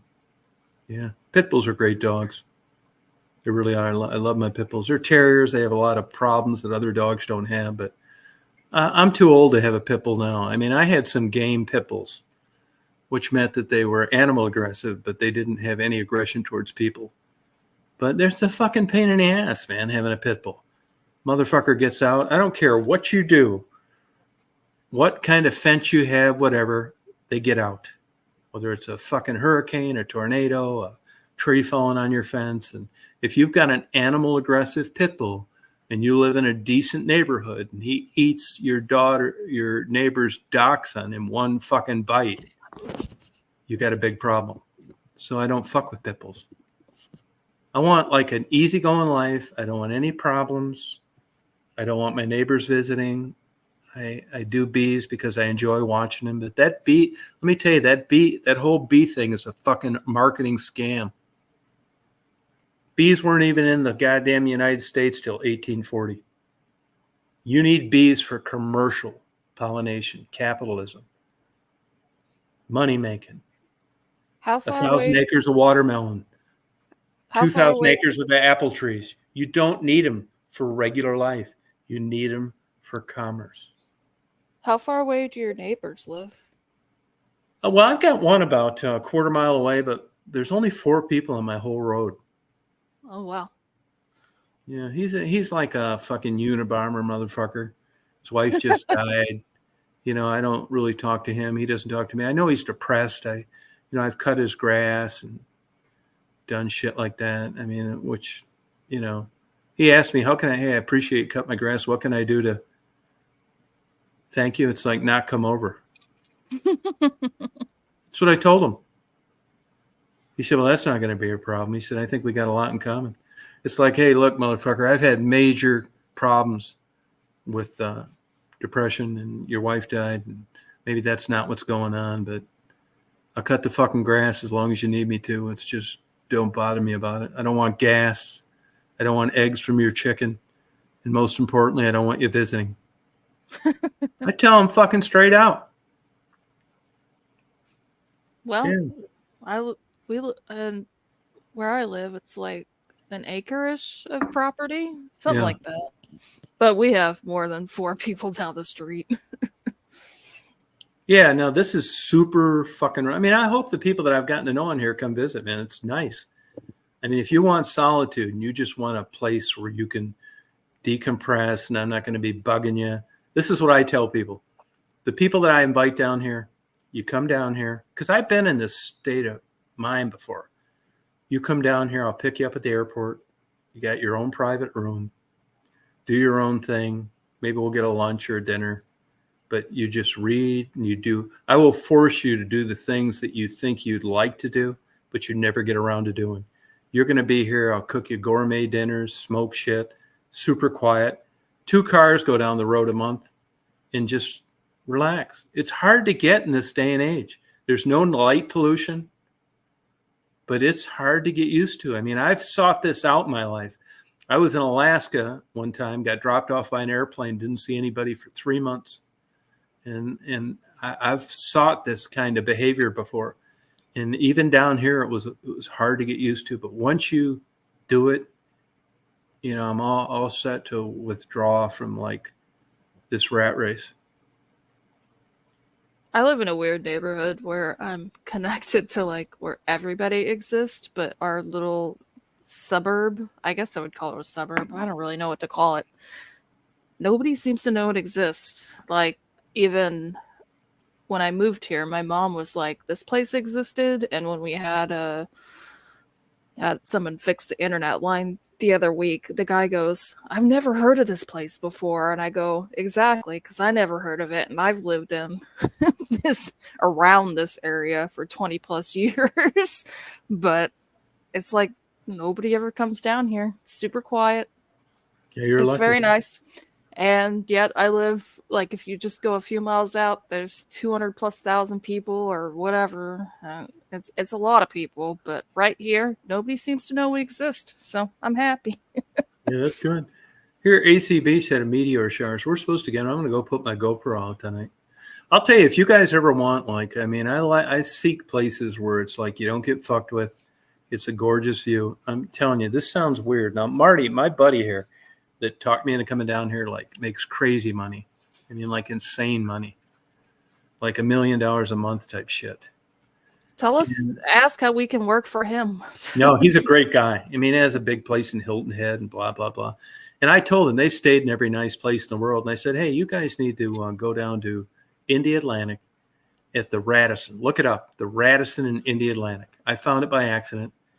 And you will love it. And they went down there and it's like, fucking, hey, man, this is awesome. If you guys ever want a place with the most beautiful view in the world, crystal clear blue water, no tourists, good restaurants in there. It's kind of a dated place. It's older, which I'm glad it is, because if it wasn't, it'd be $500 a night. Look at the Radisson in Indy Atlantic, Florida. I'll go down there a couple times this winter. I try to go down there during storms. But as far as just a beautiful view, no big deal. If you look at the reviews, they bitch about they don't have a restaurant and this and that. I'm glad they don't, because if they did, it'd be crazy expensive. It's the most fantastic view. Even like the suite you can get a good deal on. It's like $170 a night or some shit, which is like, if you've ever, I've never owned property on the ocean. It's super fucking ridiculous, crazy expensive. And the homeowners association fees are crazy, the monthly maintenance fees. So this notion that you could stay down there for that cheap a night in that kind of place, you can fly into Melbourne, you can go into Orlando. And believe me, anybody that I've ever told about it loves it. If you love beautiful sunrises, crystal clear blue water, sea life, and not getting fucked with, the Radisson in Indy Atlantic, Florida. I've been everywhere in Alaska, been to Hawaii, I've been in every state a million times. I've taken about 15,000 mile road trips. That's the fucking cat's ass down there. And I told my buddy about it and his wife, and they were kind of, oh, I don't know about this. You know, it's like, go there, fuckers. And they, as soon as they walked in the room, they said, wow. In this day and age, $170 a night in that circumstance is like a steal. I used to go down there and stay like a week, get beer by myself, that kind of shit. I love drinking like good scotch, sitting on the balcony, the waves. It's fucking it, man. I'll look into it since my grandfather lives in. Oh my God, look it up, you guys. I promise you, this is a diamond in the rough. I've been, like I said, I've been everywhere in Alaska. I've tried it all. I tried the living in the wild, the whole fucking bit. My grandfather lives It's just not in me. Maitland, Florida, if you know where that is. Yeah, I know where just it's at. outside of. So that'd be easy. Easy drive. Wouldn't be hard. At one time, I used to know the manager down there, and I would. I'm not a guy that like goes in and wants a fucking deal. When I go in there and it's worth it, I'm just going to pay you what it's worth. And I would like want to go down there. There's 2 times I've tried to go down there during hurricanes, but they had an evacuation and they couldn't rent. I mean, it's just like my ultimate dream stay is to be down there in that building during a hurricane. To be Yeah. blown away? No, that you're not taking down that building. Okay. No way. It's so ridiculously gorgeous. Yeah.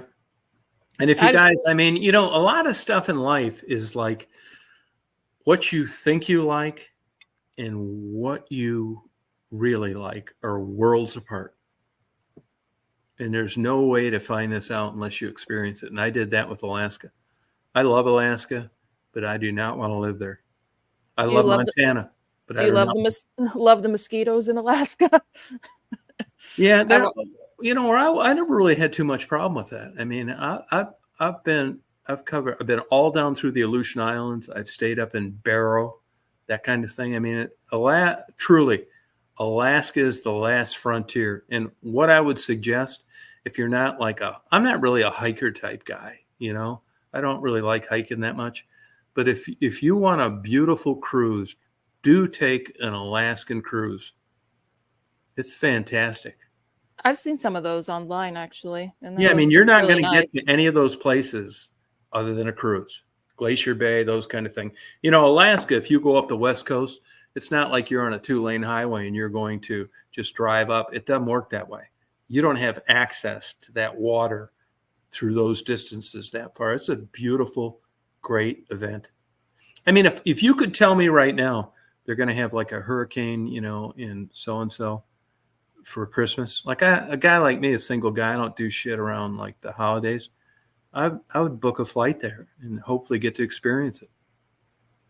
I love that bad weather, you know, like crazy shit. I'm not worried about drowning in a hurricane or anything like that. I just want a house that has a basement. That's been my dream, and I live in the wrong state. You know, most people as they get older, though, don't want basements. You probably want it for storage. Shit, And you know a weird thing? You know a weird thing? Is not my parents. They would like a basement. They have a crawl space that's sort of a basement. But you know, can walk- basements aren't considered part of the square footage of your home when you sell. Well, yeah. And I you know. never get your money out of customizing a nice basement. But I would always love one that could be like a home theater room or something. Yeah, I mean, everybody does that. But and good luck to you if you do. I can just tell you from everybody that I know that's done it, it was short-lived. Because you never get your money back.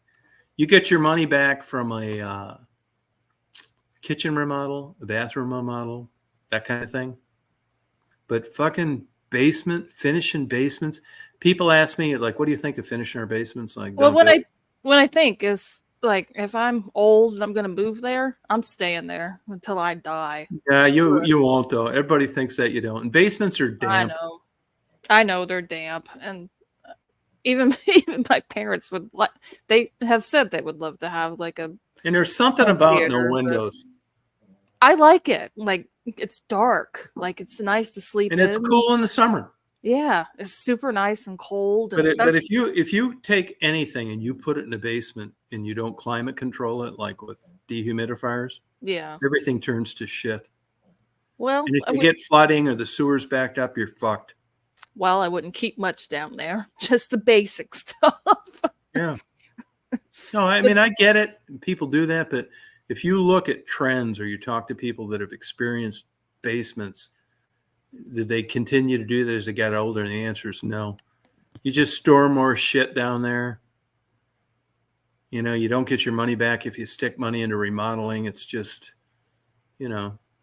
Yeah, my grandfather, who has built plenty of homes. I don't know if you're aware of this term, but there's a thing that went on in Florida called Parade of Homes. He's won plenty of what's considered the Parade of Homes awards. Mm-hmm. And he used to build home theater systems and stuff in there, but none of them, obviously in Florida, it's a swamp. So there's no building in in a basement.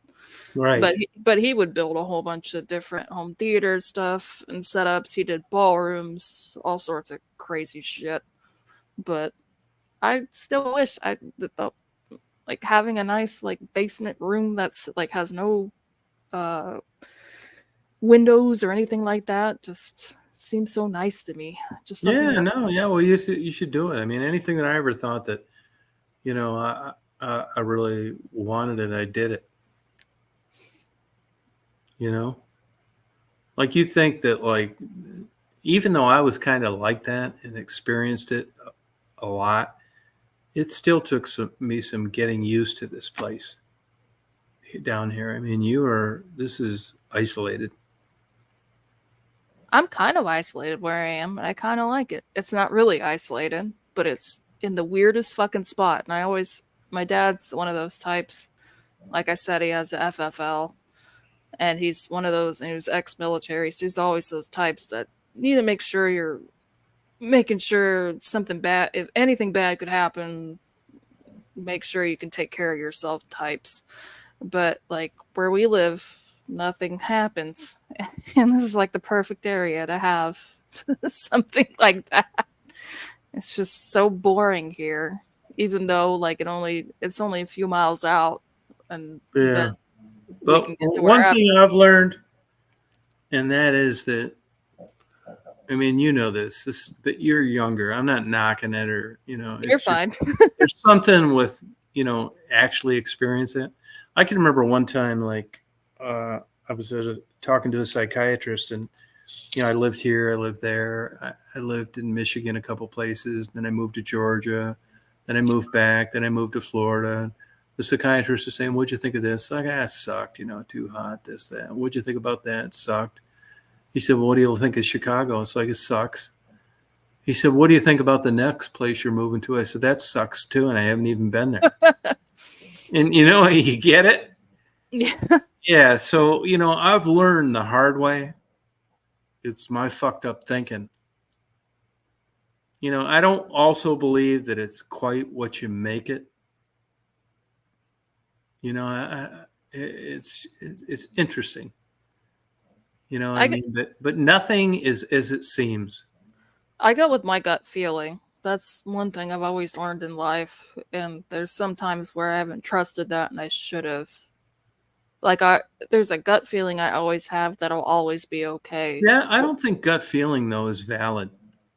See, I don't know. It's always worked out for me, and But I think if it has, I think it's shit luck rather than a science being to it.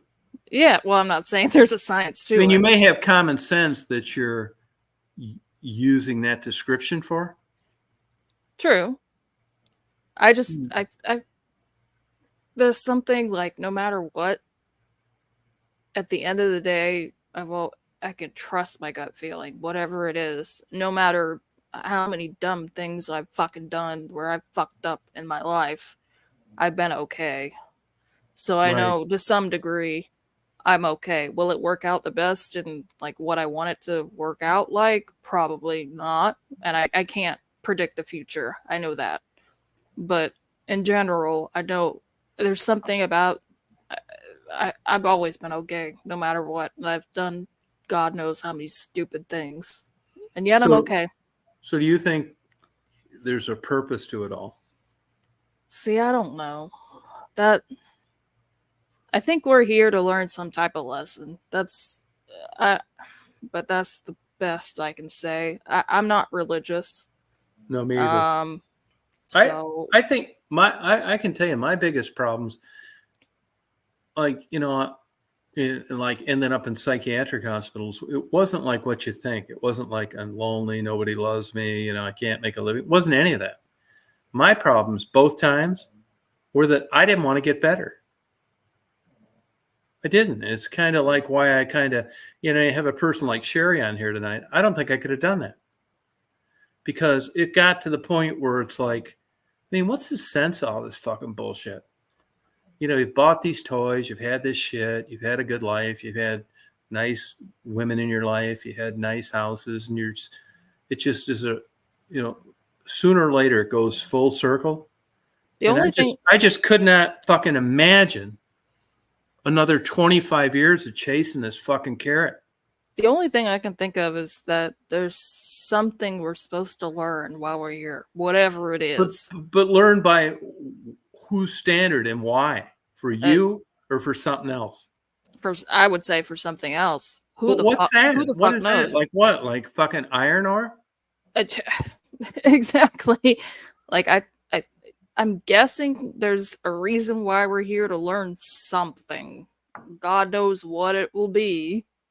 I don't personally know. And If you looked at all the, if you stuck to that and you looked at like, Sherry's a good example, but there are plenty of people, the 40% of the people that I met when I met her are dead.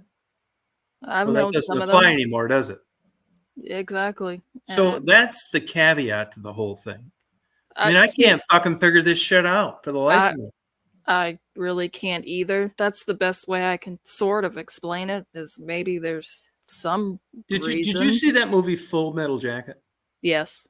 Did you see when they were going around and it was like, why are you doing this? And the guy saying apple pie, and the other guy Chevrolet, and the other guy like the American flag. And they asked the last guy and he said, pussy. Yeah. I grew up watching that movie. My dad made me watch it. You know, I mean, it was funny in the way they portrayed it in the movie, but it's like I thought to myself, fuck, that's as good a reason as any. Not literally, but like, fuck, I don't know, god damn it. I don't either, personally. If I died tomorrow, well, I don't know what would happen personally. I'm not trying to die I'll tell you tomorrow. what would but happen? You'd get buried, and that'd be the end of it. I don't want to be buried. I'd rather be cremated. But what's not going to matter? You're going to be dead. Exactly. They can make a milkshake out of you. Well, I always said I don't care if you throw me, like, put me down a toilet or something, like, whatever. I'd Like a rather, honestly, if I had my druthers, I'd rather they just did one of these things where like the vultures ate you. There was something weird I read in the news. No, they do Was it- that in like some of these other countries. You know, here where I live, you can actually get buried in your own front yard. Yeah, they do a green burial. That's one thing they do. And then there was something I read today or yesterday or something like that, where they found a whole bunch of dead bodies in Colorado, which Yeah. they were Sky supposed burial. Thank you. Yeah, they were supposed to bury naturally. I don't know exactly how that works. That's beyond me. But I was like, that'd be fine to be buried that way. But good luck to those people that had to find all those 200 dead bodies. Ugh. Hey, but I'm not shitting you, man. This 35 to fucking 65 is going to fly by. Well, I would agree. Yeah, and if you think some just big goddamn grand entrance to fucking happiness is happening any day, I got news for you. I already know. Really, man? Like you like, I realize I'm 34, but like, it's like I'm talking to my father. So he's already said, I already know. You're not telling me anything I don't know. But I think if you get a good grip of this, I don't understand like the motivation to like Being to, like, scared. no, to like. I guess I just have a problem with like the sense of it all. Well, I would say like a lot of people are scared when they die. I'll just say this, when I was like, I want to say 13, 14, I think, I nearly drowned and died. Oh, really? How'd that happen? Because I was at a pool party with a whole bunch of other people, and I was sitting on a big pool floaty with another person. Yeah. And they jumped on top of me, and they pulled me into the water, and I couldn't get out, and I was kicking and kicking and kicking and just couldn't get out. And so I ended up damn near drowning. I swallowed a whole bunch of water. Oh yeah, that'll do it. And like was kicking and thinking in my head, going, God damn it, this is how it's gonna happen. But it was weird. And I'll always say this, it was really peaceful right at the end. Yep. Like I thought, well, this is it. Okay. And I accepted it, and it was very, very peaceful. So I will say Isn't that drowning's weird? not Yeah, no, I it's believe that. it's not the worst way to go out. Swallowing a bunch of water hurts, but outside of that, it's not the worst worst way to go out, and I've never been scared to death since. You know, there was a state park in Michigan. I'm a big winter guy. I like that shit. I don't know why. I go out and like, if you look at go through my videos, you'll see where I go, and I go out and drill holes in ice and fucking put a camera down there, and it's fucking 10 below. Weird shit. I know. But long story short, so it's Tawas Point State Park out in East Tawas, Michigan. Mhm. And they had like 3 kids there drowned in the wintertime. And it interests me for some fucking weird reason. And to me, it's just so sad that a kid could be subjected to this without an adult interfering or cluing them in. So I go out there and it's like, find out where these kids drowned. And I thought, you know what? I'm going to go out and I'm going to drill a hole in the ice. And I'm going to show everybody, because you can't do it in the summertime that easily. And I'm going to show everybody where these kids drown. And you guys just aren't understanding this drop off. Really, it went from like 18 inches to like 19 feet. And there are people going out and they're stepping. Drowning isn't like what people think it is. It isn't people screaming, help, help, with their arm waving. It's young people getting under the surface, inhaling 2 or 3 big gulps of water and not hearing a fucking thing. It's Yep. nothing like TV portrays it. So I went out and I did this. And I drilled these holes and I showed everybody where these drownings happen. And I uploaded videos. If you look at my YouTube videos, and then I called the state and it's like, hey, dumb motherfuckers. You know, I talk a lot of shit. I'm kind of like aggressive, like unhappy guy. And I call the state. It's like, hey, dumb motherfuckers. These kids are drowning in places where you've mismarked where it's deep. Why don't you get out there and fucking do what you're supposed to do? So, you know, they never answer my emails. So about 2 years ago, the state called me and they asked me if they could use my videos for some kind of shit. It's like, yeah, fucking no problem. Last summer when I went there, they went and marked those places just like I fucking told them to. You know how many drownings there were this year? None. It's bureaucracy bullshit. I know what was happening. Why didn't they? They're lazy. Lazy. Typical. That's what I think it is. You know, when the signs are in the wrong places and you see people 100 yards out and the water's up to their waist, that's not a good way of warning people. You look at it as a young person and think, this is bullshit. It didn't happen anymore. I'm not saying I did any good deed, but I run into circumstances like this all the time. It's like, it's boggling to me. You know? Maybe that's why you were, what was it? Investigator? Sorry, can't think of the. Yeah, no, I mean, I was a fucking, I know why. I know my strengths and my weaknesses. I was always a bad student, still am. Even in things that I liked, I didn't do that great in. But when it's something I like and nobody's testing on it, I do that great. I guess I could have, I don't fucking know, but I have a record of being a terrible student. Do you ever Yeah. think, I'll just No, go ahead. interrupt, do you No. ever think maybe you had like ADHD or something Yeah, like I think that? I do. I think I do have it. Yeah. I think I struggle with it still. And I think I exacerbated by too much caffeine. Yep, that would actually that would probably help a little bit. And I mean, I've make it done some worse. fucking crazy ass shit, man. I mean, I took flying lessons and I don't like, I do have a problem with authority. I'll admit to that. The thing that really gets me off is like, I don't like people talking down to me. And I took flying lessons and I didn't like, I'm honest. I didn't get along with any of my instructors. I thought that they were, I don't like getting like criticized. How much did you spend on the flying lessons? I'm just intrigued to know. Well, what happened is I took lessons and I didn't like any of the people that I did. And then I got really lucky as a PI. I went honestly from rags to riches. I went from fucking no money to like $300,000 a year 35 years ago.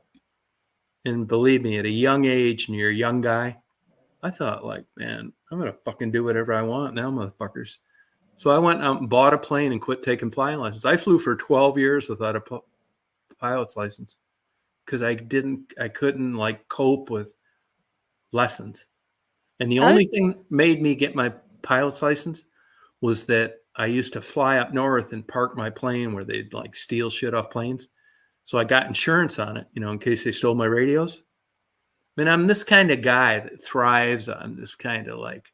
How did you not get caught though? No, most people don't. It's ramp checks.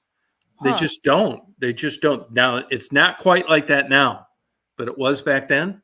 And finally, I was getting insurance. And after about the third year, the guy kept saying, I want you to take a copy of your pilot's license and I need it for my file. It's like, okay, I bullshit him. Another year go by. And finally, it's like, Tom, I need this or we're going to have to cancel your insurance. Well, fucked up scenario. I didn't want my radios to get stolen. They were expensive. That's why I got insurance. So I went in there one day. He said, hey, come on down here. We'll have a coffee. I went in there. He said, Tom, I got to ask you something, man. Do you have a pilot's license? I said, I don't. He said, you got to be fucking kidding me. I said, no, I don't. He said, well, you got to get one or you're going to cancel your license. Well, once the cat got out of the bag and everybody knew that I'd been flying all these times and flying planes, nobody wanted to give me lessons. You were just like the redheaded stepchild. Mm-hmm. I ran into a nut. I hate to say this, but he ended up getting busted for child pornography. His name was Randy Traeger. He was a flight instructor. A fucking kook, out of the box motherfucker. And I went up and I said, hey, look, I don't have a license. I've been flying for years. I got about 700 hours. I need to get this license. Well, I wasn't the kind of guy that wanted to like start from, I'm not taking fucking flying lessons. And I said, hey, look, I need to get this license, but I don't want to like be starting like a child, man. And this kook, he was a big enough nut, sucks that he did child porn. He said, I'll tell you what, you needed a sign off by an instructor to take the check ride with the government. He said, we'll go out flying. And if you can fly, I'll sign you off. It's like, okay, yeah, let's go, man. So we took off. And fuck, I had a ton of experience, man. I should be able to fly. So we flew around. It was supposed to be an hour. It was 25 minutes. He said, I'll sign you off. I gave him a $500 bonus, scheduled my check ride with the government. And fuck, man, I remember thinking halfway through my private pilot check ride, I thought, man, this shit is fucking piece of cake, man. This is like fucking kindergarten. And the guy that checked me out for the government, I did it up in Traverse City, he said, you really seem like you have a lot of experience. He said, was your dad a pilot? It's like, nah, I just like, read a lot. That fuck, man, I got my license, like no problem. But I've always been like that kind of like guy. Good God, you're lucky to know. I was lucky. Now back then, I used to call the FAA and said, hey, I know a guy that's like, I was in ground school. And I know two guys that got busted for flying without a license, and all they did was make them get one. But now, fuck, man, they'll stick you with a $250,000 fine and a year in prison. Times were different then. When did you get that? What year? Or around the year? I got my license. I flew from about, let's see about this, 82 to 90 without a license. I got my license in 90. Yeah, I was going to say my grandfather probably got his in the 70s. He's almost 90 now. So he's old enough to be your dad. But flying, man, and believe me, I was the typical guy that like buzzed, picnics, friend's house, freighters in the Great Lakes, all that fucking shit. All the shit that they don't want you doing. That's crazy. But back then it was like not everybody was doing it. But like nowadays, I bet I wouldn't have my fucking pilot's license a week. Cell phones, camcorders, fucking remote cameras, all that bullshit. My grandfather used to do like flips in the sky, all sorts of crazy shit. Yeah, no, it's not. I tried that airbags. I didn't really like it. I hated all that. What I type got of I got what sick all the time. what type of planes did you I own? had Like, a Tri-Pacer, a Cessna 172, 182, an Aerostar, and a Cherokee 6. okay. My grandfather owned a bunch of different Cessnas over the Yeah, years. I and know now that. it's like fucking crazy expensive. The last airplane I sold was a Cherokee 6, the 300 horse. I sold that in about 93. I bought it for 62 and sold it for 89. And the 300 horse is so much better than the 265. My buddy Marty, his partner, just bought an older 265 horse, which isn't as good, with better avionics, but not enough. 265 grand. Ugh. Yeah, general aviation in the United States has turned into what it is like in Europe now. Like it's just for like you got to be like rich, not just upper middle class. Yeah, you gotta be crazy expensive. And The now it's like everything's by the book. You know, you can't fly low. It's like every fucker's turning you in. They're busting people left and right for shit. I think the cheapest plane my grandfather owned was some type of Cessna, and like the cheapest he sold it for was 300,000 or 400,000. Oh wow, yeah, he probably owns some twins. Yes, he owned, and I've got pictures somewhere in the house somewhere of him, and because he refurbished a lot of stuff. Yeah, I bet he had 421s or 340s. Yeah, I don't know the exact ones, but yeah, he owned a lot of different Cessnas, and then he owns the $1 million type. What do you call it? The tour buses. Yeah, good for him. That starts with a P. I can't think of the name of it. Yeah, The one- those things don't interest me. I just well, ran into a guy getting gas at Pilot the other day. Had a big one, and he had driven about 500 miles for a 4-day horse show in Covington. Was going to watch his like grandchildren like in a horse show there. it's absurd how much they cost. And actually, No, I know. what he does right now is he sells it. The last one he sold it to was to a music label in Florida. I don't know if it was like a rap music label. I don't know. Some type of music label in Florida. I assume it was probably a rap music label. Oh, But wow. but he sold it out to them because he bought that one that didn't have that many miles on it and refurbished it, I think, for 700 grand, and then sold it for 1 point something million, Good probably for him. 1.45. Yeah, those things don't interest me at all. I don't love them, but they're nice to go in and look at. Yeah, no, they are. Yeah. Yeah. Not my thing, but that's what I'd he like to likes. I'd like to do a Girls Gone Wild in them. Didn't they do that though? Yeah, you know, they threw the book at those motherfuckers. Yeah, he what's his face? That one guy that works with the Girls Gone Wild was connected to the Kardashians. What'd they hang their hat on to prosecute those guys? They found girls that were underage. Oh, fuck yeah, man. You might as well, straight to jail. Yep, they were girls that were underage. They didn't get the proper IDs and identifications to make sure. But yeah, Uh-oh. the Kardashians hung out with them. That one dude that ran it, I can't recall his name, but I don't find any of those Kardashians attractive. I don't either. The only one I think is pretty is Courtney, and that's only because she hasn't got a lot of work done. You know who She's- else I don't think is one bit attractive? Zero. Like I got an idea. A lot of other people think this too. Is this fucking Taylor Swift? Oh, I don't think she's pretty either. She has like zero. She's a little bit younger than me. She has like zero sex appeal. I don't think she's that pretty. But No. whatever. Yeah, she can't keep a damn boyfriend. Well, she's always finding somebody wealthy, so good for her. But she's got, the money this girl makes is like crazy. That's what I'm saying. She'll always find somebody, so good for her. But yeah, She came from money though. yes, she did. She came from a Investment family. bankers. Yep, she came from a father that was an investment banker in Tennessee, and that's how she ended up getting in the position she is now. Most people could only dream to be in the position she is in now. Yeah. Yep, that's exactly right. Yep. But to be fair, look at most people that get wealthy. Yeah, It's always a crazy connection somehow. Yeah, crazy connection. That's exactly right.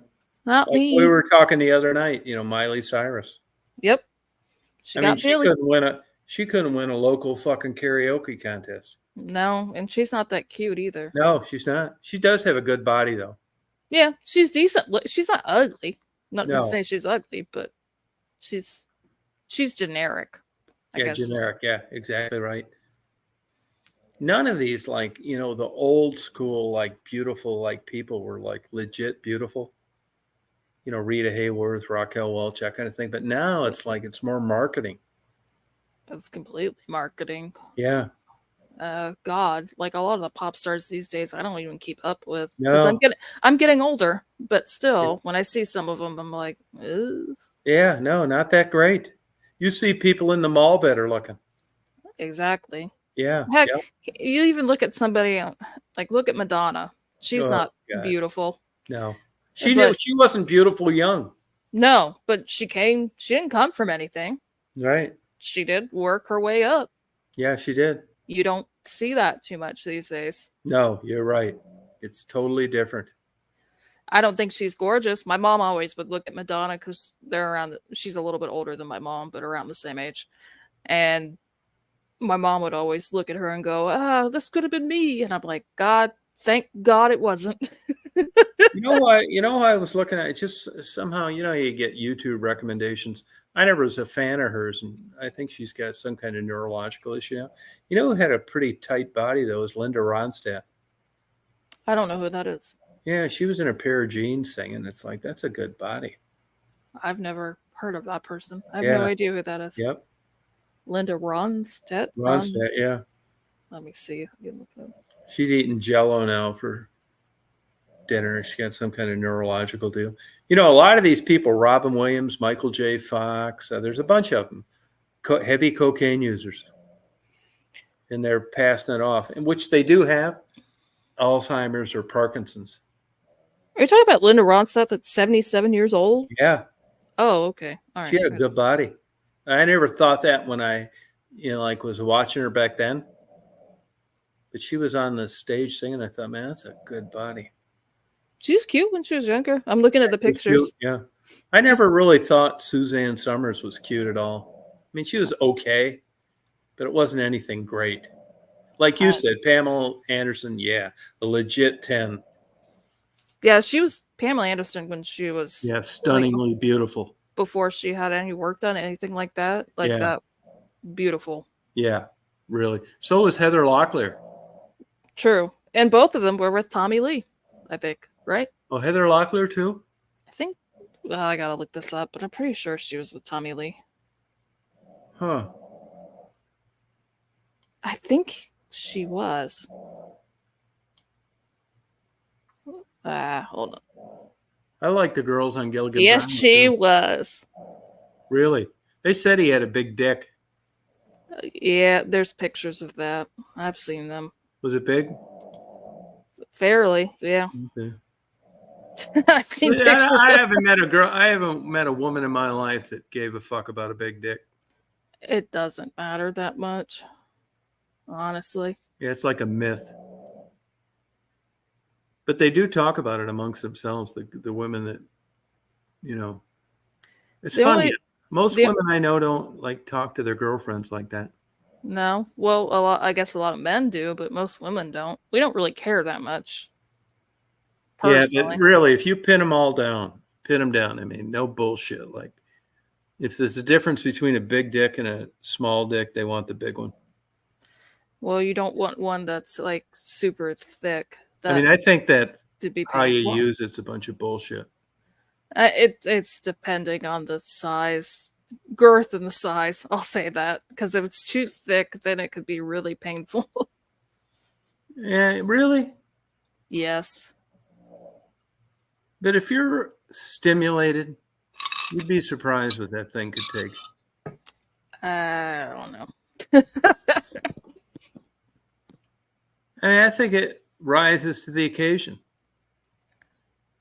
I guess it's dependent, but you don't want something too crazy long or too crazy thick. No, but most of the stuff's all like folklore anyway. like Av- 12-inch dicks and shit. That's fucking bullshit. Well, nobody would. I personally wouldn't want that. Nobody would really want No, that. but it's bullshit anyway. I Just mean, these guys got big dicks compared to most guys, but they're not fucking 12 inches. I mean, as long as it's not like. Would you 1 agree inch. with this? Would you agree with this? That it's not what you look like, it's what you whisper in their ears. Looks matter to some degree. They do, don't they? I'll be honest there. But I'm not. Except when it comes to fetish stuff. I'm not. I don't really do fetish stuff, so None? not really. Okay, well, good for you. It's hard to find. I'm not. I mean, regular dating and typical sex is, you know, if you're from a guy's perspective, it isn't easy. Now you add like a level of like fetish shit and like, fuck, man, that's like a death penalty. Well, like if it's somebody that's interested in his feet, that'd be Yeah, that kind of shit. That shit would be an instant no for me. Fuck No, but the that. good thing about that is, I mean, you can find jack off videos until the fucking sun goes down on that. True. So, Nothing I wrong mean, with that. Yeah, no, yeah. So it's like, you know, if that's what you're into and, you know, there's a source to it, but this other weird ass shit, you know, I'm not that crazy. So that's good. It'll save you a lot of searching. yeah, I don't need feet. That's for Good. fucking sure. I think feet are kind of gross. I do too. I don't like it at all. I think it's disgusting. Like Are these fucking weirdos that, I mean, I say weirdos. I shouldn't say that just because I don't like it, but like collecting panties and shit. yeah, I think that's gross too. I think it's But weird. Yeah, More, gross. more power to the women that can sell that, I guess. No, but for there's them. motherfuckers out there. Ugh. Yeah, no, same here. I think it would be gross. Why do you want to smell somebody's dirty underwear? No, Like, but you know, it's their brain chemistry, man. It's like perverts and like all these other fuckers. You know, pain. yeah, I mean, I don't get the pain thing. I don't either. But you see some people that want to like choke out people and Yeah, choke them out. be nasty. That's not for me. I've Ugh. read some articles though on that. They say though, I believe this too. I tried it one time. That if you're masturbating and you choke yourself, it's a more intense orgasm. Well, I that's thought- I how did it. what's his face In died. extreme. Oh, what In extreme. what's his face? That No, was but I did it one time and I thought, man, I gotta cut this fucking shit right out right now. who's that guy that died though? Yeah, the guy from In Extreme. In Excess. Well, that guy, but then the other guy that he was in one of God damn it. Try it sometime. I mean, I'm not saying No. fucking No. hang yourself from the goddamn closet, but it I know did- the NXS guy died, but there was another one. that- autoerotica they call it. yeah, well, okay. All right, let me look that up. Try it 'Cause- sometime though. No I thanks. mean, not like seriously. I'm not saying go to the Home Depot and Ace Hardware and get a rope or any of that fucking shit in case it goes south. But there's something to it. I don't know what it is. I think it's brain chemistry. Oh, there's a I did guy, it. I did it one time, and I thought I'm not doing this anymore. David something, that died. God, he was in one of oh, it's gonna drive me nuts. Yeah, you know that Hey Pug is into that smelling guys' shirts and shit too. You know, now she said pheromones, but you know humans don't exhibit pheromones. That's a myth. So it's something else. I'm not sure what you would call it. It's not really pervy. I don't think it's pervy, but you're not the first person. You know, Hey Pug is really into that shit, smelling like men's laundry. Good for her. I mean, I wish I could get off on smelling a fucking thing full of laundry. Save a lot of trouble. David Carradine, that's what I was thinking of. Oh, he was into that shit. Yes, Did he die because of it? yes, Autoerotica? yes. Oh, no kidding. I remember because I, for some reason, my dad remembered a lot of the stuff he, like his, See, that's films and stuff. That's and what I love about J-Bo. It's like she'll come down here and visit, and it's like, here's the laundry. Good luck watching your porn.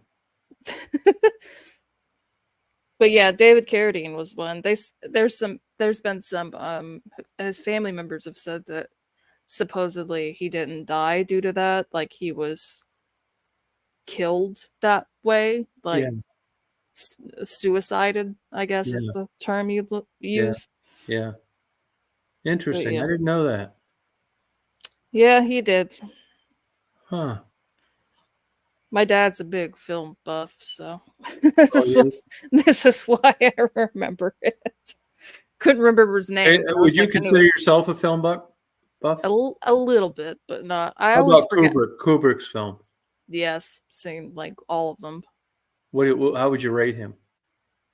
Very high up there. Yeah, isn't that the truth? Fucking Yeah. genius. Yes. I love a lot of his movies. Can you imagine though? I mean, just thinking about that and then actually creating it and it showing on the screen. I mean, it's really impressive. I would agree, and I'm not near as intelligent as he was or he Oh is. yeah, fucking yeah, just I'm- off the charts, crazy smart. I'm too fucking stupid to do anything that good. No, but it's pretty damn. I can understand thinking about it. But to actually bring it full circle that way. Well, he did. God, what was the last movie he did? Let me look up. The last movie he released that happened to be released like 666 days or whatever the conspiracy was. Rothschild. Sorry. I wonder what would you think that t-shirt smell is? I wonder what that is. It's not pheromones. Well, what is it? I wonder. What are I you mean, I talking wonder about? what. Well, she's talking about smelling like t-shirts. And there's another person that comes on here talks about smelling like men's laundry. She'll finger fuck herself for 10 days straight. That's like. But I don't. But I know that humans don't. Pheromones is what you're No, thinking they of? don't. They don't. Animals do, but humans don't. So what is it that triggers that? Fuck if I know. Yeah, no, I wonder too. I mean, my life would be so much easier if I could just like go smell baskets of laundry. They still say I'm jealous. supposedly like humans you're kind of attracted to the smell of another person. I know I'm really anal about like smell and shit. But I think I got like this freak fucking like smell. Like if I smell like bad breath or body odor, forget it. I like, when I'm like someplace and like you smell like women and they have like good perfume or whatever the hell they use, it's like it just like releases like endorphins. It's like, oh, fucking A, man. I personally don't know, so I wouldn't know. Yeah, it's like there's something to it. I think like my brain is like, skewed that way, like perfumes and breath mints and all that kind of shit.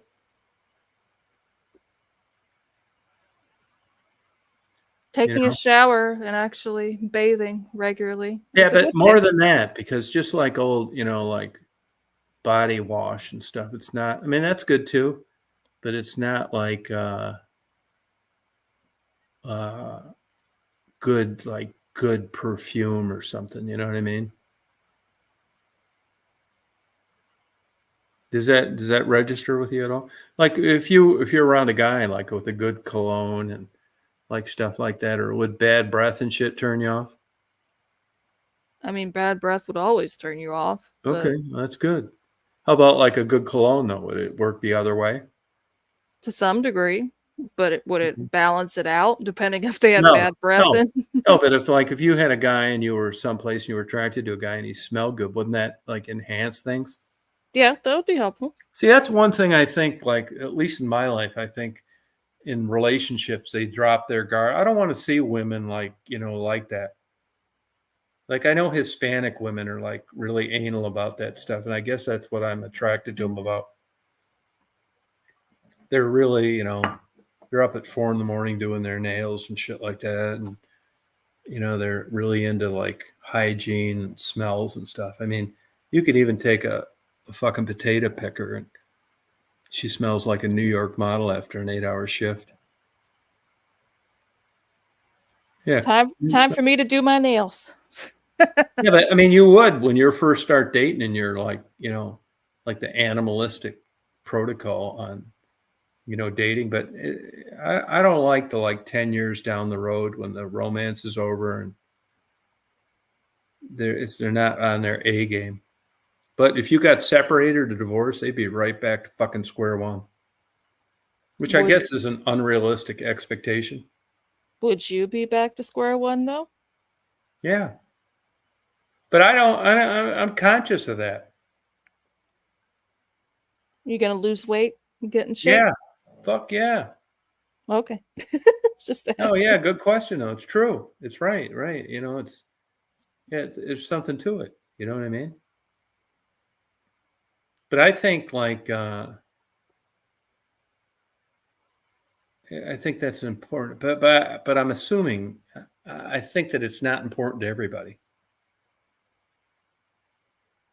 It's dependent on how you age and But too, like I always and your lifestyle too. Like I always joke about, you're married 10 years. Your wife wants to get a Fredericks of Hollywood. Fuck, I don't want to see her, and I want to see the neighbor lady in it. Fredericks of Hollywood is cheap. Go somewhere better. Sorry. I think why, I mean, this notion that, it's like an uphill battle to spread this out over like a 40-year relationship. I mean, just honestly, to cut to the chase, you get tired of fucking them. It seems like the women emotionally hanging in there better than the men. That's probably why a lot of men end up leaving women.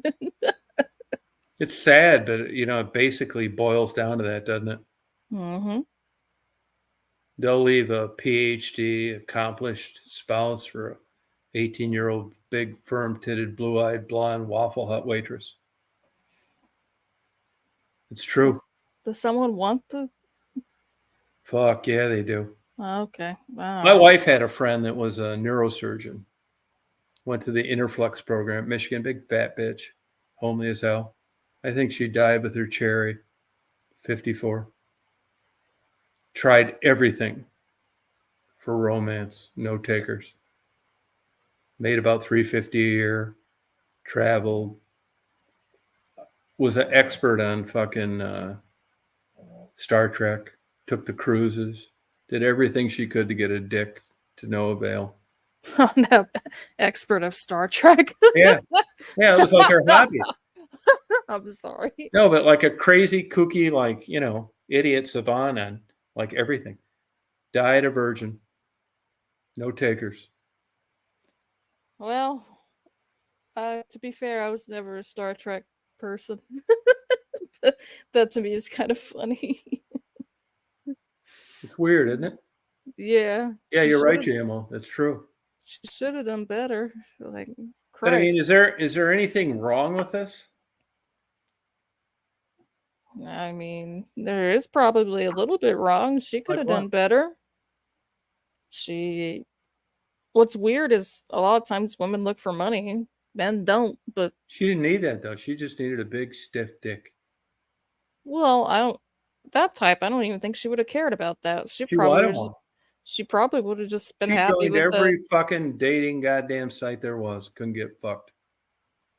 World Traveler. She's one of these fat broads that had a couple dogs she loved.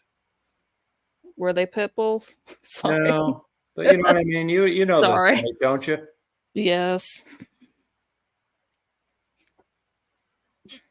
I guess it shouldn't be that.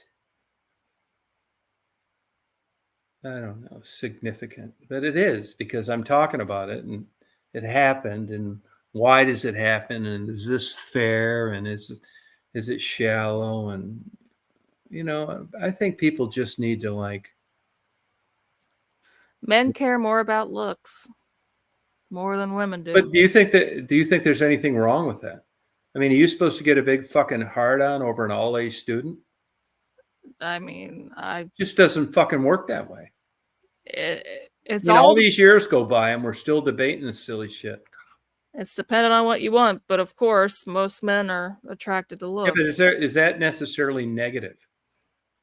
I don't personally care, but for some it might be. But I do believe men in general, looks are a big thing they But do look you for. fault them for that? Not really, honestly. When you look But at looks are important to you too, aren't they? to some degree. But to a different degree than the men? Well, do I want to date somebody that's 400 pounds? Probably not. But I have dated an overweight dude before. He wasn't 400 pounds. But I look more for personality. However, I do look a little bit looks wise, but I don't know. I look more about personality than I do about looks. But would I date someone that's 400 pounds?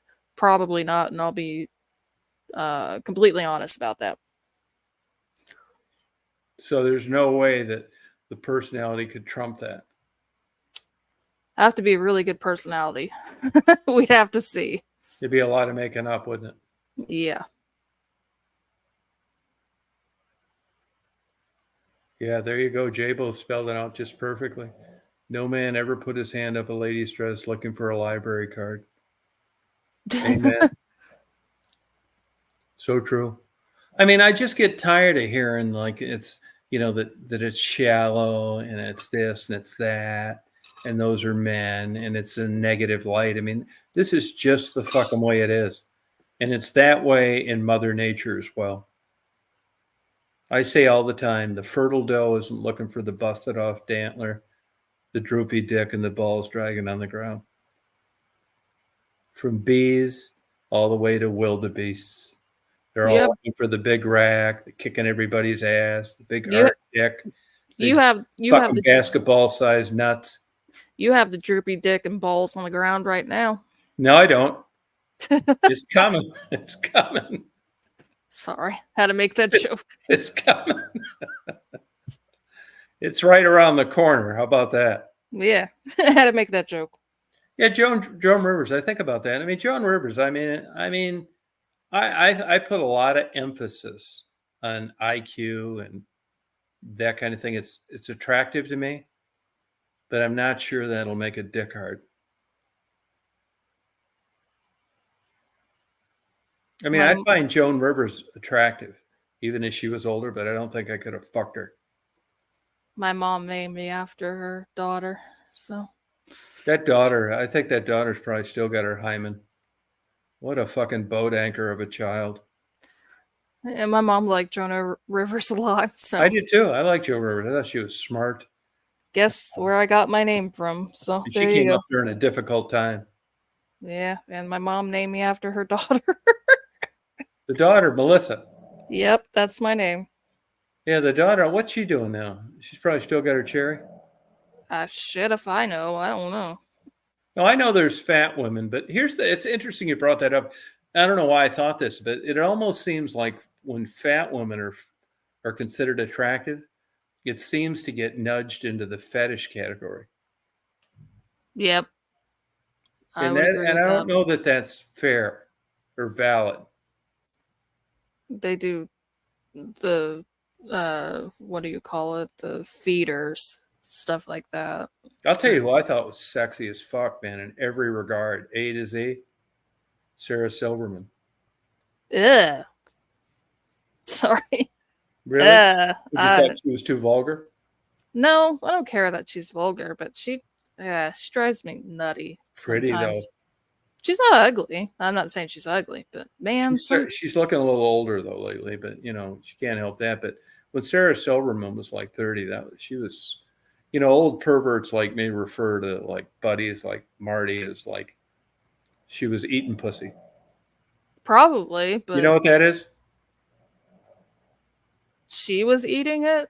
No, it's a coined phrase by men. There's attractive women and then there's eating pussy.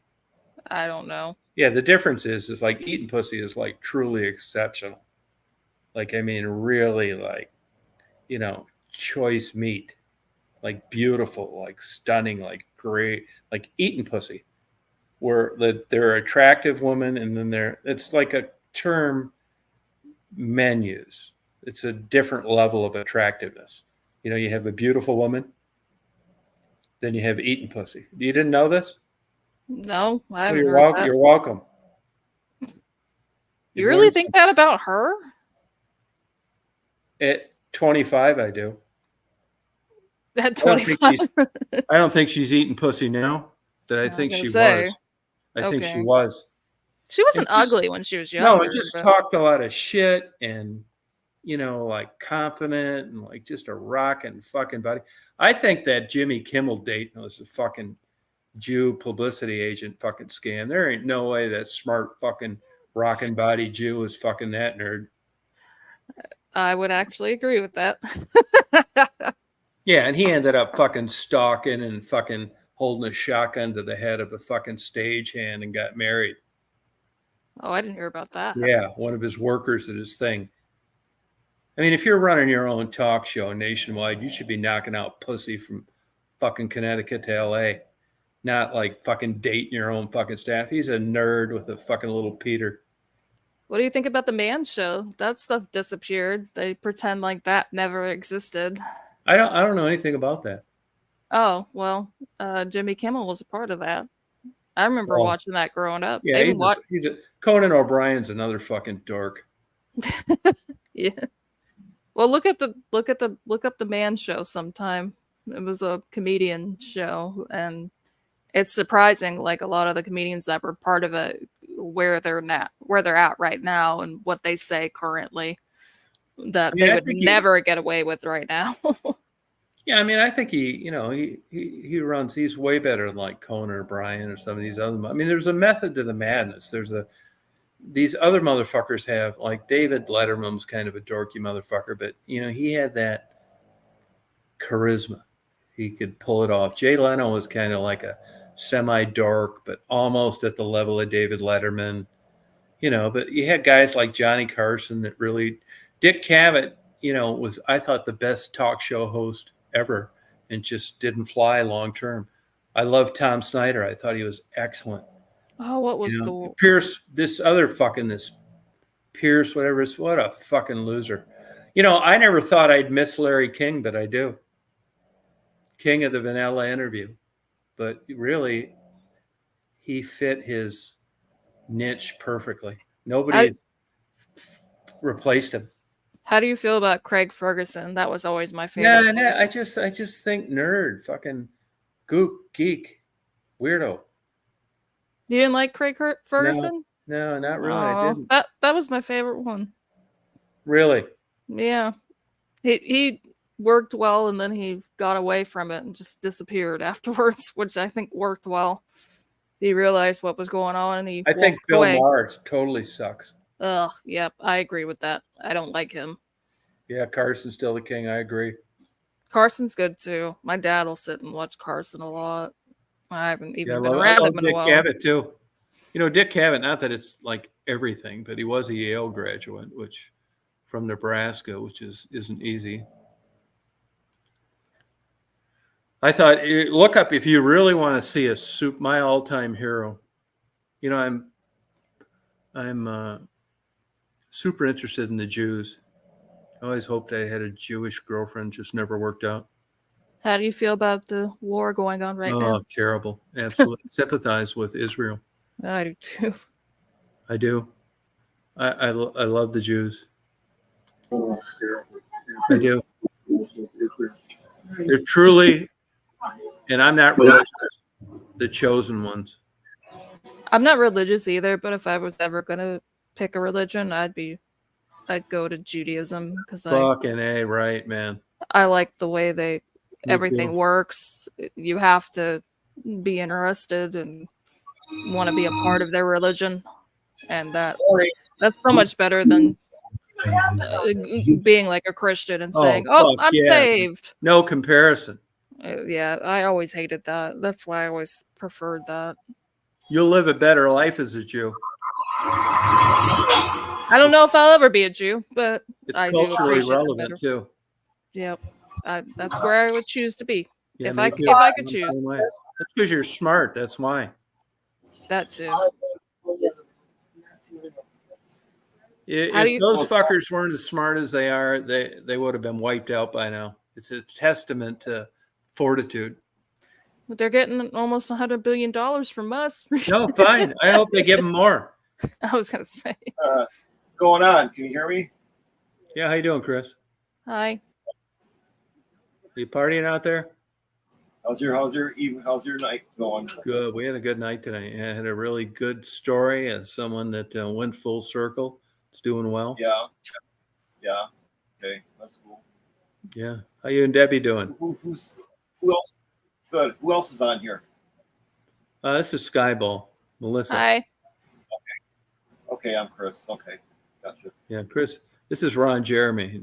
I know you thought he was in a psychiatric ward, but he's.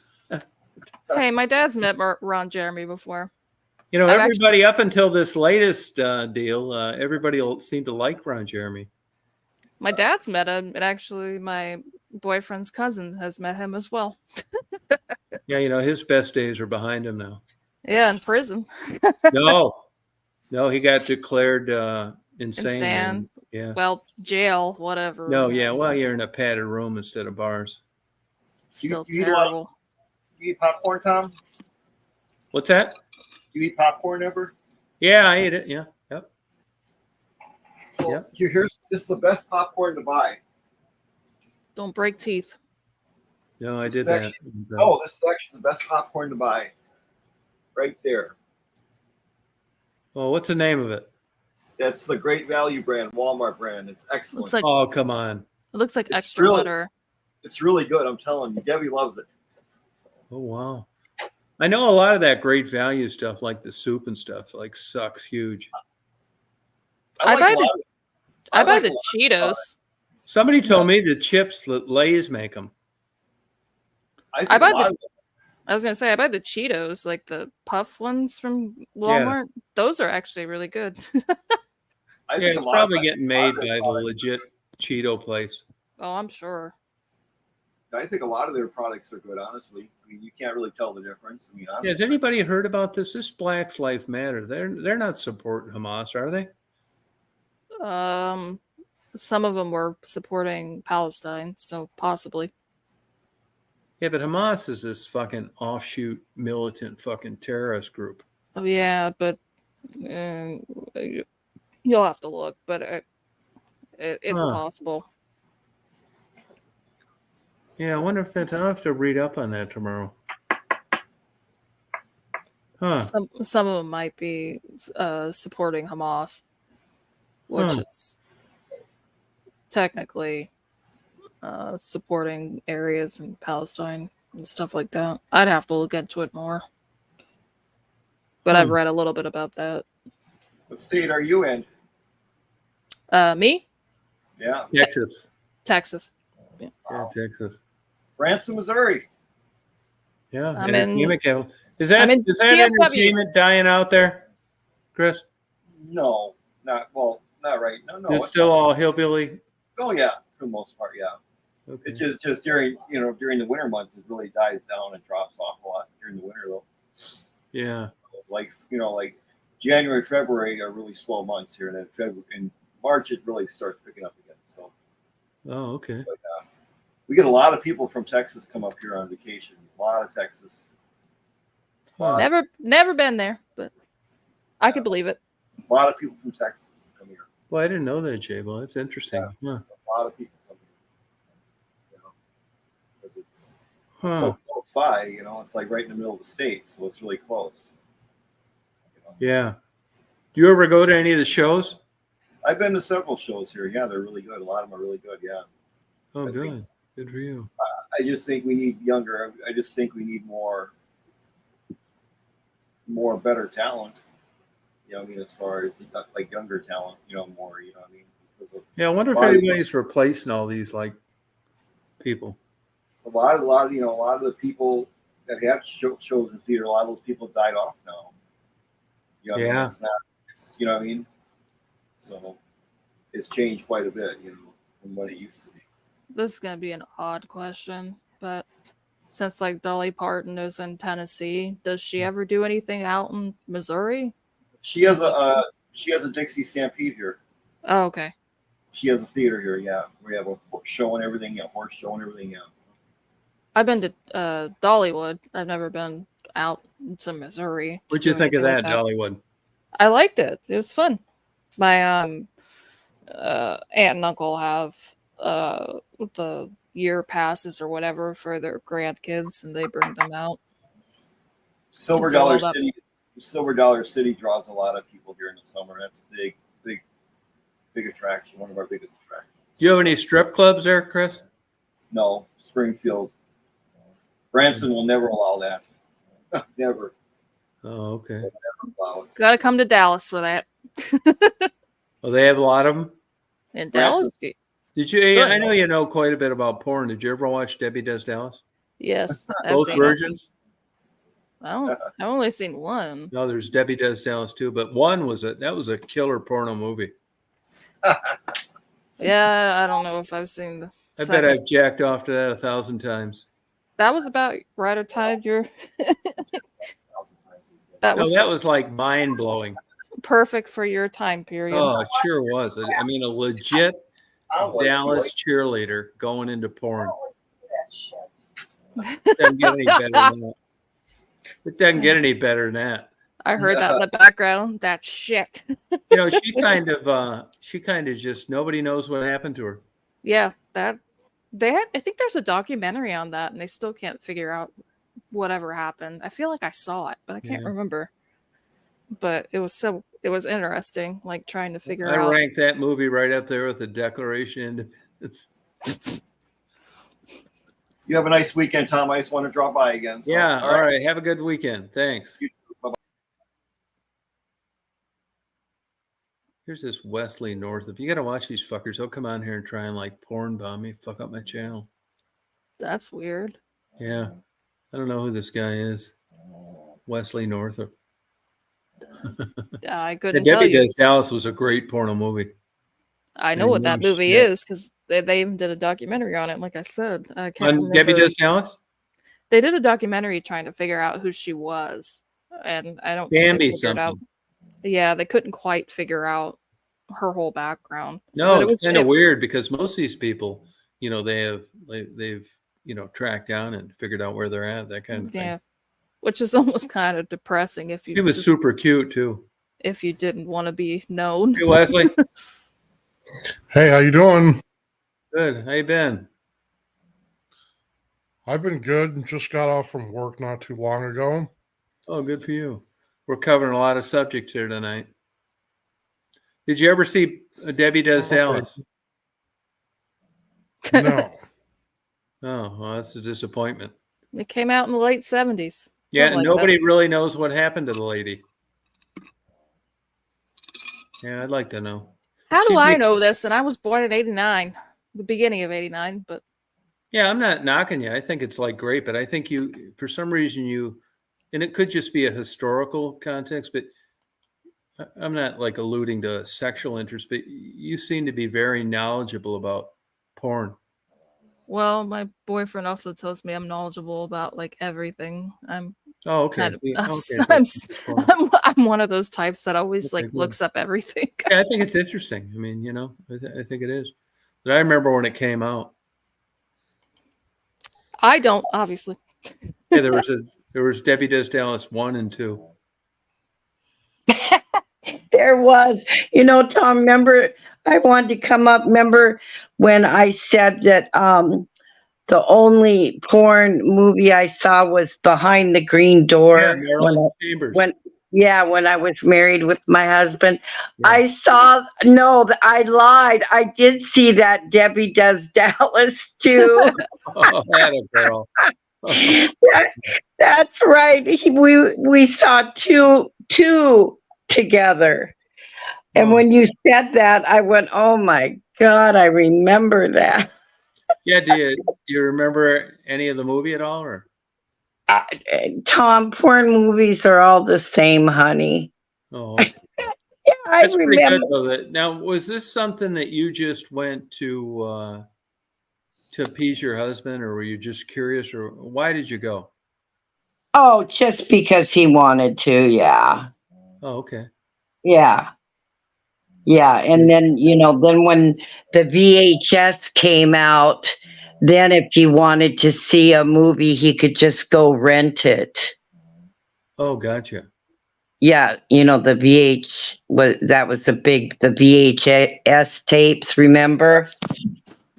Yeah, Yep. you do. Or Yeah. Betamax. Back in the day. Yeah, Betamax. That didn't really fly too well. No, it didn't. No, I I don't remember remember. when it came out. That when they came out, it kept me from like going to, the bad neighborhoods and watching it, because that was like, you could watch it at home then. Right. Yep. Don't Yep. be like That was, you poor didn't Pee- have to go to those places. Don't be like poor Pee Wee Herman that died recently. That, Yeah, rest in peace, Pee Wee. yeah, that He was got screwed. sad. I agree too. I think Yeah. that was A bunch dumb. of bullshit. Oh, yeah, I know. It's ridiculous. It's another I mean- smart Jew. Well, yeah, I mean, if a grown adult wants to go watch a porn movie, so what?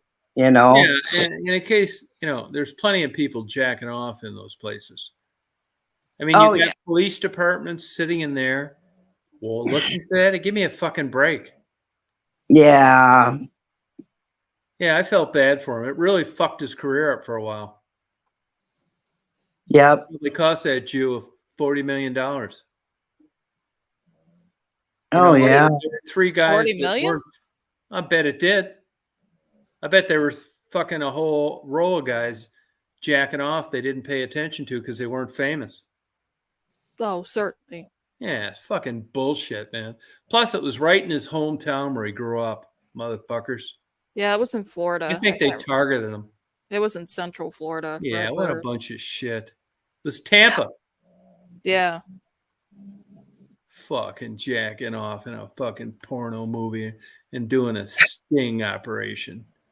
Oh, I A bunch of know. bullshit. But it fucked up that goddamn show and stuff.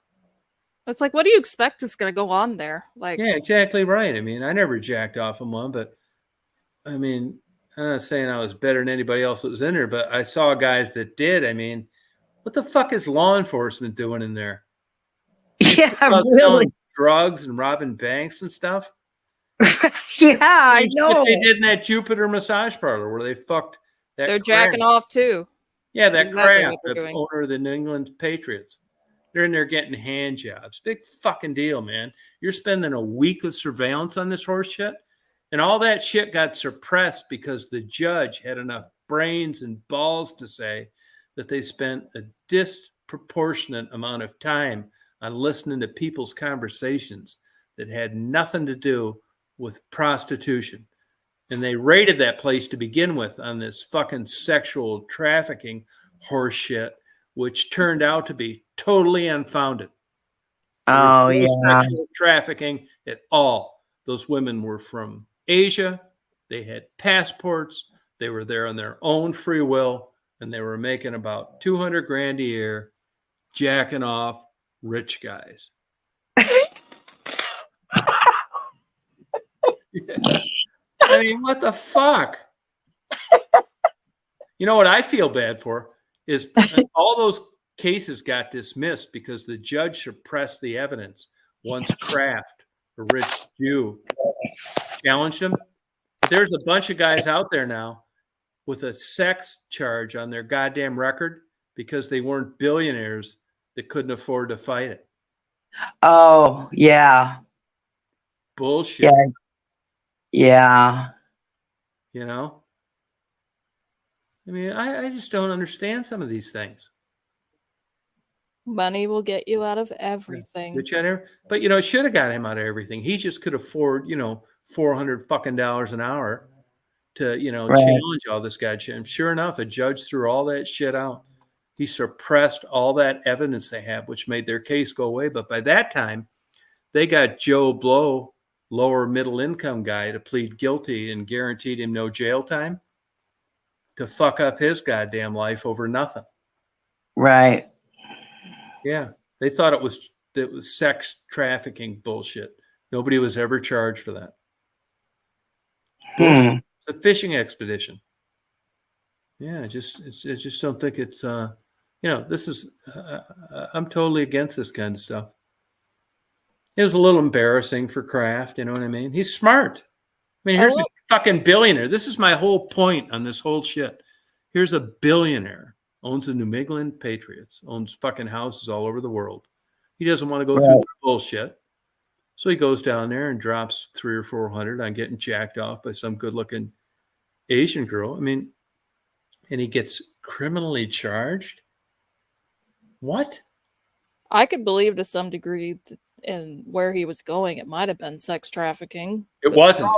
But the problem is they didn't fix that issue. It wasn't sex trafficking. They were there on their own volition. Okay, well, every girl that's sucking dicks and jacking off cocks hasn't been kidnapped, by the way. Well, I agree with that, but I'm just saying in general, like, he has the money to pay it off, but at the same time and point, like, they should let these women be off and go elsewhere or something like that. They could have. They were there on their own accord. They wanted to be there. I don't know on that one exactly. Yeah, I have look it read up. a little bit of Research it. I have read it. Florida, bunch of bullshit. The cops, they don't have egg on their face. They have the whole fucking omelet. Well, I've read about that particular case a little bit, but I don't know the extent of this stuff is the women. Bullshit. Well, they want to target famous people, billionaires. Yeah. They probably have, it's like the paparazzi, following the movie stars around, Yeah. They want to catch someone famous doing something wrong. But what paparazzi are following people in Jupiter, Florida? Sorry, sad to say. Well, they're everywhere, Melissa, everywhere. Well, I know to some degree, but they're not. It's not that crazy. That's why it's whatever to me. I'm not gonna really argue, but I just don't understand in this day and age, with especially Florida, where every fucking criminal scumbag in the world is migrated to, and you're going to be doing a month-long surveillance about guys jacking off, getting jacked off in massage parlors. I mean, is this where we're at now? they got nothing better to do, apparently. Yeah, they're just lazy motherfuckers. They don't have the wherewithal and skill to go out and bust real criminals. Exactly. They just fucking drill like fucking peepholes in massage parlors and like try and catch guys getting jacked off. They need to like listen to when people call in for actual crimes that are going on. Yeah, that's what I say. It's just nuts. Exactly. I mean, if I lived in that fucking town, I'd be trying to get their asses fired. Yep. It's just, I mean, the world is like this, though. Oh, yeah. You know? Good luck, though, if your catalytic converter gets moved from your car or stolen from your car. They're not going to help you out. They don't give a shit. No, They don't give that a shit takes about real anything. work. Yeah, and like I said, a judge saw through that bullshit, thank God, and suppressed all the evidence. He said that that he thought it was egregious on what law enforcement did. Thank God. I bet the motherfucker probably didn't get reelected. Probably a guy in his last term of being a judge, so he didn't give a fuck. He could afford to tell the truth. Well, it's a lot of times the judges, depending on the state you live in, you don't need to have any like actual judicial background. You can just be elected. Right. That's exactly right. That's the beauty about federal judges, in a way, until you get a rogue one. And that is they're elected. They don't need to worry about getting they're appointed. They don't need to worry about getting reelected all the time. So they can actually rule based on the law, not on the area where they live. But like around here where I live in Texas, it's a lot of anybody could be elected. You could decide you want to run and be a judge, and you don't even have a judicial background. It doesn't matter. Nope. Wow. I didn't know that. Yeah. That happens in a lot of states. It's not just Texas, but a lot of states, you don't even need a judicial background or like a background of a lawyer or something like that. Yeah. You're a literal nobody. Yeah. Well, we need more Judge Judys. Yeah, you know, she made more money than anybody one year on. I know. I can't help it. I watch Judge. I love her. I love her. She couldn't pull that shit off though in real court though. No. What you do is you sign an agreement for binding arbitration. Yeah. It's a Right. civil contract. It's not, but they, sell it on TV as real court. I mean, I'm sure there's people in there who tell her to get fucked, and those shows are never aired. Oh, probably. Yeah, oh, I'm yeah. sure. Yeah. I'm sure because And you when know you a go lot. on that show, you get paid even if you lose. It's like $5,000 a piece or something. Yeah, like no, that. you get paid. Like if you lose, Yeah. they still pay what you were suing for. Yeah. Yeah. And they put you up in a nice hotel and your airfare. I mean, it works. I like Judge Wapner the best, though. The guy that started it all. Remember him? Oh my gosh, I forgot about him. Wapner, yeah. Is that the black guy? Well, white guy. No, nice he guy, was good guy. he was before Judge Judy, wasn't he, Yeah, Tom? yes. Yeah. Yeah. Yep. I'm gonna have to look him up and see. Oh, what? Yeah. I looked him up. Yeah. Yeah, I really liked him. He That died in was a good show. 2017. Oh, okay. 2017. Okay, yeah, because he was kind of old when he was doing that. But it's really an entertainment show. He was on the People's Court. Yeah, People's Court. Yep. People's Court, yeah. Yeah, that was good. The good old days. Yep. Oh my gosh, I forgot all about him, Tom. Yeah. Yeah, he was love good those ones. too. I forgot about him too. I saw his face. I remember. You would have been a little young to have an interest in that. Well, I watched Yeah. plenty of dumb TV shows growing up. So Excuse me. Oh gosh. Well, I think I'm going to go to bed, you guys. Yeah, you've been on a long time. Yeah, It was whoever fun. guessed it would have lasted this long. This is probably the best chat ever with Sherry's presence. Oh gosh. Story. Yeah, that was, I mean, it was so wonderful to hear her story and how good she's doing. I'm so happy for her, Tom. The underdog triumph. Yeah. she's a Yeah, lovely because, person. Tassie was like that, but you said Tassie, she's back down again. Back to square one. Oh, that's. She called me last week. Oh, she did. Yeah. Yeah. Oh, Back wow. to where she started. She was doing so good, Tom. Oh, I Remember? know. Yeah. I told work- her, if you show some improvement, I'll help you. But Did she it's ask that you for crazy ass money? boyfriend she's with. Oh, she's still with him? Yeah, fucking nightmare. Oh, I don't yeah. say anything about it. It's none of my business. Right. But that's the reason I think. Did I- Yeah. Yeah, because he was nothing but trouble. I he didn't beats know. her all the time. She has to go to the Yeah. emergency room, and it's just you hear these stories. Well, there's a real life one. Yeah, gosh, that's too bad. She was Yeah, doing so well. Yeah, she was. Yeah, I'll tell you when she was doing well was he was in jail. Oh, Yeah. yeah. That's too Yeah. bad. Well, I'm glad Sherry pulled herself up out of it. It's a great story, isn't it?